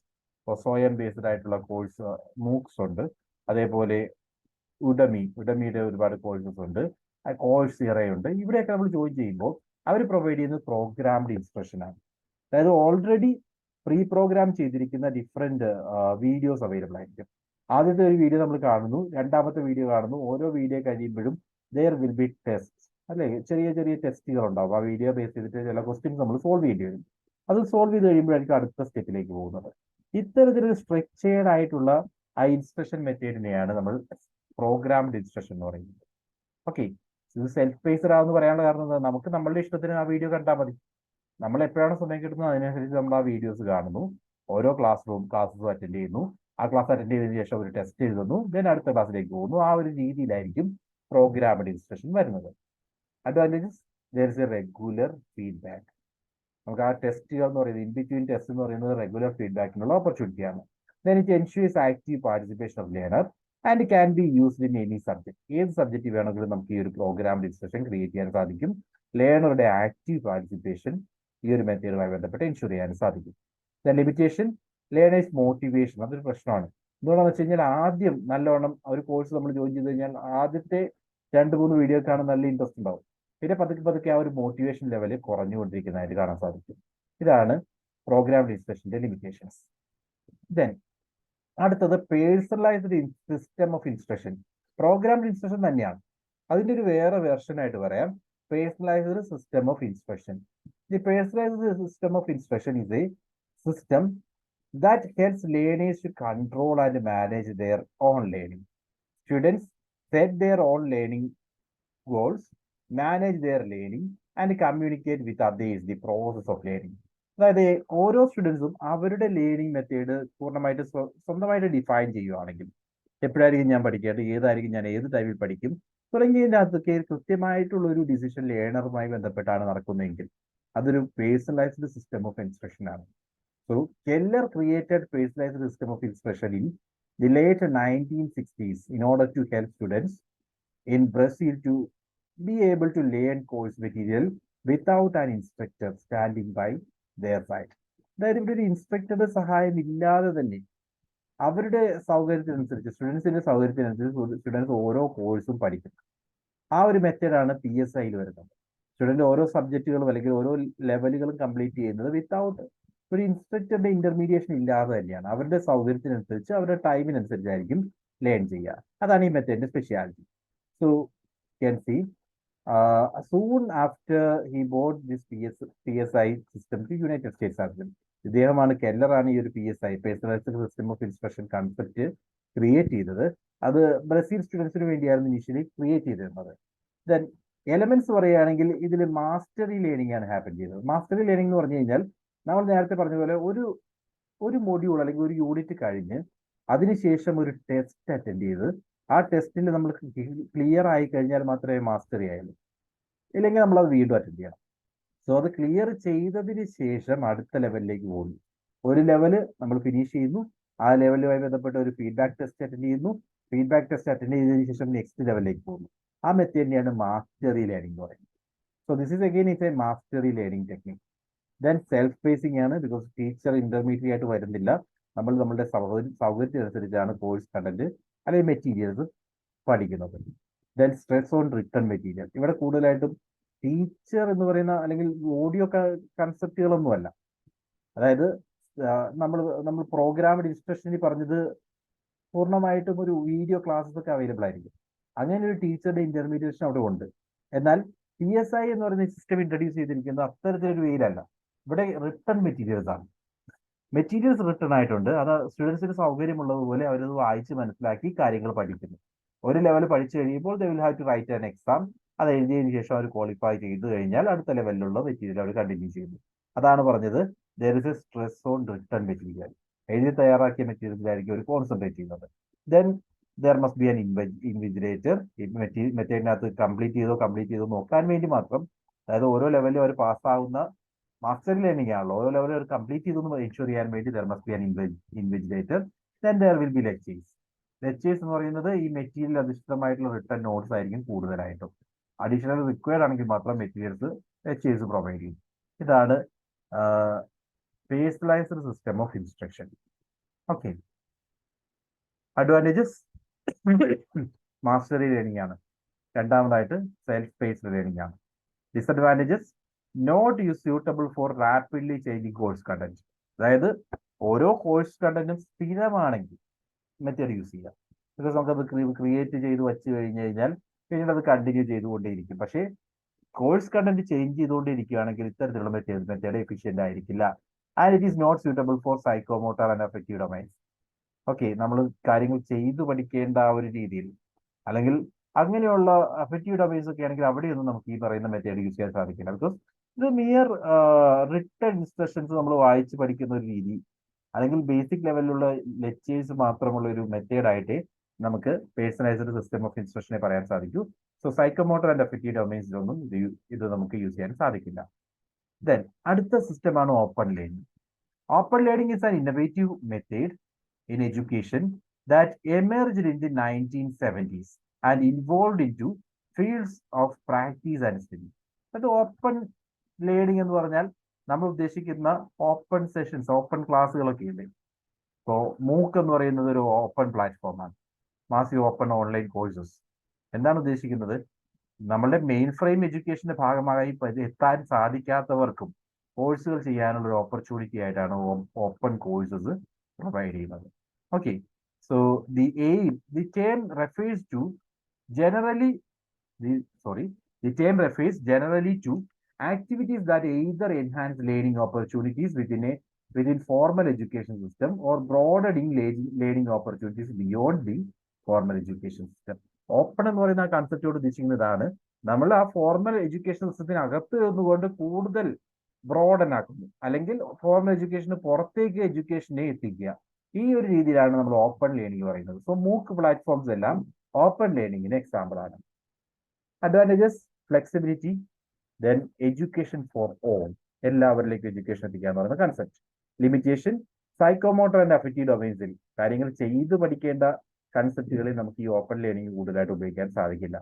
Okay, interactive video lectures എന്നൊക്കെ പറയുമ്പോൾ opportunities for students to actively participate in the video lecture by responding to the question and discussion prompts.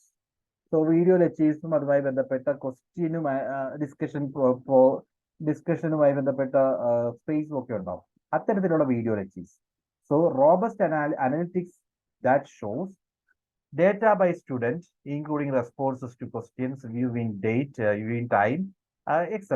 അങ്ങനെയുള്ള കാര്യങ്ങളൊക്കെ. അതായത് ഇന്ററാക്റ്റീവ് വീഡിയോ എന്ന് പറഞ്ഞു കഴിഞ്ഞാൽ ലൈക്ക് ഒരു ഒരു യൂട്യൂബ് വീഡിയോ എന്ന് പറയുന്നത് ഒരു ഇന്ററാക്റ്റീവ് വീഡിയോ ആണ്. എന്തുകൊണ്ടാണ്? യൂട്യൂബിൽ ഒരു വീഡിയോ നമ്മൾ റെക്കോർഡ് ചെയ്തിട്ടുണ്ടെങ്കിൽ അതിന്റെ താഴെ നിങ്ങൾക്ക് കമന്റുകൾ ഇടാം, നിങ്ങളുടെ ഡൗട്ട്സ് ഒക്കെ പ്രൊവൈഡ് ചെയ്യാം. അത്തരത്തിലുള്ള വീഡിയോ പ്ലാറ്റ്ഫോംസ് ഒക്കെ ഇന്ററാക്റ്റീവ് വീഡിയോ പ്ലാറ്റ്ഫോംസിന് എക്സാമ്പിൾ ആണ്. So allow students to rate the video and for the faculties to incorporate the results into their teaching. ആ ഒരു വീഡിയോയുമായി ബന്ധപ്പെട്ട് സ്റ്റുഡൻസിന്റെ ഫീഡ്ബാക്സ് കിട്ടും. ഇതെല്ലാം നമുക്ക് യൂട്യൂബ് വീഡിയോസിലൊക്കെ കിട്ടില്ലേ? അത്തരത്തിലുള്ള മെത്തേഡാണ് ഇന്ററാക്റ്റീവ് വീഡിയോ എന്ന് നമ്മൾ പറയുന്നത്. So create opportunities for students to comment and generate discussion around the content and concept used. ആ ഒരു ഏരിയയുമായി ബന്ധപ്പെട്ട് ഡിസ്കഷൻസ് ക്രിയേറ്റ് ചെയ്യാനുള്ള ഓപ്പർച്യൂണിറ്റി ഒക്കെ സ്റ്റുഡൻസിന് കിട്ടുവാണ്. ഇതെല്ലാമാണ് interactive video. Advantages enhances decision making power of individual. എന്ത് കാരണം, ഏതൊക്കെയാണ് റൈറ്റ്, ഏതൊക്കെയാണ് റോങ് എന്നൊക്കെ മനസ്സിലാക്കാൻ ഇൻഡിവിജ്വൽസിന് സ്വയം സാധിക്കും. ദെൻ ലിമിറ്റേഷൻ പറഞ്ഞു കഴിഞ്ഞാൽ ടൈം കൺസ്യൂമിംഗ് ആണ്.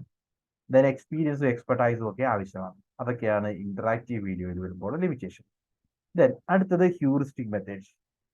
Heuristic refers to Armstrong, who was the exponent of the strategy. അതായത് Pillion and Duncan called problem solving. Heuristic method എന്ന് പറഞ്ഞാൽ പ്രോബ്ലം സോൾവിംഗ് മെത്തേഡ് എന്ന് കൂടി വിളിക്കും. It is based on the psychological principle of trial and error theory. Logical and imaginative thinking are prerequisites of this type of teaching strategy. This is an economical and speedy strategy. A problem is placed. എന്താണ് heuristic method എന്ന് പറയാം? ഒരു a problem is placed before students or learners, and they are asked to find a solution of the problem through various literary means like lab, library, laboratory, workshop, etc. അവരുടെ മുമ്പിൽ ഒരു problem അവതരിപ്പിക്കുന്നു. Like ഒരു question ഇന്നതാണ്, ഒരു topic പറയുന്നു. ഈ topic എന്താണെന്ന് നിങ്ങൾ കണ്ടെത്തും. അവരുടെ മുമ്പിൽ ഒരു ഓപ്പൺ ക്വസ്റ്റ്യൻ അവതരിപ്പിച്ചിട്ട് അവരോട് പറയാണ് ലൈബ്രറി പോയിട്ട് നിങ്ങൾക്ക് അതിന്റെ സൊല്യൂഷൻ ഐഡന്റിഫൈ ചെയ്യാം, അല്ലെങ്കിൽ ലാബോറട്ടറി പോവുക, അത് എക്സ്പെരിമെന്റ് ചെയ്തിട്ട് അതെങ്ങനെ എന്താണ് റിസൾട്ട് കിട്ടുന്നത് കണ്ടെത്താൻ പറയുക. അതും അല്ലെങ്കിൽ വർക്ക്ഷോപ്പ് അറ്റൻഡ് ചെയ്യുന്നത് വഴി അതിന്റെ സൊല്യൂഷൻ കണ്ടെത്താൻ പറയുന്നു. ഇതെല്ലാം ഹ്യൂറിസ്റ്റിക് മെത്തേഡിന് എക്സാമ്പിൾ ആണ്. Teachers role is to initiate the learning and people are active throughout the learning process. ഈ ഒരു ലേണിംഗ് ഇനീഷ്യേറ്റ് ചെയ്യുന്നത് മാത്രമാണ് ടീച്ചർ റോൾ. അതിനുവേണ്ടി ഒരു ക്വസ്റ്റ്യൻ റേസ് ചെയ്യുക എന്നുള്ളത് മാത്രമാണ് ടീച്ചർ റോൾ. ബാക്കി നെക്സ്റ്റ് ലെവലിലേക്ക് വരുന്ന എല്ലാ ലേണിംഗും സ്റ്റുഡന്റിന്റെ ഭാഗത്തു നിന്നാണ് വരിക. So by using their creative thinking and imaginative power, they try to find out the relevant solution based on some logic. They learn by self-experience. അവരായിട്ട് അതിനെ സോൾവ് ചെയ്യാൻ ശ്രമിക്കും.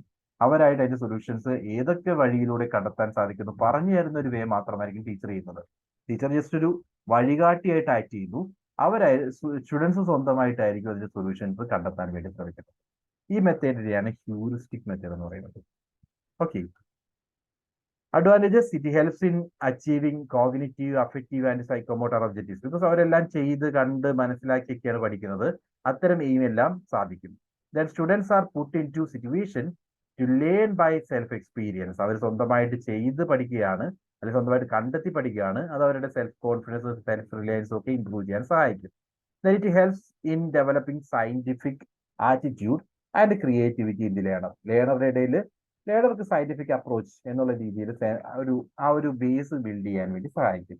Teacher encourages the learner to explore the environment in search of the solution for the problem. ഈ ഒരു പ്രോബ്ലത്തിന്റെ solution കണ്ടെത്താൻ വേണ്ടി teacher അവരെ encourage ചെയ്യുക. അപ്പോൾ ആ ഒരു എൻവയോൺമെന്റ് അത് എവിടെ നിന്ന് കണ്ടെത്താൻ സാധിക്കും?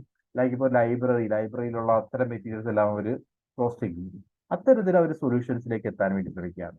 So teacher is always ready to provide individual guidance regarding solution to the problem.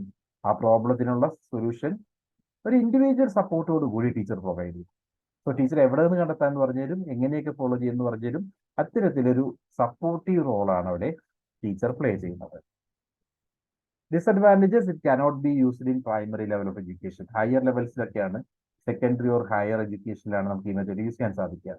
Higher intelligence and divergent thinking is required in the ലേണേഴ്സിന് കൂടുതൽ ചിന്തിക്കാൻ സാധിക്കും. ഓക്കെ, അങ്ങനെയുള്ളവർക്കാണ് ഈ ഒരു മെത്തേഡിൽ ഫ്രൂട്ട്ഫുൾ ആയി മാറുക. In true sense none of the teachers have the patience for providing individual guidance.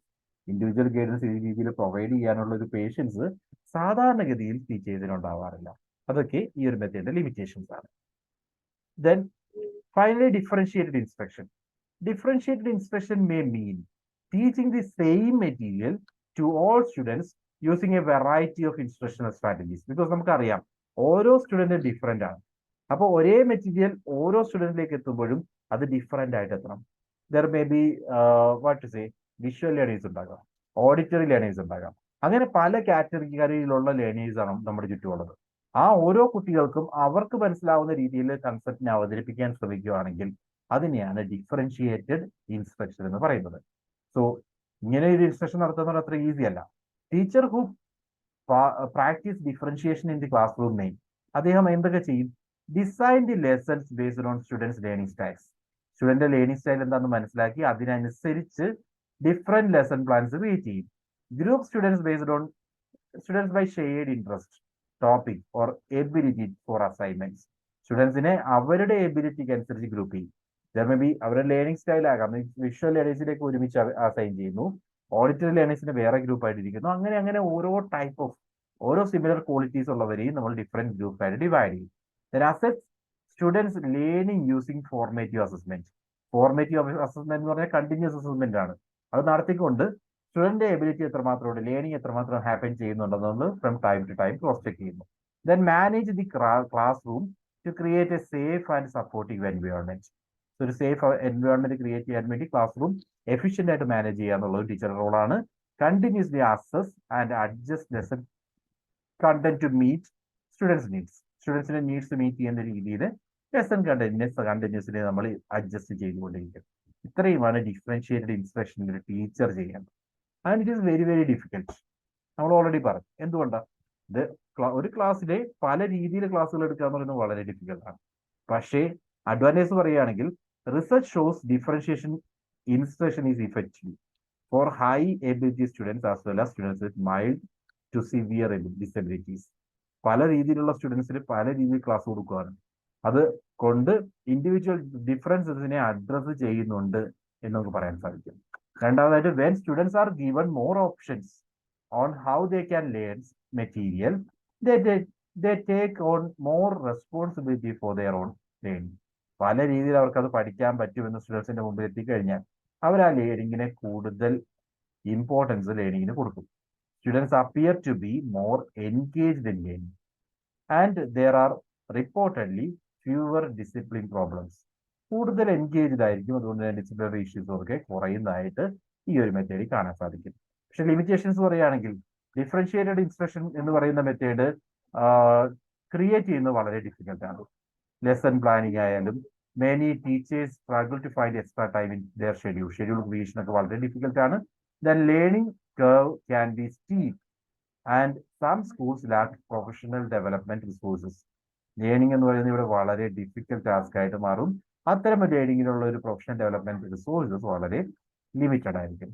Then critics argue that there is enough research. ഈ ഒരു ഏരിയയിൽ വലിയ തോതിൽ റിസർച്ചുകൾ കണ്ടക്ട് ചെയ്തിട്ടില്ല എന്നും പറയുന്നുണ്ട്. അതായത് ഇത്തരം ഡിഫറൻഷിയേറ്റഡ് ലേണിംഗ് അത്രയും ഇഫക്റ്റീവ് ആണെന്ന് പ്രൂവ് ചെയ്യുന്ന തരത്തിലുള്ള റിസർച്ചുകൾ അവൈലബിൾ അല്ല എന്നും പറയുന്നുണ്ട്. Okay, so these are the limitations of differentiated instruction. Okay, then next is micro teaching.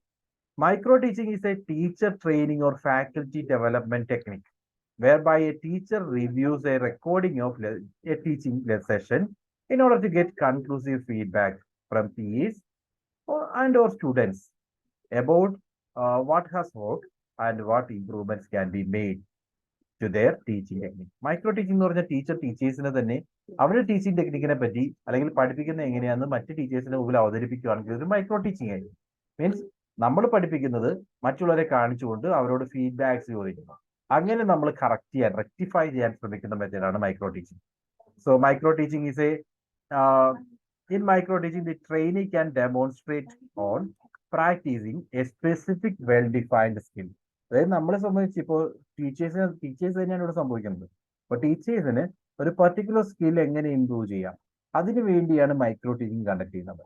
So അത് ഫീഡ്ബാക്ക് ഇപ്പൊ സ്റ്റുഡൻറ് നമ്മൾ ക്ലാസ്സുകൾ എടുക്കുന്ന ടീച്ചേഴ്സിന് മുമ്പിലാണെങ്കിൽ ആ ടീച്ചേഴ്സിനോട് തന്നെ ചോദിക്കുന്നു, ഞാൻ ഏതൊക്കെ ഏരിയയിൽ ക്ലാസ് എടുത്തതിന് ശേഷം എവിടെയൊക്കെയാണ് ഇംപ്രൂവ്മെന്റ്സ് വേണ്ടത്, ഏതൊക്കെയാണ് എൻ്റെ വീക്ക് സോൺസ്, എന്തൊക്കെയാണ് സ്ട്രോങ് സോൺസ്, ഇതൊക്കെ നമുക്ക് മറ്റുള്ളവരിൽ നിന്നും നമ്മൾ ക്ലാസ് എടുത്ത് മറ്റുള്ളവരെ കാണിച്ചു കൊടുത്തുകൊണ്ട് ഫീഡ്ബാക്ക് എടുക്കാൻ സാധിക്കും. So micro teaching provides pinpointed immediate feedback. ക്ലാസ്സുമായി ബന്ധപ്പെട്ട ഇമ്മീഡിയറ്റ് ഫീഡ്ബാക്സ് നമുക്ക് കിട്ടും. As micro teaching is a scaled down teaching, there is no problem of discipline. Normally ടീച്ചേഴ്സിന് ഇടയിൽ പഠിപ്പിച്ച് ഫീഡ്ബാക്ക് എടുക്കുന്ന ഒരു സിറ്റുവേഷൻ ഒക്കെയാണ് വരിക.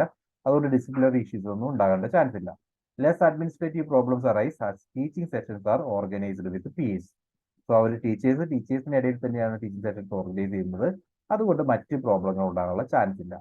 Then micro teaching provides an opportunity to undertake research studies with better control over conditions and situations. So research studies കുറച്ചുകൂടി efficient ആയിട്ട് ചെയ്യാനുള്ള ഓപ്പർച്യൂണിറ്റി ഉണ്ടാവും. ലൈക്ക് നമ്മളുടേതായ പ്രസന്റേഷൻസ് ഒക്കെ എത്രമാത്രം എഫിഷ്യന്റ് ആയിട്ട് നമുക്ക് ചെയ്യാൻ പറ്റുന്നുണ്ട് അതിനെപ്പറ്റി കൃത്യമായിട്ട് പഠിക്കാനൊക്കെ നമുക്ക് സാധിക്കും. Micro teaching can be used as an integral part of teacher training in India. A sophisticated gadgetry is not a must. നമുക്ക് സോഫിസ്റ്റിക്കേറ്റഡ് ടെക്നിക്കിന്റെ ഒന്നും ആവശ്യമില്ല. ടീച്ചറുടെ മുമ്പിൽ നിന്ന് ടീച്ചർ മറ്റൊരു ടീച്ചേഴ്സിന്റെ മുമ്പിലാണ് ക്ലാസ് എടുക്കുന്നത്. സോ നമ്മളെ സംബന്ധിച്ച് ഇന്ത്യയെ സംബന്ധിച്ച് ഇതൊരു മെത്തേഡായിട്ട് യൂസ് ചെയ്യാൻ സാധിക്കും. So these are the different stages in micro teaching. First, teacher will have to plan. എന്താണ് പഠിപ്പിക്കാൻ ഉദ്ദേശിക്കുന്നത്, എങ്ങനെയാണ് പഠിപ്പിക്കുന്നതെന്ന് പ്ലാൻ ചെയ്യുന്നു. അതിനുശേഷം ഫാക്കൽറ്റീസിന്റെ മുമ്പിൽ, മറ്റ് ടീച്ചേഴ്സിന്റെ മുമ്പിൽ, പിയറിന്റെ മുമ്പിൽ ടീച്ച് ചെയ്യുന്നു. ടീച്ച് ചെയ്ത് കഴിയുമ്പോൾ മറ്റ് പിയേഴ്സ് ക്രിട്ടിസൈസ് ചെയ്യും, ഏതൊക്കെയാണ് മിസ്റ്റേക്സ് എന്നുള്ളത് പറഞ്ഞു തരും. അതിനുശേഷം ആ ക്രിറ്റിസിസംസ് ഒക്കെ ഉൾക്കൊണ്ടുകൊണ്ട് നമ്മൾ റീപ്ലാനിങ് ചെയ്യുന്നു. റീപ്ലാനിങ് ചെയ്തതിനു ശേഷം റീടീച്ചിങ് ചെയ്യുന്നു. വീണ്ടും പുതിയ ക്രിറ്റിസിസംസ് കിട്ടുന്നു, വീണ്ടും പ്ലാൻ ചെയ്യുന്നു. അങ്ങനെ കണ്ടിന്യൂ ചെയ്യുന്ന ഒരു പ്രോസസ്സാണ് micro teaching. Okay. Advantages, useful for developing teaching efficiency. ടീച്ചേഴ്സിനെ സംബന്ധിച്ച് ടീച്ചിങ് എഫിഷ്യൻസി ഇംപ്രൂവ് ചെയ്യാൻ സഹായിക്കും. Then it can be either in real classroom or in a simulated class condition. ഒന്നെങ്കിൽ ക്ലാസ് റൂമിലായിരിക്കാം, അല്ലെങ്കിൽ PAസിനിടയിലാകാം. അതുകൊണ്ടാണ് സിമുലേറ്റഡ് കണ്ടീഷൻ എന്ന് പറഞ്ഞത്. Then the knowledge and practice of teaching skills can be given by the use of micro teaching. Teaching skills improve ചെയ്യാൻ സാധിക്കും. Okay. Then micro teaching is a training device for improving teaching practice and prepares effective teachers. ഈ ടീച്ചേഴ്സിനെ improve ചെയ്യാനും ഒരു effective teaching എന്നുള്ളൊരു വേദിയായിട്ട് micro teaching മാറാം. Drawbacks പറയുകയാണെങ്കിൽ micro teaching tends to reduce creativity. Because മറ്റ് ടീച്ചേഴ്സിന് മുമ്പിൽ പ്രസന്റ് ചെയ്യുമ്പോൾ അവർ അവരുടേതായ വ്യൂ പോയിന്റിലായിരിക്കും അഭിപ്രായം പറയുന്നത്. പക്ഷേ മൈക്രോ ടീച്ചിങ്ങിന് ഓരോ ടീച്ചർക്കും അവരുടേതായ ക്രിയേറ്റിവിറ്റി ഉണ്ട്, സ്വന്തമായിട്ട് ചിന്തിക്കുന്ന രീതികളുണ്ട്. അതിനെ കുറയ്ക്കാൻ വേണ്ടി മൈക്രോ ടീച്ചിങ് കാരണമാകും. Then its application to new teaching practices is limited. പുതിയ ടീച്ചിങ് മെത്തേഡിലൊന്നും നമുക്ക് ഈ പറയുന്ന മൈക്രോ ടീച്ചിങ് അപ്ലൈ ചെയ്യാൻ സാധിക്കില്ല. Then it requires competent and suitably trained teacher educators. നമ്മളിത് മറ്റ് ടീച്ചേഴ്സിന്റെ മുമ്പിൽ അവതരിപ്പിക്കുമ്പോൾ ഇത് കേൾക്കുന്ന ടീച്ചേഴ്സിന് ചില ക്വാളിറ്റീസ് ഉണ്ടാവണം. അത് നല്ല എഫിഷ്യന്റ് ആയിട്ടുള്ള ടീച്ചേഴ്സ് ആയിരിക്കണം. അതർവൈസ് അവർ തരുന്ന സജഷൻസ് അത്രയും relevant ആണെന്നില്ല. Then the list of skill is not exhaustive. അതായത് നമ്മളിപ്പോ ടീച്ചേഴ്സിന് വേണ്ട ലിസ്റ്റ് എന്ന് പറയുമ്പോൾ, സ്കിൽ സെറ്റ് എന്ന് പറയുമ്പോൾ അത് എന്തുവാകാം, നമുക്ക് ക്ലിയർ ആയിട്ട് ഡിഫൈൻ ചെയ്യാവുന്ന ഒരു ലിസ്റ്റ് ഓഫ് സ്കിൽസ് ഒന്നുമില്ല. അതുകൊണ്ട് തന്നെ ഏത് സ്കില്ലാണ് നമുക്ക് വേണ്ടത്, ഏതാണ് വേണ്ടാത്തത് എന്നൊന്നും നമുക്ക് ഒരിക്കലും പറയാൻ സാധിക്കില്ല. Too much fragmentation of skills is not considered conventional or practical or for training. അതായത് നമ്മളിലുള്ള സ്കില്ലുകളെ വീണ്ടും ഡിവൈഡ് ചെയ്ത് ഇന്ന സ്കില്ലുകൾ ഇംപ്രൂവ് ചെയ്യണം, ഇന്ന സ്കില്ലുകൾ പോരായ്മയുണ്ടെന്നൊക്കെ ക്രിട്ടിസൈസ് ചെയ്യപ്പെടുമ്പോൾ അതിങ്ങനെ ഒരു ഡിവിഷൻ ഈസ് നോട്ട് യഥാർത്ഥത്തിൽ പോസിബിൾ അല്ല. ഓരോ പെർട്ടിക്കുലർ സ്കില്ല് എടുത്ത് അതിനെ വീണ്ടും വിഭജിച്ച് ചെറിയ ഫ്രാഗ്മെന്റ് ആയിട്ട് ഡിവൈഡ് ചെയ്യാന്ന് പറയുന്നതൊന്നും പോസിബിൾ അല്ല എന്ന് തന്നെയാണ് പറയുന്നത്. And some skills tend to overlap. ചില സ്കില്ലുകൾ നമുക്ക് ഇന്റർറിലേറ്റഡ് ആകാം, അതെടുത്ത് മാറ്റിയിട്ട് മറ്റൊരു സ്കിൽ ആഡ് ചെയ്യുക എന്ന് പറയുന്നതൊന്നും പോസിബിൾ ആവില്ല. ഇതൊക്കെയാണ് മൈക്രോ ടീച്ചിങ്ങിന്റെ disadvantages. Okay, so these are the different types of teaching. അതിൽ നമ്മൾ റീസെന്റ് പറഞ്ഞ heuristic method, then differentiated instruction, micro teaching. Okay, so അത്രയുമാണ് നമുക്ക് വാട്ട് ടു സേ ഈ ഒരു ഡിഫറെന്റ് ടൈപ്സ് ഓഫ് ടീച്ചിങ്. നമ്മൾ ഏകദേശം 1.5 മണിക്കൂറായിട്ട് ആ ഡിഫറെന്റ് ടൈപ്സ് ഓഫ് ടീച്ചിങ് അല്ലെങ്കിൽ മെത്തേഡ്സ് ഓഫ് ടീച്ചിങ്ങിനെ പറ്റി പറഞ്ഞത്. വളരെ ഇമ്പോർട്ടന്റ് ആയിട്ടുള്ള ടോപ്പിക്കാണ്. ഡിഫറെന്റ് മെത്തേഡ്സ് ഓഫ് ടീച്ചിങ്ങിനെ പറ്റി പറഞ്ഞു. ഒരു ഐഡിയ നിങ്ങൾക്ക് കിട്ടിയോ? Got an idea? Yes, sir. Okay, അടുത്തത് അതുമായി ബന്ധപ്പെട്ട കുറച്ച് ക്വസ്റ്റ്യൻസ് ഞാൻ ഇവിടെ ഇൻക്ലൂഡ് ചെയ്തിട്ടുണ്ട്. ചില ക്വസ്റ്റ്യൻസ് നമുക്ക് കാണാം. Which among the following reflects the best quality of teaching in A class room? Generally വരുന്നതാണ്. ഈ ക്വസ്റ്റ്യൻസ് നമ്മൾ ആക്ച്വലി റിലേറ്റഡ് ക്വസ്റ്റ്യൻസ് നമ്മൾ കണ്ടിട്ടുള്ളതാണ്. So you can C which among the following reflects the best quality of teaching in A class room. Class റൂമിൽ ഏറ്റവും best quality ആയിട്ട് പറയാവുന്ന താഴെ തന്നിരിക്കുന്നതിൽ ഏതാണ്? Through the use of many teaching AIDS in the class room, through full attendance in the class room. നമ്മളിത് already കണ്ട question ആണ്, right? അല്ലേ? അതെ സർ. യെസ്, ഞാൻ ഓൾറെഡി ഡിസ്കസ് ചെയ്ത ഏരിയ ആയിരിക്കും. What about this? ഒരു അസഷൻ റീസൺ ടൈപ്പ് ക്വസ്റ്റ്യൻ ആയിട്ട് വന്നിരിക്കുന്നത്. All teaching should aim at ensuring learning. Reason, all learning results from teaching. Is the correct answer. പറഞ്ഞിരിക്കുന്നതിൽ ഏതാണ് റൈറ്റ് ആൻസർ? നമ്മളൊരു previous ക്വസ്റ്റ്യനിൽ ഈ ആദ്യത്തെ സ്റ്റേറ്റ്മെന്റ് കണ്ടതാണ്. All teaching should aim at ensuring learning. Learning create ചെയ്യുക എന്ന് പറയുന്നത് എല്ലാ ടീച്ചിങ്ങും എയിം ചെയ്യണം. That's right. പക്ഷേ അതിന്റെ റീസൺ എന്ന് പറയുന്നത് all learning results from teaching. Right? ശരിയാണോ? ടീച്ചിങ് ഇല്ലാത്ത സാഹചര്യങ്ങളും നമ്മൾ പുതിയ കാര്യങ്ങൾ പഠിക്കുന്നുണ്ട്. So assertion is right, but reason is not right. Okay, option C ആണ്. Assertion is true, but reason is false. മറ്റൊരു question. From the list given below, identify the learner's characteristics which would facilitate teaching learning system to become effective. Learner's characteristics, effectiveness affect ചെയ്യുന്ന അല്ലെങ്കിൽ effective ആക്കാൻ സഹായിക്കുന്ന learner's characteristics ഏതൊക്കെയാണ് identify ചെയ്യുക. Prior experience of learner, learner's family lineage, aptitude of the learner, learner's stage of development, learner's food habit and hobbies, learner's religious affiliation. ഇതിൽ ഏതൊക്കെയാണ് teaching learning സിസ്റ്റത്തെ affect ചെയ്യുന്ന ലേണിംഗിന്റെ qualities?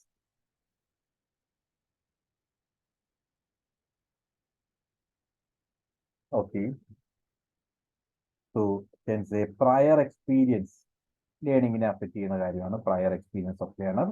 Then learner family lineage, nothing to do with that. Aptitude of the learner, right? Learner stage of development, right? Food habit, no. Religious affiliation, no. So the right answer is option 1, 3 and 4. 1, 3 and 4, option A. Okay, then അടുത്തൊരു question. All teaching implies learning. Learning to be useful, it must be derived from teaching. Same question മറ്റൊരു രീതി ചോദിച്ചു മാത്രമേ ഉള്ളൂ. മുമ്പ് നമ്മൾ കണ്ട അതേ ക്വസ്റ്റ്യൻ ആണിത്. അത് എഗെയിൻ മറ്റൊരു രീതിയിലാണ് നമ്മുടെ പ്രീവിയസ് ക്വസ്റ്റ്യൻ പേപ്പറിൽ ചോദിച്ചതാണ്. So all teaching implies learning, that is true. എല്ലാ ടീച്ചിങ്ങും ലേണിങ്ങിനെ ഇംപ്ലൈ ചെയ്യാൻ വേണ്ടിയാണ്, ലേണിങ്ങിനെയാണ് ടാർഗറ്റ് ചെയ്യുന്നത്. പക്ഷേ learning to be useful must be derived from teaching. ലേണിംഗ് യൂസ്ഫുൾ ആകണമെങ്കിൽ അത് ടീച്ചിങ്ങിൽ നിന്ന് തന്നെ ആവണം എന്നുള്ളത് ശരിയല്ല. So A is true, R is false. Which of the following, which one of the following is a key behavior in effective teaching? Effective teaching is a key behavior ഏതാണ്? Using student ideas and contribution, structuring, instructional variety, questioning.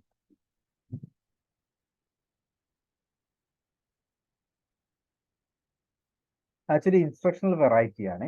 എന്താണെന്ന് വെച്ച് കഴിഞ്ഞാൽ ഒരേ content തന്നെ പല രീതിയിൽ അവതരിപ്പിക്കണം എന്നൊക്കെ നമ്മൾ മുമ്പ് പറഞ്ഞിട്ടുണ്ട്. അതെല്ലാം ഇൻസ്ട്രക്ഷണൽ വെറൈറ്റിയുടെ ഭാഗമാണ്. സോ ഒരു ടീച്ചിങ്ങിലെ ഫോർ ആസ്പെക്ട് എന്ന് പറയുന്നത് ഇൻസ്ട്രക്ഷണൽ വെറൈറ്റി ആണ്. The behaviour of effective teaching process എന്ന് തന്നെ പറയാം, അത് ഇൻസ്ട്രക്ഷണൽ വെറൈറ്റി ആണ്. ഓക്കെ, സോ കുറച്ച് സെയിം രീതിയിലുള്ള കുറച്ച് അഡീഷണൽ ക്വസ്റ്റ്യൻസ് ഉണ്ട്. Just go through that. നമ്മൾ അത് നിങ്ങൾ നോക്കിയാൽ മതി. നമ്മൾ നേരെ അടുത്ത ഏരിയയിലേക്ക് പോവാണ്. അടുത്തായിട്ട് നമുക്ക് പറയാനുള്ളത് ലേണിങ്ങിനെ പറ്റിയാണ്. സോ ടീച്ചിങ് മെത്തേഡ്സ് ഒക്കെ നമ്മൾ കണ്ടു. Learning is the acquisition of new behaviour or strengthening or weakening of old behaviour as A result of experience. Learning define ചെയ്തിട്ടുള്ള അങ്ങനെയാണ്. ലേണിംഗ് ഈസ് ഓൾ അബൌട്ട് നമ്മൾ പുതിയ ബിഹേവിയർ അക്യൂർ ചെയ്യുന്നതാകാം, അല്ലെങ്കിൽ നമ്മളിലുള്ള ബിഹേവിയറിനെ ഒന്നെങ്കിൽ പോസിറ്റീവ് ബിഹേവിയർ ആണെങ്കിൽ അതിനെ സ്ട്രെങ്തൻ ചെയ്യുന്നു, നെഗറ്റീവ് ബിഹേവിയർ ആണെങ്കിൽ അതിനെ വീക്കൺ ചെയ്യുന്നു. ഇതെല്ലാം ലേണിംഗിന്റെ ഭാഗമാണ്. Okay, so learning is the acquisition of new behavior or strengthening or weakening of old behavior as a result of experience. നമ്മുടെ എക്സ്പീരിയൻസിനെ ബേസ് ചെയ്തുകൊണ്ട് നമ്മൾ പുതിയ ബിഹേവിയർ അക്യൂർ ചെയ്യുന്നതാകാം, അല്ലെങ്കിൽ നമ്മളുടെ ഉള്ളിലുള്ള ബിഹേവിയറിനെ ഒന്നെങ്കിൽ സ്ട്രെങ്തൻ ചെയ്യുന്നു അല്ലെങ്കിൽ വീക്കൻ ചെയ്യുന്നു. ആ പ്രോസസ് തന്നെയാണ് ലേണിംഗ് എന്ന് പറയുന്നത്. ലേണറുടെ ക്യാരക്ടറിസ്റ്റിക്സ് എന്ന് പറയുമ്പോൾ learning characteristics can described as measuring the characteristics of learner such as learner behavioral nature, attitude, psychological nature towards everything related to learning. അതായത് ഒരു ലേണർ എങ്ങനെയാണ് ലേണിങ്ങിനെ അപ്രോച്ച് ചെയ്യുന്നത്, അതാണ് ലേണറുടെ ക്യാരക്ടറിസ്റ്റിക്സ്. അതുമായി ബന്ധപ്പെട്ട് അദ്ദേഹത്തിന്റെ ബിഹേവിയർ ആകാം, അദ്ദേഹത്തിന്റെ ആറ്റിറ്റ്യൂഡ് ആകാം, അല്ലെങ്കിൽ സൈക്കോളജിക്കൽ ആസ്പെക്ട്സ് ആകാം. ഇവയെല്ലാം കൂട്ടിച്ചേർത്ത് നമ്മൾ പറയുന്ന ടേമാണ് ലേണേഴ്സ് ക്യാരക്ടറിസ്റ്റിക്സ്. ലേണേഴ്സ് ഫീച്ചേഴ്സ് എന്നുള്ളത് learners characteristics. Okay, then learners characteristics എന്ന് പറയുമ്പോൾ അതിന്റെ ഭാഗമായിട്ട് വരുന്നത് ബേസിക്കലി ഇത്രയും കാര്യങ്ങളാണ്. ഒന്ന് അദ്ദേഹത്തിന്റെ പേഴ്സണൽ ക്യാരക്ടറിസ്റ്റിക്സ്. അവിടെ ഡെമോഗ്രാഫിക് ഇൻഫർമേഷൻ ആകാം, ലൈക്ക് അദ്ദേഹത്തിന്റെ age, gender, cultural background, maturity, then language, socio economic status, special needs. ഇതെല്ലാം അദ്ദേഹത്തിന്റെ ഡെമോഗ്രാഫിക് ആയിട്ടുള്ള ഫാക്ടേഴ്സ് ആണ്. ഇതെല്ലാം അദ്ദേഹത്തിന്റെ പേഴ്സണൽ ഫാക്ടേഴ്സ് ആണ്, പേഴ്സണൽ ക്യാരക്ടറിസ്റ്റിക്സ് ആണ്. അതുകൂടാതെ അക്കാഡമിക് ക്യാരക്ടറിസ്റ്റിക്സ് ലൈക്ക് അദ്ദേഹത്തിന്റെ education type, level of education, then knowledge, ഇവയെല്ലാം അക്കാഡമിക് ക്യാരക്ടറിസ്റ്റിക്സ് ആണ്. Then social or emotional characteristics, emotional base, and finally cognitive characteristics like അദ്ദേഹത്തിന്റെ memory, then mental pressure, problem solving ability, intellectual skills, then remembering ability, organizing ability and storing information. ഇതെല്ലാം ബ്രെയിനുമായി ബന്ധപ്പെട്ട cognitive characteristics ആണ്. ഇവയെല്ലാം ചേർന്നതാണ് ലേണറുടെ characteristics. So ലേണറുടെ characteristics എന്ന് പറയുമ്പോൾ it includes personal characteristics, academic characteristics, socio emotional characteristics and cognitive characteristics. So അത് തന്നെയാണ് ഇവിടെ എക്സ്പ്ലെയിൻ ചെയ്തിട്ടുള്ളത്. Now types of learner. Types of learner എന്ന് പറയുമ്പോൾ ഡിഫറെന്റ് ടൈപ്സ് നമുക്ക് ക്ലാസിഫൈ ചെയ്യാൻ സാധിക്കും. Like visual learner, kinesthetic learner, auditory learner, stress learner, is learner, scribble learner, stress learner, teach learner, copy learner, അങ്ങനെയൊക്കെ ക്ലാസിഫൈ ചെയ്തിട്ടുണ്ട്. ഇതിൽ ഏറ്റവും ഇമ്പോർട്ടന്റ് ആയിട്ടുള്ള 4 ബേസിക് ക്ലാസിഫിക്കേഷൻസ് ആണുള്ളത്. അതിനെ വാർക്ക് മോഡൽ എന്ന് പറയും. വാർക്ക്, VARK.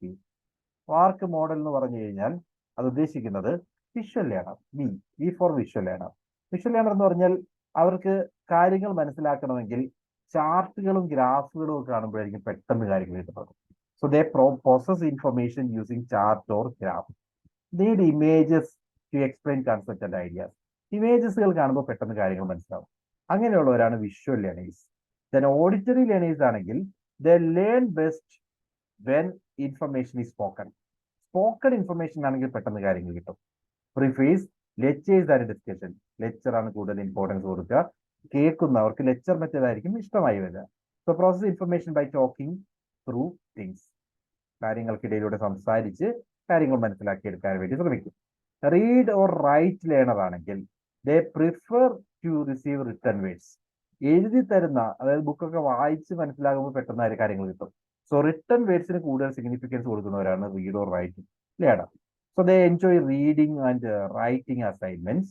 Process information by writing notes. Notes ടേക്കിങ്ങിലൂടെയൊക്കെ ആയിരിക്കും അവർ കൂടുതൽ ഇൻഫർമേഷൻ ഗെയിൻ ചെയ്യുന്നത്. Then kinaesthetic learner. Kinesthetic learner എന്ന് പറഞ്ഞു കഴിഞ്ഞാൽ learn best by tactile process, doing. അതായത് they prefer create concrete personal experience. അവരായിട്ട് ചെയ്തു നോക്കി കാര്യങ്ങൾ പഠിക്കാൻ നോക്കുന്നവരാണ് kinaesthetic learner. So they process information by recreating and practising. കാര്യങ്ങൾ ചെയ്തു നോക്കി അല്ലെങ്കിൽ പ്രാക്ടീസ് ചെയ്തിട്ട് കാര്യങ്ങളെ മനസ്സിലാക്കാൻ ശ്രമിക്കുന്നു. ചെയ്തു നോക്കി മനസ്സിലാക്കാൻ ശ്രമിക്കുന്നവരാണ് kinaesthetic learner. So this is the VARK model. Visual learner, auditory learner, read or write learner, then kinaesthetic learner. ഇത് കൂടാതെ ലേണേഴ്സിനെ നമുക്ക് പല രീതിയിൽ ക്ലാസിഫൈ ചെയ്യാം. അതിലൊരു ക്ലാസിഫിക്കേഷൻ ആണിത്. നമ്മളെ സംബന്ധിച്ച് വളരെ ഇമ്പോർട്ടന്റ് ആയിട്ടുള്ള ക്ലാസിഫിക്കേഷൻ ആണ് പറയുന്നത്. ടൈപ്സ് ഓഫ് ലേണേഴ്സിൽ ആദ്യം നമ്മൾ പറയുന്നു active learner and reflective learner. Active learner എന്ന് പറയുമ്പോൾ ലേൺ ബെസ്റ്റ് ബൈ ഡൂയിങ്. കാര്യങ്ങൾ ചെയ്ത് പഠിക്കുന്നവരാണ്. അവരുടെ ഒരു അപ്രോച്ച് എന്ന് പറയുന്നത് ലെറ്റ്സ് ട്രൈ, നമുക്കത് ചെയ്യാം, വെദർ ഇറ്റ് ഇസ് വർക്ക്സ് എന്നുള്ളത് നമുക്ക് നോക്കാം, ചെയ്ത് നോക്കിയിട്ട് കാര്യങ്ങൾ പഠിക്കാം എന്ന് അപ്രോച്ച് ചെയ്യുന്നവരാണ് ആക്റ്റീവ് ലേണർ. ഓക്കെ, അവരാണ് ആക്റ്റീവ് ലേണർ. റിഫ്ലക്റ്റീവ് ലേണർ ആണെങ്കിൽ they like to process information before trying it out. അതായത് 2 തരത്തിലുള്ള ലേണേഴ്സ് ഇന്ന് ചെയ്യുക. ആക്റ്റീവ് ലേണേഴ്സ് എന്ന് പറഞ്ഞാൽ ആരാണ്? അവർ ചെയ്ത് നോക്കിയിട്ട് നമുക്ക് ആദ്യം ചെയ്ത് നോക്കാം, ശരിയാവുന്നുണ്ടോ നോക്കാം, അതിനുശേഷം എന്താ പറയുക, ഇൻഫർമേഷൻ നമുക്കത് ചെയ്ത് പഠിക്കാം എന്നുള്ളവരാണ് ആക്റ്റീവ് ലേണേഴ്സ്. റിഫ്ലക്റ്റീവ് ആണെങ്കിലോ നമുക്ക് ആദ്യം അതുമായി ബന്ധപ്പെട്ട കാര്യങ്ങളെല്ലാം മനസ്സിലാക്കിയതിന് ശേഷം ചെയ്യാം. Let's think through it first. അതായിരിക്കും അവരുടെ approach. Let's think through it first. Okay, ഇങ്ങനെയുള്ളവരാണെങ്കിൽ ആക്റ്റീവ് ലേണർ ആണെങ്കിൽ lecture classes are challenging for them. Lecturing എന്ന് പറയുന്നത് വളരെ ചാലഞ്ചിങ് ആയിരിക്കും. ബിക്കോസ് അവർ കൂടുതൽ ചെയ്യാനാണ് ഇഷ്ടപ്പെടുന്നത്. ദെൻ വേറെ റിഫ്ലക്റ്റീവ് ലേണേഴ്സ് ആണെങ്കിൽ they like to work alone. ഒറ്റയ്ക്ക് വർക്ക് ചെയ്യാനായിരിക്കും കൂടുതൽ ഇഷ്ടം. Okay, then they may have difficulty when they always act before they think. അതായത് അവർ ചിന്തിക്കുന്നതിന് മുമ്പ് അങ്ങ് ചെയ്തുകൊണ്ടിരിക്കും. അങ്ങനെ വരുമ്പോൾ അത്തരം ഡിഫിക്കൽറ്റി ആക്റ്റീവ് ലേണേഴ്സിന് ഫേസ് ചെയ്യാം. Then should try to work and study in groups or with partner. ഇത്തരം ലേണേഴ്സ് ആണെങ്കിൽ ആക്റ്റീവ് ലേണേഴ്സ് ആണെങ്കിൽ അവർ ഗ്രൂപ്പിൽ വർക്ക് ചെയ്യാൻ അല്ലെങ്കിൽ ഒരു പാർട്ട്ണറോടൊപ്പം വർക്ക് ചെയ്യാനായിരിക്കും എപ്പോഴും ശ്രമിക്കേണ്ടത്. ബിക്കോസ് അവരെപ്പോഴും ചാടി കാര്യങ്ങൾ ചെയ്ത് നോക്കിയിട്ട് ഫെയിൽ ആകാനുള്ള ചാൻസ് ഉണ്ട്. അതേസമയം റിഫ്ലക്റ്റീവ് ലേണർ എപ്പോഴും പ്രിഫർ ചെയ്യുന്ന ഇൻഡിവിജ്വൽ വർക്കാന്ന് പറഞ്ഞു. Then they may have trouble getting started and if they think too long before acting. അതായത് അവർക്ക് ചില പ്രശ്നങ്ങൾ വരുന്നത് ഒരുപാട് ചിന്തിച്ച് സമയം കളയാനുള്ള ചാൻസ് ഉണ്ട്. സ്റ്റാർട്ട് ചെയ്യുക എന്ന് പറയുന്നത് അവർക്ക് ട്രബിൾ ആണ്. അതേസമയം അവർ ഒരുപാട് അതിനെപ്പറ്റി കൂടുതൽ ചിന്തിച്ചു പോകാനുള്ള ചാൻസ് കൂടുതലാണ്. When learning new information should stop periodically and try to apply in new ways. അതായത് ഇത്തരം ലേണേഴ്സ് ആണെങ്കിൽ, റിഫ്ലക്റ്റീവ് ലേണേഴ്സ് ആണെങ്കിൽ പുതിയ ഇൻഫർമേഷനുമായി ബന്ധപ്പെട്ട മാക്സിമം കാര്യങ്ങൾ ആദ്യം മനസ്സിലാക്കാൻ ശ്രമിക്കും. അത്രയും കാര്യങ്ങൾ മനസ്സിലാക്കാൻ ശ്രമിക്കുമ്പോൾ ഇതെല്ലാം കൂടി അവർ മറന്നു പോകാനോ അല്ലെങ്കിൽ യൂസ് ചെയ്യാൻ പറ്റാതെ പോകാനൊക്കെ സാഹചര്യമുണ്ട്.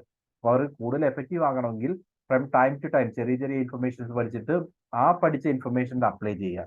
അതിനുശേഷം മാത്രം നെക്സ്റ്റ് ഇൻഫർമേഷനിലേക്ക് പോവുക. അത്തരം മെത്തേഡാണ് റിഫ്ലക്റ്റീവ് ലേണർ യൂസ് ചെയ്യേണ്ടത്.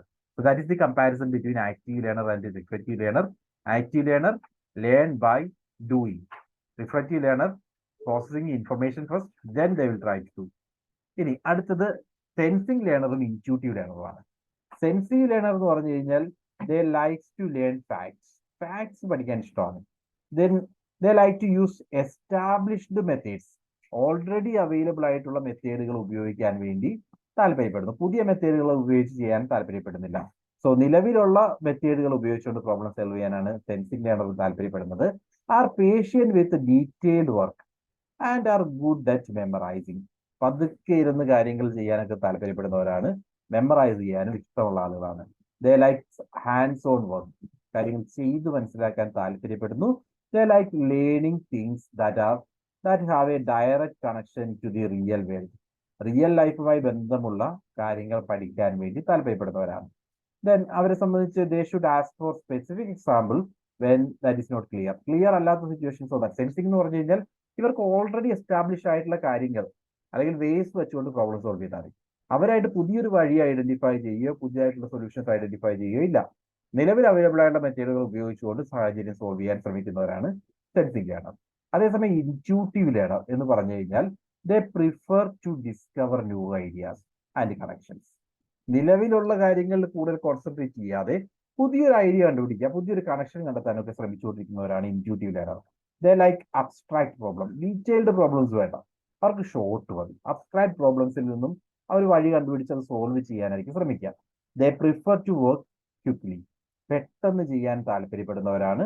ദേ don't like to memorise or do routine calculations. Routine ആയിട്ടുള്ള കാൽക്കുലേഷൻസ് മെമ്മറൈസ് ചെയ്ത് സമയം കളയാനൊന്നും താല്പര്യപ്പെടുന്നവരല്ല.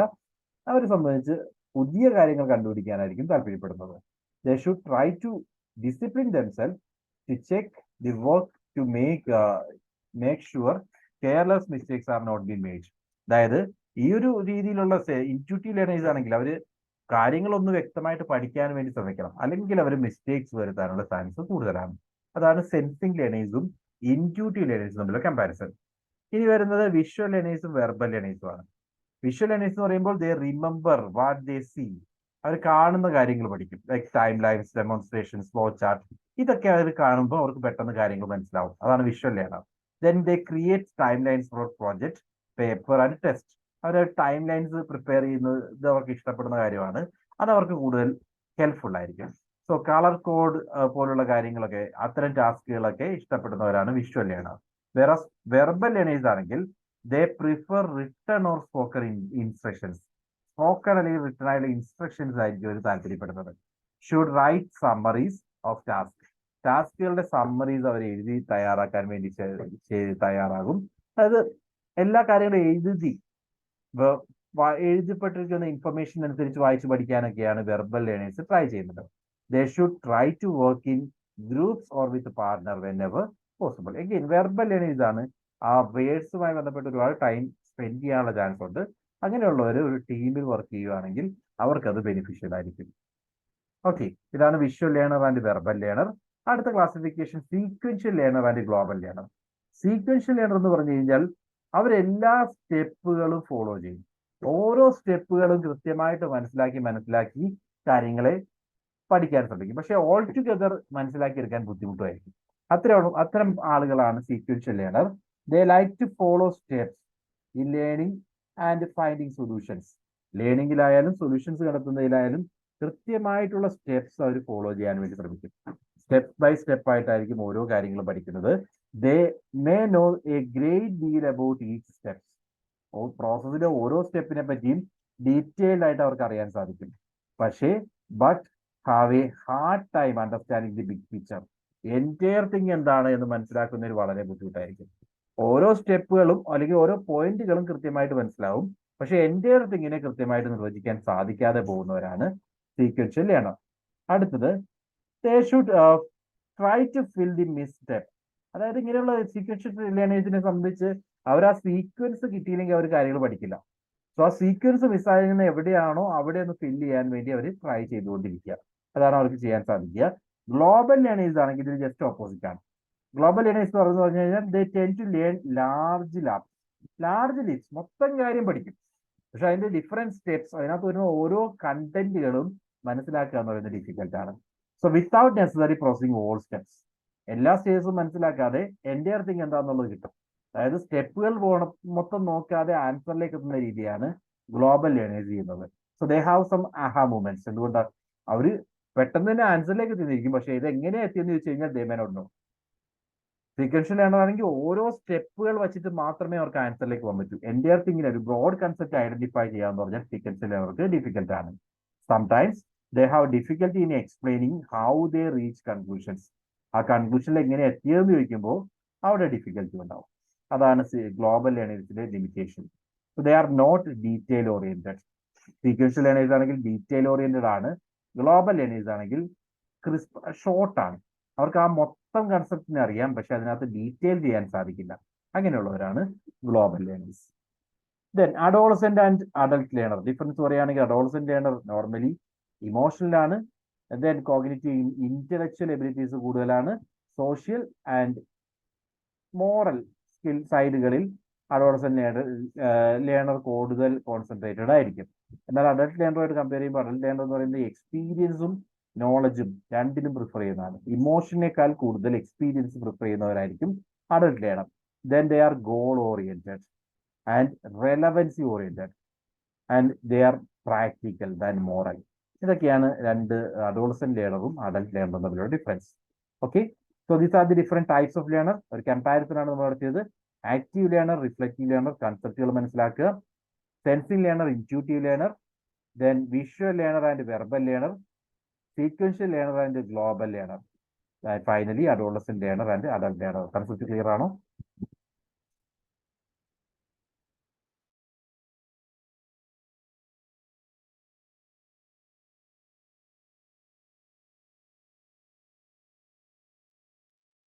Yes, sir.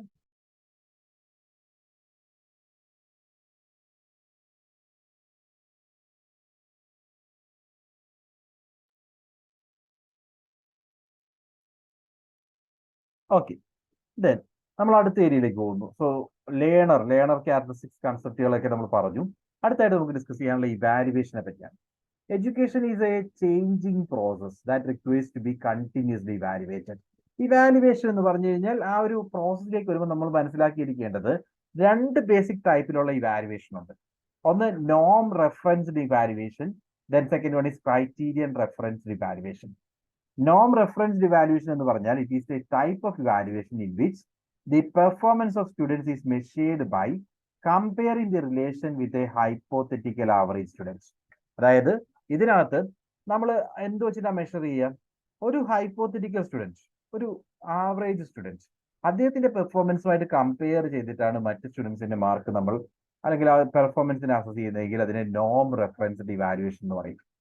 Okay, so it's a type of evaluation in which the performance of students is measured by comparison with the relation, comparing the relation with a hypothetical average student.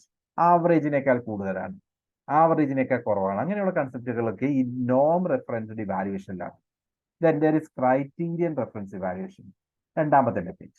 In criterion reference test, the performance of a student is measured against predetermined learning standard. Learning standard ആണ് ഉപയോഗിക്കുന്നത്, rather than average student. Average സ്റ്റുഡന്റിന്റെ മാർക്കുമായിട്ടല്ല നമ്മൾ എടുക്കുന്നത്, നമ്മൾ define ചെയ്ത learning standard attain ചെയ്യുന്നുണ്ടോ എന്നുള്ളതാണ് നോക്കുക.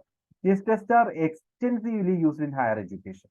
വിചാരിച്ചിരിക്കുന്ന ആ ലേണിംഗ് ലെവലിൽ എത്തിയിട്ടുണ്ടോ എന്ന് മനസ്സിലാക്കാനാണ് ശ്രമിക്കുന്നതെങ്കിൽ അതിനെ ക്രൈറ്റീരിയൻ റെഫറൻസ് ഇവാലുവേഷൻ എന്ന് പറയും. So there is A criteria. ആ ക്രൈറ്റീരിയ വെച്ചുകൊണ്ട് നമ്മൾ നമ്മുടെ സ്റ്റുഡന്റിന്റെ പെർഫോമൻസ് അസസ് ചെയ്യും. നോം റെഫറൻസ്ഡ് ആണെങ്കിൽ ഒരു ആവറേജ് മാർക്കുമായി കമ്പയർ ചെയ്തിട്ട് സ്റ്റുഡന്റിന്റെ പെർഫോമൻസ് അസസ് ചെയ്യുന്നു. ക്രൈറ്റീരിയ ആണെങ്കിൽ ദർ ഇസ് എ ക്രൈറ്റീരിയ. ആ ക്രൈറ്റീരിയ വെച്ചുകൊണ്ട്, ക്രൈറ്റീരിയ പലതും ആകാം, ആ ഒരു പർട്ടിക്കുലർ ക്രൈറ്റീരിയയിൽ ഈ ഇൻഡിവിജ്വലിന്റെ പെർഫോമൻസ് എങ്ങനെയുണ്ട് എന്നുള്ളതായിരിക്കും റെഫർ ചെയ്യുന്നത്. These are the basic classification, നോം reference and criterion reference evaluation. Then need ഒന്നും വേണ്ട, ഡിഫറെന്റ് ടൈപ്സ് ഓഫ് ഇവാലുവേഷനിലേക്ക് വരാം. ഇവാലുവേഷന്റെ ഡിഫറെന്റ് ടൈപ്സിനെ പറ്റി പറയുമ്പോൾ need to understand there are different types. First is as formal evaluation, informal evaluation, formative evaluation and summative evaluation. ഇതിൽ ഏറ്റവും important ആയിട്ടുള്ളത് formative and summative ആണ്. ഇത് കൂടാതെ diagnostic evaluation, traditional assessment, authentic assessment.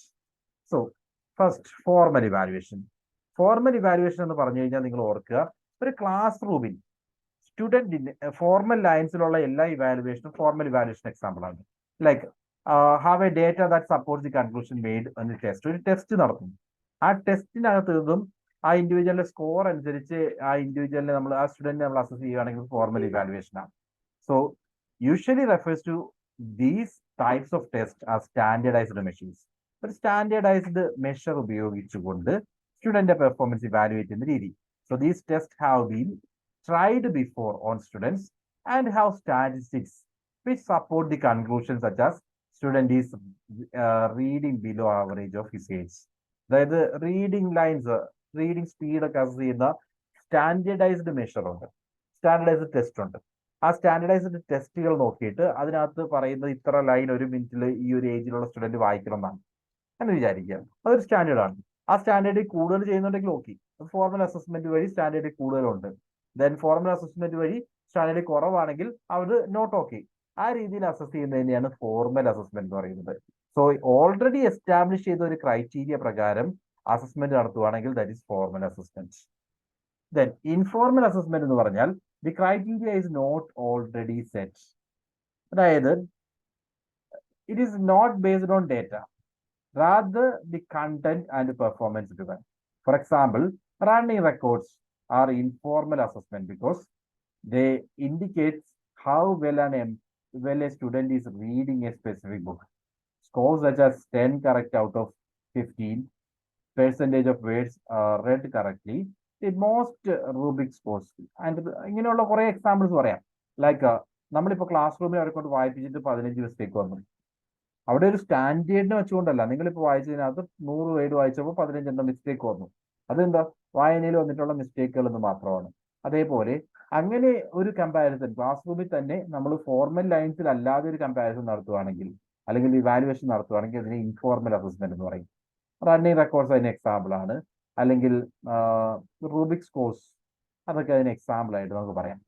Class റൂമിൽ നമ്മൾ സ്റ്റുഡൻസിനെ പരസ്പരം ഇവാലുവേറ്റ് ചെയ്യുന്നു, കമ്പയർ ചെയ്ത് ഇവാലുവേറ്റ് ചെയ്യുന്നതാകാം. അങ്ങനെയൊക്കെ ഇവാലുവേറ്റ് ചെയ്തിട്ട് നമുക്ക് തോന്നുവാണ് ഈ സ്റ്റുഡന്റിന്റെ മാർക്ക് ഇന്നതാണ്, ഇത്ര 15 മാർക്ക് കിട്ടി, മറ്റൊരാൾക്ക് 12 മാർക്ക് കിട്ടി. സോ കമ്പയർ ചെയ്തിട്ട് നമ്മൾ പറയാണ് നിങ്ങൾക്ക് കൂടുതൽ മാർക്ക്, വെരി ഗുഡ്. അങ്ങനെ അസസ് ചെയ്യുകയാണെങ്കിൽ അത് ഇൻഫോർമൽ അസസ്മെന്റ് ആണ്. ബട്ട് ഓൾറെഡി എസ്റ്റാബ്ലിഷ് ചെയ്ത ഒരു ക്രൈറ്റീരിയ വെച്ചുകൊണ്ടാണ് അസസ് ചെയ്യുന്നതെങ്കിൽ അതിനെ നമുക്ക് ഫോർമൽ അസസ്മെന്റ് എന്ന് പറയാം. ഓക്കെ, ദെൻ അത് രണ്ടും കഴിഞ്ഞു കഴിഞ്ഞാൽ ഫോർമൽ ആൻഡ് ഇൻഫോർമൽ മനസ്സിലാക്കുക. ഫോർമൽ ഒരു സ്റ്റാൻഡേർഡ് ഉണ്ട്, സ്റ്റാൻഡേർഡ് മെഷർ ഉണ്ട്. ആ സ്റ്റാൻഡേർഡ് മെഷർ ഓൾറെഡി പ്രൂവൺ ആണ്, അത് ഉപയോഗിച്ചുകൊണ്ടാണ് ഇവാലുവേറ്റ് ചെയ്യുന്നതെങ്കിൽ ഫോർമൽ അസസ്മെന്റ്. അത്തരത്തിലൊരു സ്റ്റാൻഡേർഡ് മെഷർ ഇല്ലാതെ നമ്മൾ സ്റ്റുഡൻസിനെ ഇവാലുവേറ്റ് ചെയ്യുകയാണെങ്കിൽ അതിനെ ഇൻഫോർമൽ അസസ്മെന്റ് എന്ന് പറയും. Then formative and summative. Formative assessment എന്ന് പറഞ്ഞാൽ നമ്മൾ ക്ലാസ്സുകൾ റൺ ചെയ്യുന്ന ടൈമിൽ തന്നെ, അതായത് നമ്മളുടെ കോഴ്സ് റൺ ചെയ്യുന്ന ടൈമിൽ തന്നെ ഇൻ ബിറ്റ്വീൻ സ്റ്റുഡൻസിനോട് ക്വസ്റ്റ്യൻസ് ചോദിക്കുന്നു, ക്ലാസ് എടുക്കുന്നതിനിടയിൽ ചോദ്യങ്ങൾ ചോദിക്കുന്നു, അല്ലെങ്കിൽ ക്ലാസ് എടുക്കുന്ന കണ്ടിന്യൂ ചെയ്തുകൊണ്ടിരിക്കുമ്പോൾ തന്നെ അവരോട് ഒരു ഡിബേറ്റ് ക്ലാസ് റൂമിൽ നടത്തുന്നു. ഇതെല്ലാം ഫോർമൽ അസസ്മെന്റ് എക്സാമ്പിൾ ആണ്. അതായത് ക്ലാസ് എൻഡ് ചെയ്യുന്നതിന് ഉള്ളിൽ, ആ ക്ലാസ് ടൈമിൽ തന്നെ നമ്മൾ നടത്തുന്ന, അല്ലെങ്കിൽ ആ ഒരു യൂണിറ്റ് എൻഡ് ചെയ്യുന്നതിന് ഉള്ളിൽ നമ്മൾ നടത്തുന്ന, യൂണിറ്റ് പഠിപ്പിക്കാൻ വേണ്ടി നമ്മൾ നടത്തുന്ന ഫീഡ്ബാക്ക് അസസ്മെന്റ് എല്ലാം ഫോർമേറ്റീവ് അസസ്മെന്റ് ആണ്. Okay, so the gathering of data during the time of program നടന്നുകൊണ്ടിരിക്കുന്ന ടൈമിൽ തന്നെ ഡേറ്റ കളക്ട് ചെയ്യുവാണെങ്കിൽ അതിനെ നമുക്ക് ഫോർമേറ്റീവ് അസസ്മെന്റ് എന്ന് പറയാം. ഇനി ആ പ്രോഗ്രാം എൻഡ് ചെയ്തിട്ട് കളക്ട് ചെയ്യുകയാണെങ്കിലോ, അതായത് യൂണിറ്റ് എൻഡ് ചെയ്തിട്ട് യൂണിറ്റ് ടെസ്റ്റ് നടത്തുന്നു, ഇത് സമ്മേറ്റീവ് ഇവാലുവേഷൻ ആണ്. അതേസമയം യൂണിറ്റ് നമ്മൾ ക്ലാസ് റൂം എടുത്തുകൊണ്ടിരിക്കുമ്പോൾ തന്നെ ചിലപ്പോൾ നമ്മൾ ചോദ്യങ്ങൾ ചോദിക്കും, ഞാനിപ്പോൾ പറഞ്ഞെന്താണ് മനസ്സിലായോ? അങ്ങനെയുള്ള ചോദ്യങ്ങളിലൂടെ നമ്മൾ മനസ്സിലാക്കാൻ ശ്രമിക്കുന്നത് എന്താ, ഫോർമേറ്റീവ് ഇവാലുവേഷൻ. വേറെ ആ യൂണിറ്റ് എൻഡിലോ ചാപ്റ്റർ എൻഡിലോ ഇയർ എൻഡിലോ നടത്തുന്ന ടെസ്റ്റുകളാണെങ്കിൽ അതിനെ സമ്മേറ്റീവ് ഇവാലുവേഷൻ എന്ന് പറയും. Okay, then diagnostic evaluation. എന്താണ് പ്രശ്നം എന്ന് മനസ്സിലാക്കാൻ വേണ്ടിയാണ് നമ്മൾ ടെസ്റ്റ് നടത്തുന്നതെങ്കിൽ, അല്ലെങ്കിൽ റിയൽ പ്രോബ്ലം എന്താണെന്ന് ഐഡന്റിഫൈ ചെയ്യണം. സ്റ്റുഡന്റ് ലേണിംഗ് എബിലിറ്റിയിൽ പോരായ്മയുണ്ടോ, എന്തുകൊണ്ടാണ് സ്റ്റുഡന്റ് ആ പ്രോബ്ലം ചെയ്യാൻ സാധിക്കാത്തത്, അല്ലെങ്കിൽ എന്തുകൊണ്ടാണ് ആ സ്റ്റുഡന്റ് മാർക്ക് കുറച്ച് മേടിക്കുന്നത്, അതിന്റെ റീസൺ കണ്ടെത്താൻ വേണ്ടി നടത്തുന്ന അസസ്മെന്റ് ആണെങ്കിൽ അതിനെ ഡയഗ്നോസ്റ്റിക് അസസ്മെന്റ് എന്ന് പറയും. ഓക്കെ, ഡയഗ്നോസ്റ്റിക് അസസ്മെന്റ് അതുവഴിയാണ് നടത്തുന്നത്. Traditional assessment, normally this type of assessment is in which the student choose the answers from a given list of choices. ഇപ്പോൾ നമ്മൾ പറയുന്ന MCQ ടൈപ്പ് ക്വസ്റ്റ്യൻ ഒക്കെ ട്രഡീഷണൽ അസസ്മെന്റ് എക്സാമ്പിൾ ആണ്. Pen and paper test, ഇതൊക്കെ traditional assessment example ആണ്. Normal ordinary way of testing. Then authentic assessment എന്ന് പറഞ്ഞാൽ സ്റ്റുഡൻസിനെ കൊണ്ട് ഒരു കാര്യം പഠിപ്പിച്ചിട്ട് അത് ചെയ്യിപ്പിച്ച് നോക്കുകയാണെങ്കിൽ ഒത്തന്റിക് അസസ്മെന്റ് ആണ്. ഒരു കാര്യം ഒരു ഏരിയ ചെയ്യുന്നത് എങ്ങനെയാണെന്ന് പറഞ്ഞു, എന്നിട്ട് അവരോട് പറയാണ്. ഇപ്പൊ ATM ക്യാഷ് വിഡ്രോ ചെയ്യുന്നത് ഇങ്ങനെയാണെന്ന് പഠിപ്പിച്ചു, എന്നിട്ട് അവരോട് പറയാണ് നിങ്ങളൊന്ന് വിഡ്രോ ചെയ്ത് കാണിക്കാൻ പറയുകയാണെങ്കിൽ അതിന് ഓതന്റിക് അസസ്മെന്റ് എന്ന് പറയാം. ഇത് ചെയ്ത് കാണിക്കുകയാണെങ്കിൽ അതിൽ പഠിച്ചു. അത്തരം വേ ആണ് ഓതന്റിക് അസസ്മെന്റ് എന്ന് പറയുന്നത്. Okay, so these are the different types of assessment. Just നോക്കുക: formal assessment, informal assessment, formative assessment, summative assessment, diagnostic assessment and traditional assessment. Authentic assessment പറയാം. ഒരു ക്വസ്റ്റ്യൻ, ഫോർമേറ്റീവ് ഇവാലുവേഷൻ എന്നുള്ള ക്വസ്റ്റ്യൻ ആണ്. From the list of evaluation procedures given below, identify those which are called formative evaluation. Formative evaluation ആയിട്ട് പറയാവുന്ന ഇതിൽ ഏതൊക്കെയാണ് നിങ്ങൾ identify ചെയ്യും. First, a teacher awards grades to students after having transacted the course work. Second, during interaction with the students in the classroom, teacher provides corrective feedback. The teacher gives marks to the students on a unit test. The teacher clarifies the doubts of students in the class itself. The overall performance of students is reported to parents at every 3 months interval. The learner's motivation is raised by teacher through question answer session. ഇതിൽ ഏതൊക്കെയാണ് formative evaluation? പറയൂ.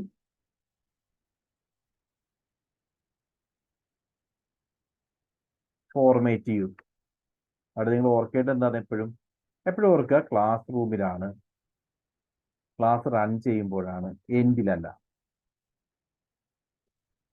Okay, can see first one, teacher awards grades to students after having transacted coursework. Coursework കഴിഞ്ഞിട്ട് grade assign ചെയ്യുവാണെങ്കിൽ ഇതിനെ സമ്മേറ്റീവ് എന്ന് പറയും. Okay, summative ആണ്, അറ്റ് ദി എൻഡ് ആണ്. During interaction with students in classroom, teacher provides corrective feedback. ഇന്ററാക്ഷനിടയിൽ teacher corrective feedback കൊടുക്കുകയാണെങ്കിൽ ഇതിനെന്ത് വിളിക്കും? ഇതിനെ നമുക്ക് ഫോർമേറ്റീവ് എന്ന് വിളിക്കാം. Then teacher gives marks to students after on a unit test. Summative. എൻഡിലല്ലേ, യൂണിറ്റ് എൻഡിലാണ്, യൂണിറ്റ് ടെസ്റ്റ് നടത്തിയിട്ടാണ് മാർക്ക് കൊടുക്കുന്നത്, സമ്മേറ്റീവ് ആണ്. Teacher clarifies doubts of students in the class itself, formative. Then overall performance of students is reported to parents every 3 months interval, summative. The learner's motivation is raised by teacher through question answer session, formative. Okay, so right answer is 2, 4 and 6. 2, 4 and 6, option D. So formative and summative conceptual ഇങ്ങനെ മനസ്സിലാക്കുക. Okay, so that is formative and summative. കുറെ questions ആ ഏരിയയിൽ നിന്ന് പറയാറുണ്ട്, like this one, criterion reference ടെസ്റ്റിംഗുമായി ബന്ധപ്പെട്ട ഒരു ക്വസ്റ്റ്യൻ ആണ്, ജസ്റ്റ് നോക്കുക കേട്ടോ. Then formative evaluation tend to accelerate the pace of learning. As against summative evaluation, formative evaluation is highly reliable. ഇതിൽ ഏതൊക്കെയാണ് ശരി? ഫോർമേറ്റീവ് ഇവാലുവേഷൻ എന്തിനാണ്? Tend to accelerate the pace of learning. Class എടുത്തുകൊണ്ടിരിക്കുമ്പോൾ അവർ പഠിക്കുന്നത് കൃത്യമാണോ എന്ന് മനസ്സിലാക്കാനും ആ പഠനം കുറച്ചുകൂടി ബെറ്റർ ആക്കാനും ഫോർമേറ്റീവ് ഇവാലുവേഷൻ ഹെൽപ്ഫുൾ ആയിരിക്കും. That is true. ആക്സലറേറ്റ് ചെയ്യാൻ വേണ്ടി തന്നെയാണ്. Then against summative learning, formative evaluation is highly reliable അല്ല. സമ്മേറ്റീവ് ഇവാലുവേഷൻ ആണ് കൂടുതൽ റിലയബിൾ. എന്തുകൊണ്ടോ? ഓരോ യൂണിറ്റ് എൻഡ് കഴിയുമ്പോഴാണ് അവർ എത്രമാത്രം പഠിച്ചു നോക്കി വെക്കാൻ സാധിക്കും. ക്ലാസ് റൂമിൽ അവർക്ക് പല കാര്യങ്ങളും മനസ്സിലായിട്ടുണ്ടാവും, എന്നാൽ യൂണിറ്റ് എൻഡ് ആവുമ്പോൾ അവർക്ക് കൃത്യമായിട്ട് എത്രമാത്രം ആ സബ്ജക്ട് മനസ്സിലാക്കി എന്ന് മനസ്സിലാക്കാൻ സാധിക്കുന്ന യഥാർത്ഥത്തിൽ സമ്മേറ്റീവ് ഇവാലുവേഷനിലാണ്, അല്ലെ? ഇയർ എൻഡ് എക്സാമിനേഷൻ അല്ലെങ്കിൽ മന്ത് എൻഡ് എക്സാമിനേഷൻ, യൂണിറ്റ് ടെസ്റ്റുകൾ, ഇതൊക്കെയാണ് അവരുടെ എൻറ്റയർ നോളജ് നമുക്ക് മനസ്സിലാക്കി തരുന്നത്. So formative evaluation pace of learning improve ചെയ്യും, പക്ഷെ സമ്മേറ്റീവ് ഇവാലുവേഷൻ ആണ് കൂടുതൽ റിലയബിൾ ആയിട്ടുള്ളത്. Okay, right answer is option A is true but R is false. നമ്മൾ ഡിസ്കസ് ചെയ്യാൻ പോകുന്ന topic choice based credit system. എന്താണ് concept? University grants commission has come up with the choice based credit system program. ഇത് recent നമ്മൾ അധികം ആയി എന്ന് പറയില്ല, ബിക്കോസ് നമ്മൾ ഇൻട്രൊഡ്യൂസ് ചെയ്തിരിക്കുകയാണ് ഇന്ത്യ മൊത്തമായിട്ട്. So where students have a choice to choose from the prescribed courses. ഇതിന്റെ പ്രത്യേകത എന്ന് പറഞ്ഞു കഴിഞ്ഞാൽ അതിന് മുമ്പുണ്ടായിരുന്ന സിസ്റ്റങ്ങളെ അപേക്ഷിച്ച് നമ്മൾ സ്റ്റുഡൻസ് സെൻട്രിക് ആയിട്ടുള്ള ഒരു ഒരു സിസ്റ്റം ഇൻട്രൊഡ്യൂസ് ചെയ്യുന്നത് വഴി സ്റ്റുഡൻസിന് അവർക്ക് ഇഷ്ടമുള്ള സബ്ജക്റ്റുകൾ സെലക്ട് ചെയ്യാനുള്ള ഒരു ഓപ്ഷൻ കൂടിയാണ് CBCS പ്രൊവൈഡ് ചെയ്യുന്നത്.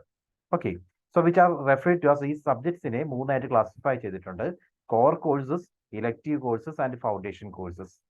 Okay, entire assessment is based on grade-based, or you can say it's a grade-based credit system.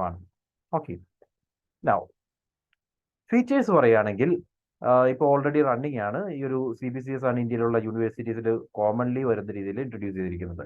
So എല്ലാ സ്റ്റേറ്റ്, സെൻട്രൽ ആൻഡ് റെക്കഗ്നൈസ്ഡ് യൂണിവേഴ്സിറ്റീസിലും ഒരു യൂണിഫോം പാറ്റേൺ ക്രിയേറ്റ് ചെയ്യുക എന്ന ലക്ഷ്യത്തോടുകൂടിയാണ് CBCS ഇൻട്രൊഡ്യൂസ് ചെയ്തത്. So as we said, course classification 3 ചെയ്തിട്ടുണ്ട്. അത് core, elective and foundation course എന്നുള്ള രീതിയിലാണ്. And there is also non credit courses. അതായത് ഈ ക്രെഡിറ്റിന്റെ ഭാഗമായിട്ട് വരാത്ത അഡീഷണൽ കോഴ്സസും ഉണ്ടാകും. ലൈക്ക് ബ്രിഡ്ജ് കോഴ്സസോ അങ്ങനെയുള്ള കാര്യങ്ങളൊക്കെ വരുമ്പോൾ അത് ക്രെഡിറ്റ് ഇല്ലാത്ത 0 ക്രെഡിറ്റ് ആയിരിക്കും, എന്നാലും ആ കോഴ്സിന്റെ ഭാഗമായിട്ട് വരും. അങ്ങനെയുള്ളവയാണ് നോൺ ക്രെഡിറ്റ് കോഴ്സസ് എന്ന് പറയുന്നത്. Then this approach is student centric, because അവർക്ക് സ്റ്റുഡൻസിന് ഈ കോഴ്സിൽ അവർക്ക് വേണ്ട ഇലക്റ്റീവ്സ്, അവരുടെ ഇഷ്ടത്തിനനുസരിച്ച് ഇലക്റ്റീവ്സ് ചൂസ് ചെയ്യാനുള്ള ഓപ്ഷനാണ് പ്രൊവൈഡ് ചെയ്യുന്നത്. Then the students have the freedom to complete their course from different institutions. അതായത് ഇൻ കേസ് ഒരു സ്റ്റുഡന്റ് ഒരു ഇൻസ്റ്റിറ്റ്യൂഷൻ സ്റ്റാർട്ട് ചെയ്തു, അതിനുശേഷം ഒരു സെമസ്റ്റർ കഴിഞ്ഞപ്പോൾ if they want to switch to another institution, അവർക്കത് ഫ്രീ ആയിട്ട് ചെയ്യാൻ സാധിക്കും. ഓക്കെ, അതായത് അതിലൊരു റെസ്ട്രിക്ഷനും ഇല്ല. അവർ ഓൾറെഡി നേടിയിരിക്കുന്ന ക്രെഡിറ്റ് പോയിന്റ്സ് എടുത്തുകൊണ്ട് അടുത്ത ഇൻസ്റ്റിറ്റ്യൂഷനിൽ അവർക്ക് അതേ കോഴ്സ് കണ്ടിന്യൂ ചെയ്യാൻ സാധിക്കും. അതാണ് ഇതിന്റെ speciality. So the student have the freedom to complete their course from different institutions. They can take the coursework at different periods of time. Course ഏതെങ്കിലും, അതായത് ഡിഫറെന്റ് പീരീഡ്സ് ഓഫ് ടൈംസിൽ ചെയ്യാവുന്ന രീതിയിലും അവരുടെ സൗകര്യത്തിനനുസരിച്ച് ചെയ്യാവുന്ന രീതിയും option CBCS-ലുണ്ട്. They can also transfer the products points or the credit which the student get from one institute to another. അവർക്ക് already receive ചെയ്തിരിക്കുന്ന ക്രെഡിറ്റിനെ, അതായത് ഒരു സെമസ്റ്റർ കഴിയുമ്പോൾ വേണമെങ്കിൽ സ്വിച്ച് ചെയ്യാമെന്ന് പറഞ്ഞു.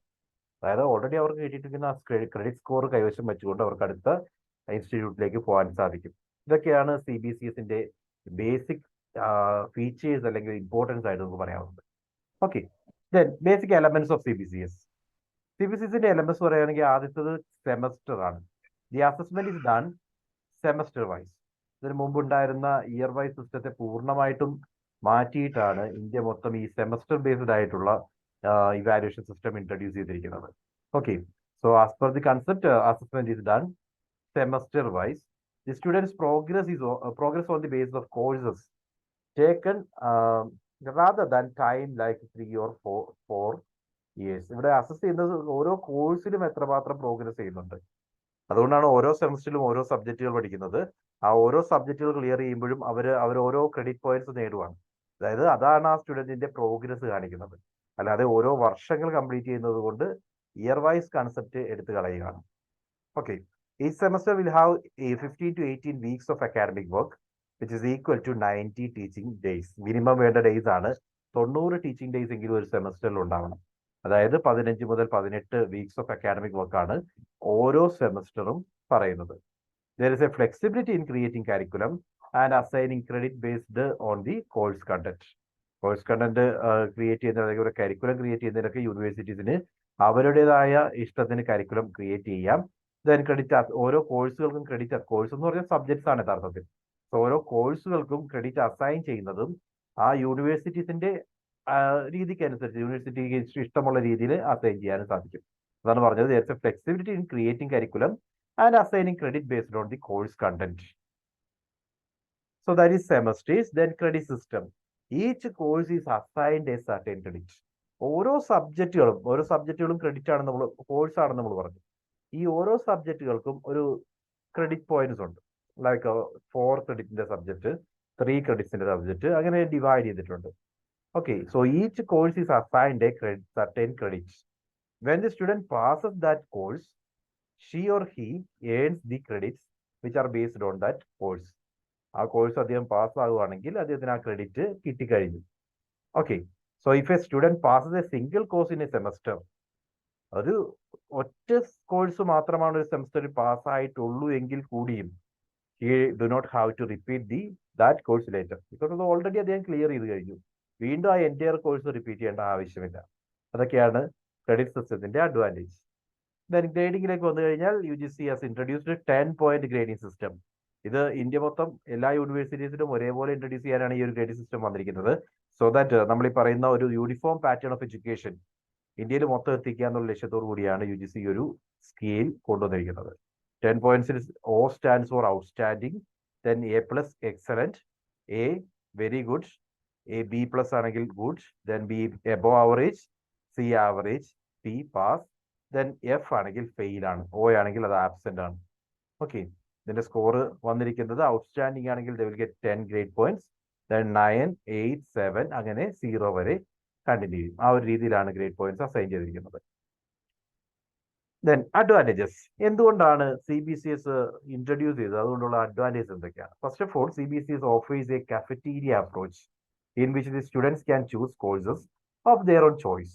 ഒരു കഫറ്റീരിയ പോലെയാണ്, നമുക്ക് ഇഷ്ടമുള്ള ഭക്ഷണം ചൂസ് ചെയ്യുന്നത് പോലെ തന്നെ സ്റ്റുഡൻസിന് ഇഷ്ടമുള്ള കോഴ്സുകൾ സെലക്ട് ചെയ്യാനുള്ള ഓപ്ഷനാണ് CBCS പ്രൊവൈഡ് ചെയ്യുന്നത്. അതുകൊണ്ടാണ് ഇതൊരു കഫറ്റീരിയ അപ്രോച്ച് എന്ന് പറയുന്നത്. Then the credit system allows a student to study what he or she prefers in his own sequence as per his interest. ഓരോരുത്തരും അവരവരുടേതായ സീക്വൻസ് ഇഷ്ടത്തിനനുസരിച്ച് പഠിക്കാനുള്ള ഒരു ഓപ്ഷൻ കൂടി ഇവിടെ കിട്ടുന്നുണ്ട്. നമ്മൾ ഒരു സബ്ജക്റ്റ് ക്ലിയർ ചെയ്യുകയാണെങ്കിലും ആ സബ്ജക്റ്റിന്റെ ക്രെഡിറ്റ് പോയിന്റ് നമ്മുടെ കയ്യിൽ കിട്ടിക്കഴിഞ്ഞു. അങ്ങനെ സ്റ്റുഡന്റ് സൗകര്യത്തിനനുസരിച്ച്, സ്റ്റുഡന്റ് പേസിനനുസരിച്ച് പഠിക്കാനുള്ള ഒരു ഓപ്ഷനാണ് പ്രൊവൈഡ് ചെയ്യുന്നത്. So they can learn at their own pace. They can opt for additional courses and can achieve more than the required credits. ആവശ്യമുണ്ടെങ്കിൽ അവൈലബിൾ ആയിട്ടുള്ള, അതായത് അഡീഷണൽ കോഴ്സസ് എടുത്തുകൊണ്ട് നമുക്ക് വേണമെങ്കിൽ ആ റിക്വയർഡ് ക്രെഡിറ്റ്സിനേക്കാൾ കൂടുതൽ നേടാനുള്ള ഓപ്ഷൻ കൂടി ഈ CBCS ഓഫർ ചെയ്യുന്നുണ്ട്. Then inter college or university migration within the country and outside becomes easy with the transfer of credits. അതായത് ഇപ്പോൾ നമ്മൾ ഒരേ ഒരു സിസ്റ്റം ഇന്ത്യ മൊത്തം ഇൻട്രൊഡ്യൂസ് ചെയ്യുകയാണെങ്കിൽ അതിന്റെ ബേസിക് അഡ്വാൻറ്റേജ് ഇതാണ്. ഇന്റർ കോളേജ് ട്രാൻസ്ഫറും ഇന്റർ യൂണിവേഴ്സിറ്റി ട്രാൻസ്ഫറും ഒക്കെ നമുക്ക് വളരെ ഈസി ആയിട്ട് ചെയ്യാൻ പറ്റും. ഓൾറെഡി അച്ചീവ് ചെയ്തിരിക്കുന്ന ക്രെഡിറ്റ് പോയിന്റ് കൈവശം വെച്ചുകൊണ്ട് തന്നെ അവർക്ക് അടുത്ത സെമസ്റ്റർ മറ്റൊരു യൂണിവേഴ്സിറ്റിയിലോ മറ്റൊരു കോളേജിലോ ചേർന്ന് പഠിക്കാനുള്ള ഓപ്ഷനാണ് കിട്ടുന്നത്. This means that it will be easier for foreign university to come and offer courses in India. അതുകൊണ്ട് തന്നെ ഫോറിൻ യൂണിവേഴ്സിറ്റീസിന് ഇന്ത്യയിൽ കോഴ്സസ് ഓഫർ ചെയ്യാൻ കുറച്ചുകൂടി ബെറ്റർ ആണ്. അതർ ദാൻ അങ്ങനെ അല്ലായിരുന്നെങ്കിൽ ജസ്റ്റ് ഒന്ന് ഇമാജിൻ ചെയ്യൂ, അതിന് മുമ്പുള്ള സിസ്റ്റം പ്രകാരം ഓരോ യൂണിവേഴ്സിറ്റിയും അവരവരുടേതായ ഗ്രേഡിംഗ് പാറ്റേൺസ് ആണ് ക്രിയേറ്റ് ചെയ്തിരുന്നത്. ഇതിനെല്ലാം ഒന്ന് യൂണിഫോമലൈസ് ചെയ്യുക എന്ന് പറയുന്നത് വളരെ ഡിഫിക്കൽട്ട് ആയിട്ടുള്ള ടാസ്ക് ആയിരുന്നു. CBCS വരുന്നതോടുകൂടി അതൊരു കോമൺ ലൈൻസിലാവുന്നു. അതുവഴി ഇന്ത്യയിലുള്ള എല്ലാ യൂണിവേഴ്സിറ്റി എഡ്യൂക്കേഷനും ഒരേ പ്ലാറ്റ്ഫോം, ഒരേ പാറ്റേണിലേക്ക് മാറുന്നു. So can opt for one part of the course in one institution and another part in another institution. സ്റ്റുഡൻസിന് ഒരു സെമസ്റ്ററോ 2 സെമസ്റ്ററോ മാത്രം ഒരു ഇൻസ്റ്റിറ്റ്യൂട്ടിൽ പഠിച്ചിട്ട് ബാക്കിയുള്ളത് പഠിക്കാൻ വേണ്ടി മറ്റൊരു യൂണിവേഴ്സിറ്റിയിലേക്ക് ട്രാൻസ്ഫർ ചെയ്യാം, ഒരു ഇൻസ്റ്റിറ്റ്യൂഷനിലേക്ക് ട്രാൻസ്ഫർ ചെയ്യാം. അത്തരം അഡ്വാൻറ്റേജും CBCS ഓഫർ ചെയ്യുന്നുണ്ട്. ഡിസഡ്വാൻറ്റേജ് പറയുകയാണെങ്കിൽ not very easy to estimate the exact mark compute ചെയ്യുക എന്ന് പറയുന്ന ഒരു ഡിഫിക്കൽട്ട് ടാസ്ക് തന്നെയാണ്. ബിക്കോസ് ഗ്രേഡ് പോയിന്റ്സ് ആണ് ഇപ്പോൾ അസൈൻ ചെയ്യുക. ഓരോ സബ്ജക്റ്റിനും അനുസരിച്ച ഗ്രേഡ്സ് നമുക്ക് കിട്ടിയതിന് ശേഷം അൾട്ടിമേറ്റ്ലി ടോട്ടൽ മാർക്സ് എടുക്കുന്നു. എക്സാക്ട് മാർക്ക് എത്രയാണ് എന്ന് ഐഡന്റിഫൈ ചെയ്യുന്നത് അത്ര ഈസി ആയിരിക്കില്ല. Then teachers work load may fluctuate. ചില കേസുകളിൽ ടീച്ചറുടെ വർക്ക് ലോഡ് കൂടുന്നതായിട്ട് കാണാൻ സാധിക്കും, ചില കേസുകളിൽ അത് കുറയുന്നതായിട്ടും കാണാൻ സാധിക്കും. Need proper and good infrastructure four universal spread of education. ഇത്തരത്തിൽ ഇന്ത്യ മൊത്തം ഒരേ ലൈൻസിലുള്ള എഡ്യൂക്കേഷൻ പ്രൊവൈഡ് ചെയ്യണമെങ്കിൽ അത്തരത്തിലുള്ള എഡ്യൂക്കേഷണൽ ക്വാളിറ്റീസ് ഇന്ത്യയിലുള്ള എല്ലാ ഇൻസ്റ്റിറ്റ്യൂഷനിലും കിട്ടണം. അതും ഒരു ചലഞ്ചാണ്. Okay, then evaluation in choice based credit system. UGC recommends letter grades and grade points systems to be applied in giving grades under the CBCS. നമ്മൾ ഈ പറഞ്ഞതുപോലെ ലെറ്റർ ഗ്രേഡ്സും അതിനെ കറസ്പോണ്ട് ചെയ്യുന്ന ഗ്രേഡ് പോയിന്റ്സും നമ്മൾ ഓൾറെഡി കണ്ടതാണ്. ഇപ്പോൾ O എന്ന് പറയുന്ന ലെറ്റർ ഗ്രേഡ് ആണെങ്കിൽ അതിനെ കറസ്പോണ്ട് ചെയ്യുന്നത് ഗ്രേഡ് പോയിന്റ് എന്ന് പറയുന്നത് 10 ആണ്. അങ്ങനെ ലെറ്റർ ഗ്രേഡ്സും അതോടൊപ്പം തന്നെ ഗ്രേഡ് പോയിന്റ്സും എന്നുള്ള രീതിയിലാണ് CBCS സിസ്റ്റം പ്രൊവൈഡ് ചെയ്യുന്നത്. Letter grades, it is based upon the allocation of marks which a student gets from his or her course, and the grades are given based on their marks. First thing, grades provide ചെയ്യുന്നു. ആ grades എന്ന് പറയുന്നത് അവരുടെ ആ മാർക്കിനനുസരിച്ചാണ്. Outstanding perform ചെയ്തു outstanding ലെവലിലുള്ള mark കിട്ടുമ്പോൾ they will be getting O grade. Okay, അങ്ങനെ ഒരു ഗ്രേഡ് പോയിന്റ് ആണ്, ലെറ്റർ ഗ്രേഡ് ആണ് കിട്ടുന്നത്. ദെൻ അതിനുശേഷം ഈ ലെറ്റർ ഗ്രേഡിനെ ബേസ് ചെയ്തുകൊണ്ടാണ് ഗ്രേഡ് പോയിന്റ് ഫിക്സ് ചെയ്തത്. So grade point system, here the marks are converted into grade points based upon the fixed period. Maybe നമ്മൾ പറയുകയാണെങ്കിൽ ഈ ഒരു കൺസെപ്റ്റ് ആണ്. O എന്ന് പറയുന്ന ഒരു ഗ്രേഡ് പോയിന്റ് കിട്ടിയിട്ടുണ്ടെങ്കിൽ, ലെറ്റർ ഗ്രേഡ് ഇട്ടിട്ടുണ്ടെങ്കിൽ അതിനെ കറസ്പോണ്ട് ചെയ്യുന്ന ഗ്രേഡ് പോയിന്റ് ആയിട്ടുള്ള 10ലേക്ക് കൺവേർട്ട് ചെയ്യും. ആ രീതിയിലാണ് ഗ്രേഡ് പോയിന്റുകൾ കണ്ടുപിടിക്കുന്നത്. സോ ലെറ്റർ ഗ്രേഡ്സും ഗ്രേഡ് പോയിന്റും ഇതിന്റെ ഒരു മിക്സ് ആണ്, അല്ലെങ്കിൽ രണ്ടിന്റെ കോമ്പിനേഷൻ ആയിട്ടാണ് ഇവാലുവേഷൻ CBCS വരുന്നത്. Then a student obtaining grade F shall be considered failed and will be required to reappear in the examination. ഇപ്പോൾ എഫ് ആണ് കിട്ടുന്നതെങ്കിൽ റീഅപ്പിയർ ചെയ്യണം. ഇനി നോൺ ക്രെഡിറ്റ് കോഴ്സസ് ആണെങ്കിൽ, ബിക്കോസ് നമ്മൾ ഓൾറെഡി പറഞ്ഞു ക്രെഡിറ്റ് കോഴ്സസും നോൺ ക്രെഡിറ്റ് കോഴ്സസും ഉണ്ട്. Non credit എന്ന് പറയുമ്പോൾ അതിൽ ക്രെഡിറ്റ് പോയിന്റ്സ് അസൈൻ ചെയ്യുന്നില്ല, 0 ആയിരിക്കും. ക്രെഡിറ്റ് പോയിന്റ്സ് അതുമായി ബന്ധപ്പെട്ട് വരുന്നില്ല. അങ്ങനെയുള്ള കോഴ്സസ് ആണെങ്കിൽ സാറ്റിസ്ഫാക്ടറി ഓർ അൺസാറ്റിസ്ഫാക്ടറി എന്നായിരിക്കും കാണിക്കുക. Okay, so satisfactory or unsatisfactory shall be indicated instead of letter grade, and this will not be counted for the computation of SGPA or CGPA. അതിന്റെ total calculate ചെയ്യുന്ന ആ ഒരു സിറ്റുവേഷനിൽ നമ്മൾ ഈ പറയുന്ന നോൺ ക്രെഡിറ്റ് കോഴ്സസിനെ കൺസിഡർ ചെയ്യുന്നില്ല, ബിക്കോസ് അത് ക്രെഡിറ്റ് പോയിന്റിലേക്ക് ആഡ് ചെയ്യപ്പെടുന്ന കോഴ്സ് അല്ല. വേറെ ക്രെഡിറ്റ് പോയിന്റ്സ് ആണ്, ക്രെഡിറ്റ് കോഴ്സസ് ആണ് ടോട്ടലിലേക്ക് അല്ലെങ്കിൽ അദ്ദേഹത്തിന്റെ ഗ്രേഡ് ഡിറ്റർമിൻ ചെയ്യുന്നതിന് കാരണമാകുന്നത്. Then universities can decide on the grade and percentage of marks required to pass in a course, and also the CGPA required to qualify for a degree. ആ കാര്യങ്ങളൊക്കെ യൂണിവേഴ്സിറ്റീസിന് തീരുമാനിക്കാം. അതായത് grade എത്രമാത്രം വെച്ച് ഏത് പെർസെൻറ്റേജ് ഓഫ് മാർക്കിന് ഏത് ഗ്രേഡാണ് കൊടുക്കുന്നത് എന്നുള്ളത് യൂണിവേഴ്സിറ്റീസിന് അനുസരിച്ച് തീരുമാനിക്കാം. അതോടൊപ്പം CGPA മിനിമം എത്ര വേണം എന്നുള്ളതും യൂണിവേഴ്സിറ്റീസിന് തീരുമാനിക്കാവുന്ന കാര്യമാണ്. This should be done taking into consideration the recommendations of statutory professional bodies such as AICTE. So ഇത്തരത്തിലുള്ള പ്രൊഫഷണൽ ബോഡീസിന്റെ റെക്കമെൻഡേഷൻസ് ഒക്കെ നോക്കിയിട്ട് വേണം ഈ ഒരു, അതായത് എത്ര ഗ്രേഡ്, ഏത് ഗ്രേഡൊക്കെ യൂസ് ചെയ്യണം, എങ്ങനെയാണ് എത്ര പെർസെൻറ്റേജ് മാർക്ക് കിട്ടുമ്പോഴാണ് ഏത് ഗ്രേഡാണ് കൊടുക്കേണ്ടത് തുടങ്ങിയ കാര്യങ്ങളെല്ലാം തീരുമാനിക്കുന്നത് എന്തിനെ ബേസ് ചെയ്തായിരിക്കണം? ഫസ്റ്റ് തിങ് യൂണിവേഴ്സിറ്റീസിന് തീരുമാനിക്കാം. പക്ഷെ അങ്ങനെ തീരുമാനിക്കുമ്പോൾ AICTE പോലുള്ള സ്റ്റാറ്റ്യൂട്ടറി പ്രൊഫഷണൽ ബോഡീസിന്റെ റെക്കമെൻഡേഷൻസിന് അനുസരിച്ച് വേണം പെരുമാറാൻ. ഇതൊക്കെയാണ് CBCSുമായി ബന്ധപ്പെട്ട് പ്രധാനമായിട്ട് നിങ്ങൾ ഓർക്കേണ്ടത്. Then fairness in assessment should be ensured. Thus UGC recommends the following system of checks and balances. ഈ ഒരു മെത്തേഡ് അസസ്മെന്റ് അല്ലെങ്കിൽ ഇവാലുവേഷനിലേക്ക് വരുമ്പോൾ ഫെയർനെസ് എൻഷുർ ചെയ്യാൻ വേണ്ടി കുറെ റെക്കമെൻഡേഷൻസ് AICTE പറയുന്നുണ്ട്, അതേപോലെ UGC റെക്കമെൻഡ് ചെയ്യുന്നുണ്ട്. So in the case of at least 50% of core courses are offered in different programs across the disciplines, the assessment of the theoretical component towards the end of the semester should be taken by external examiners from outside the university.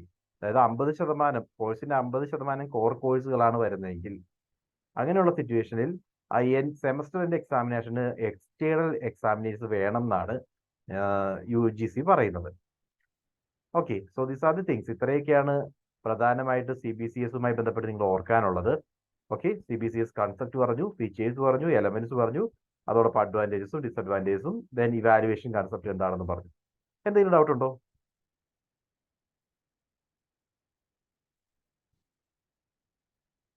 Is it clear? Yes, sir. Right. Now, delivery methods of e-learning. E-learning അല്ലെങ്കിൽ e-learning കൺസെപ്റ്റിലേക്ക് വരുമ്പോൾ online learning, online education എന്നൊക്കെ പറയുന്ന കൺസെപ്റ്റിനകത്ത് രണ്ട് പ്രധാന delivery methods ആണ് നമ്മൾ മനസ്സിലാക്കേണ്ടത്. ഒന്ന് സിൻക്രണസ് ലേണിംഗും രണ്ടാമതായിട്ട് അസിൻക്രണസ് ലേണിംഗും. അതുകൂടാതെ instructor led groups, study group with subject expert, then web based ആയിട്ടുള്ള ഫോറംസ്, ഇതൊക്കെ ഓൺലൈൻ എഡ്യൂക്കേഷന് എക്സാമ്പിൾസ് ആണ്. എന്നാലും നമ്മളെ സംബന്ധിച്ച് ഇമ്പോർട്ടൻ്റ് ആയിട്ടുള്ള classification synchronous learning and asynchronous learning ആണ്. എന്താണ് സിൻക്രണസ് ലേണിംഗ്? അത് ജസ്റ്റ് ഓർക്കുക, സിൻക്രണസ് ആണെങ്കിൽ ഇപ്പൊ നമ്മൾ സംഭവിച്ചുകൊണ്ടിരിക്കുന്നത് സിൻക്രണസ് ലേണിംഗ് ആണ്.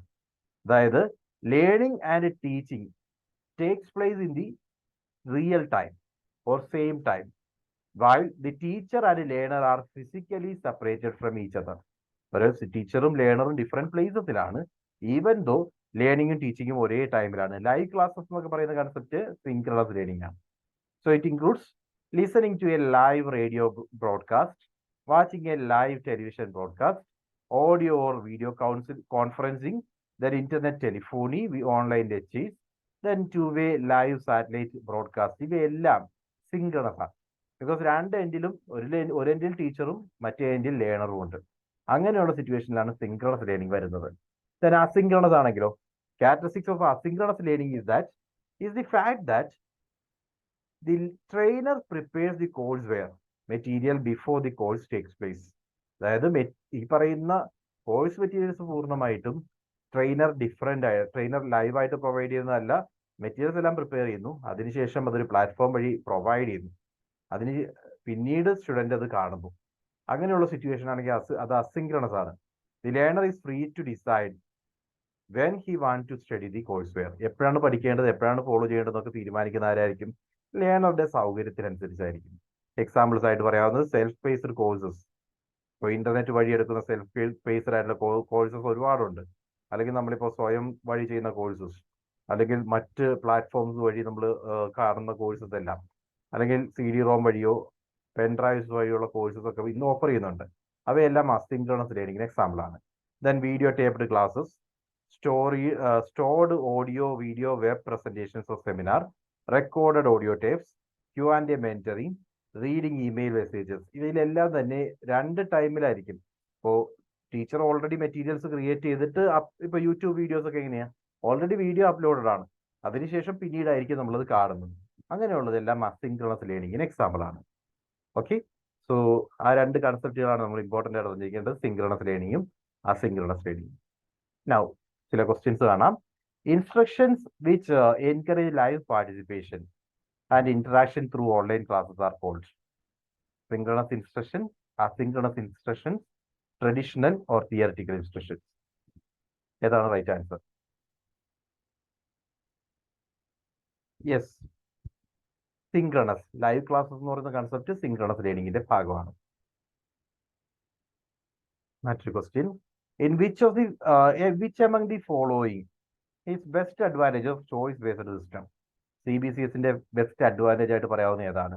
Reducing examination anxiety among students, helping teacher to focus, helping teacher to complete syllabus on time, shifting focus from teacher centric education, improving class room attendance.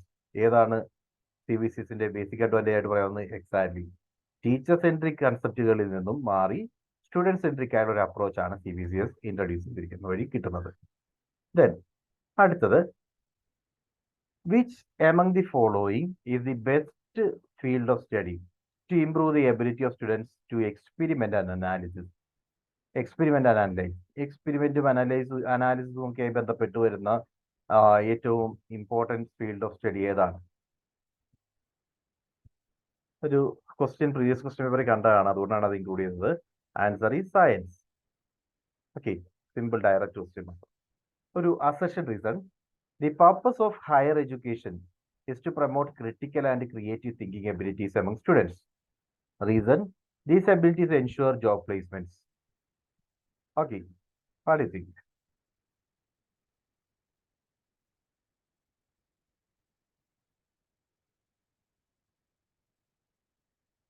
Statement 1 മാത്രമാണോ ശരി? Statement 1ഉം 2ഉം ശരിയാണോ? Statement 2 മാത്രമാണോ ശരി? പറയൂ, എന്ത് തോന്നുന്നു? Purpose of higher education is to promote critical and creative thinking abilities among students എന്നുള്ളതാണ് ആദ്യത്തെ സ്റ്റേറ്റ്മെന്റ്. ദെൻ രണ്ടാമത്തെ സ്റ്റേറ്റ്മെന്റ് പറഞ്ഞിരിക്കുന്നത് these abilities ensure job placements. B. Okay.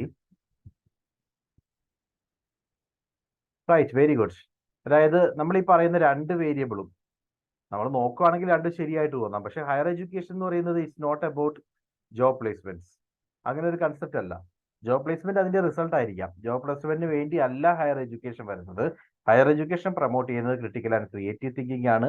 അതുവഴി കൂടുതൽ കാര്യങ്ങൾ മനസ്സിലാക്കാൻ വേണ്ടി സ്റ്റുഡൻസിന് സാധിക്കണം.